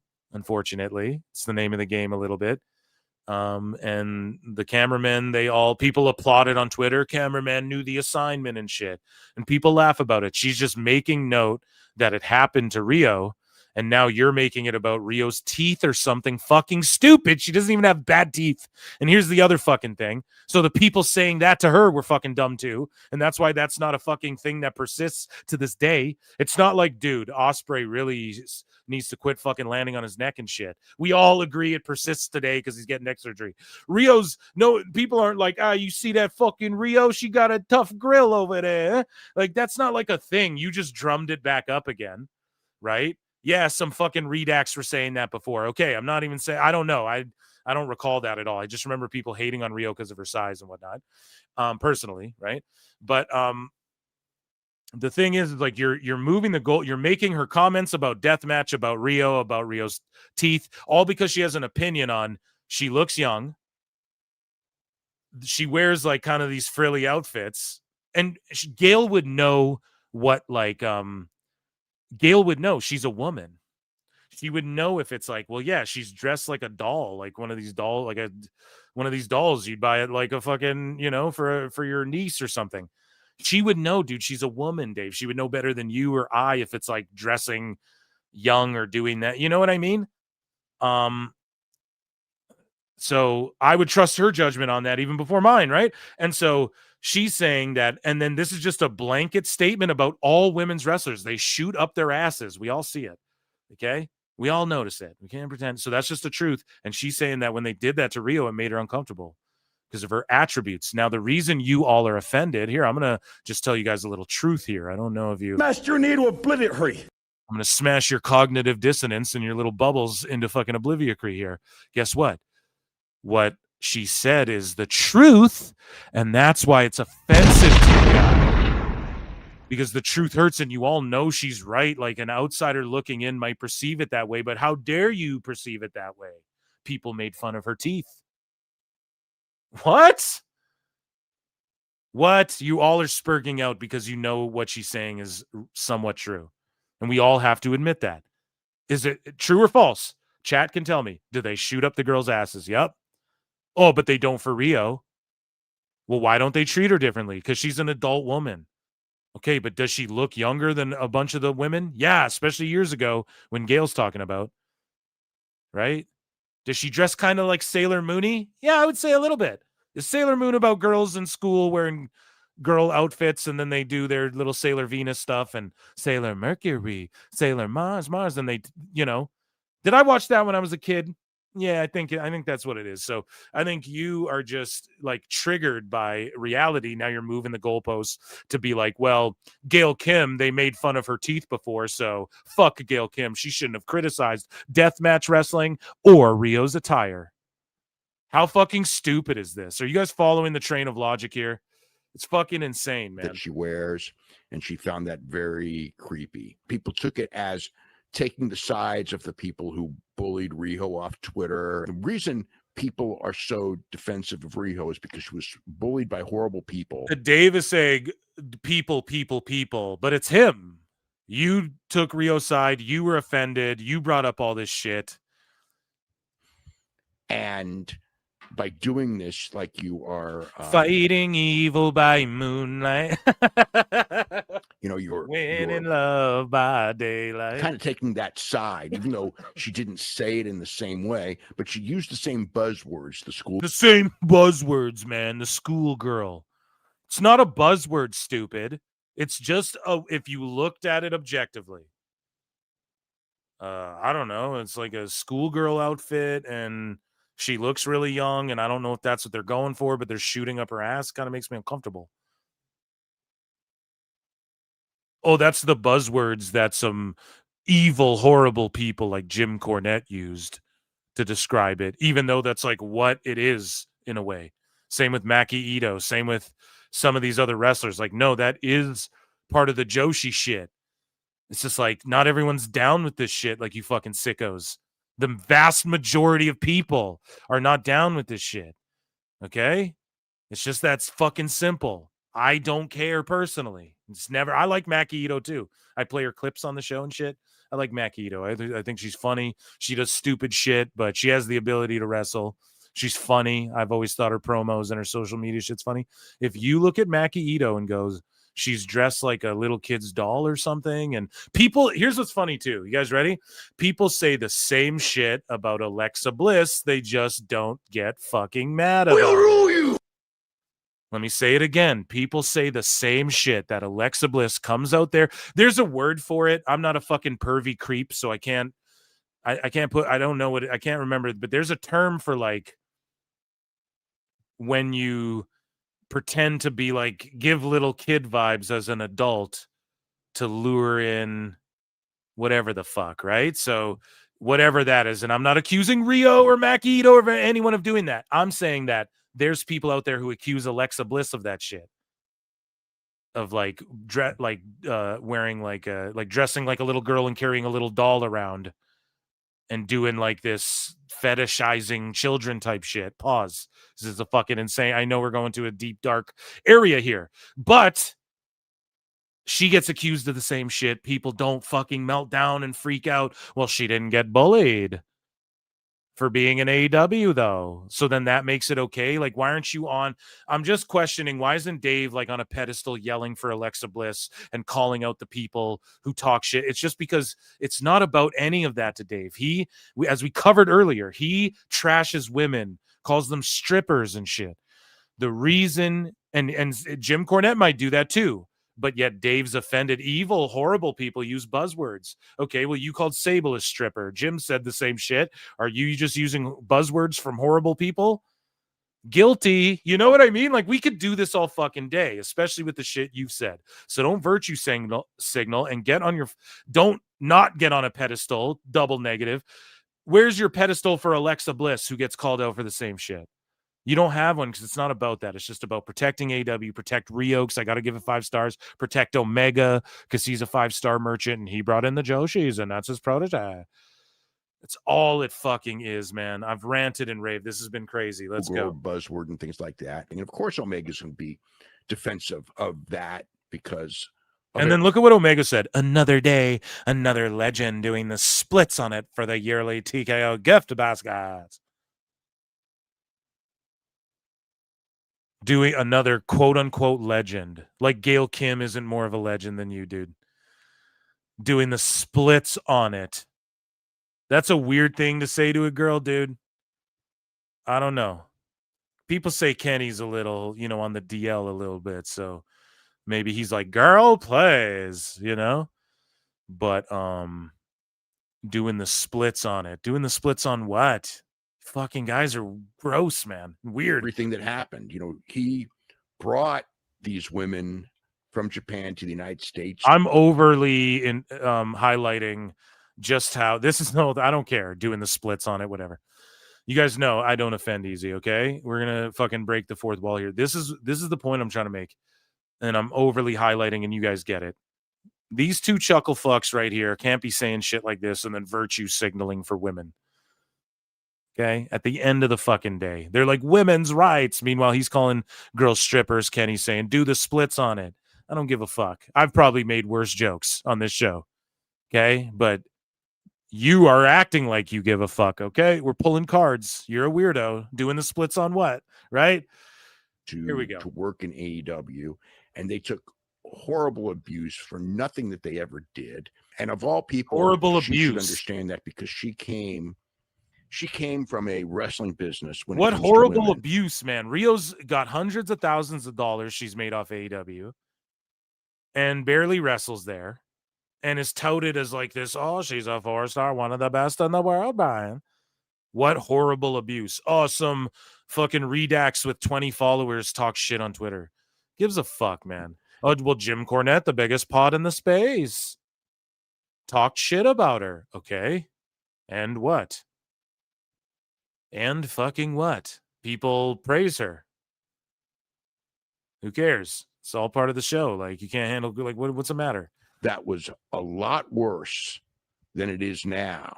I think that she should probably just then why are we talking about it? And say that, like, I didn't realize what this woman had gone I through. think she should go say, I didn't know what this girl went through. And if she doesn't say that, then she's on the wrong side of history.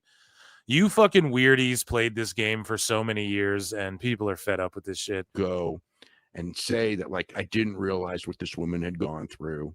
I just haven't gone through what, man? She didn't like commit suicide or a deletion in Minecraft. I'm sorry, YouTube. Fuck, it's late. It's 4 hours deep. Hopefully we're cool.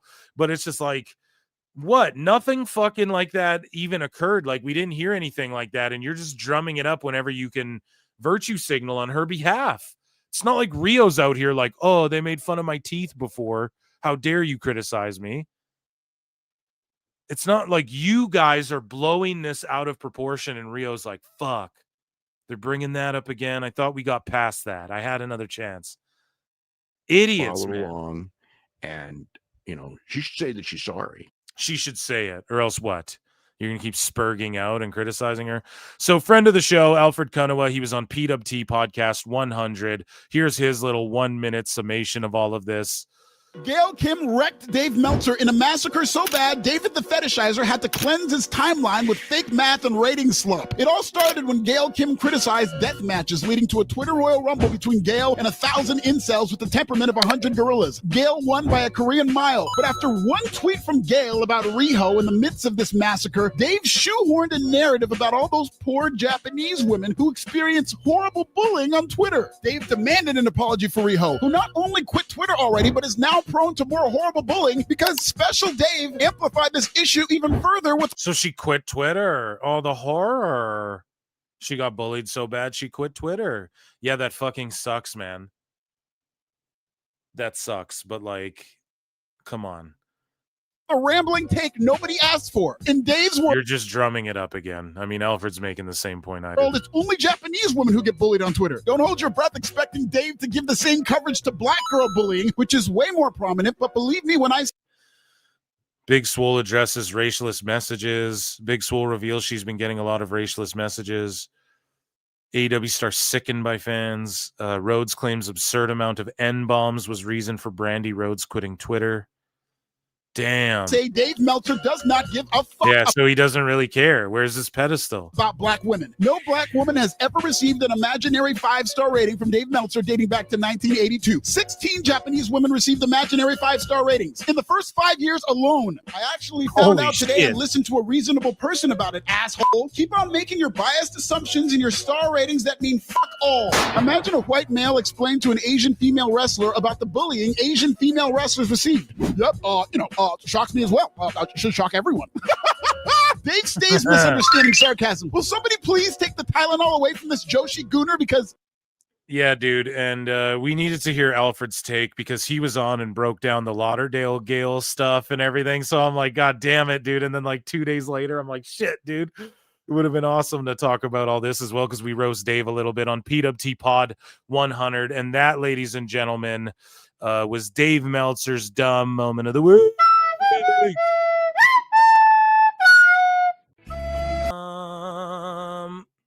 Ladies and gentlemen, what an amazing show. Over 4 hours, 420. Light it up. Round of applause.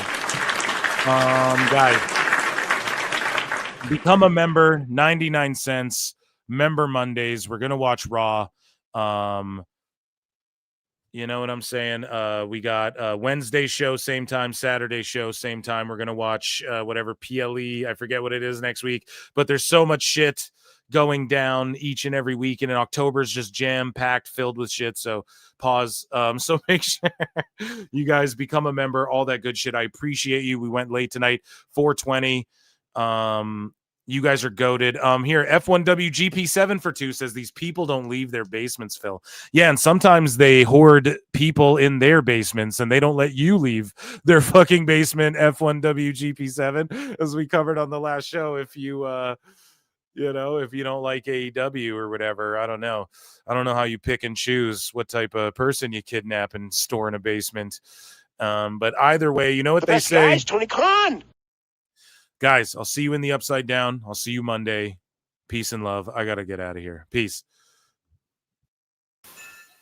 It is a fast-acting viral strain that infects the host immediately, and upon getting sick, the infected will become racked with coughs, sweat profusely, and start to get the shivers and chills. There he is, the legend. The man, the myth, the legend. Yeah. You can't literally run a promotion just for the AEW, what do they call them, sickos? Thank you very much, TikTok and AEW. See you tonight.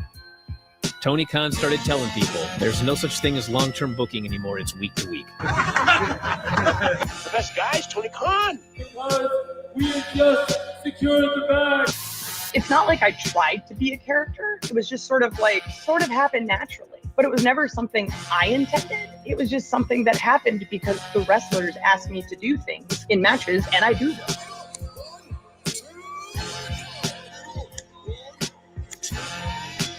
If you run a promotion just for the sickos, you're going to do 400,000 viewers eventually. Effing melts. You know that SmackDown actually went over and everything? Yeah. You know, What's the point? the point of SmackDown. What are you getting at here? That the DVRs didn't pick it up. Did they not pick it up? Mine didn't. Let's get into everybody's favorite moment, and it is called Dave Meltzer's Dumb Moment of the Week. What would you like to listen to in your ears? I'd like to hear the flute. Well, if you'd like to flaunt your flute, then we can find you a flautist. We are just secured the bag. It doesn't help me. Okay, so complain, but I will complain. Let me have my misery. And when I heard that, I was like, what? Thank you, fuck you, bye. Boom.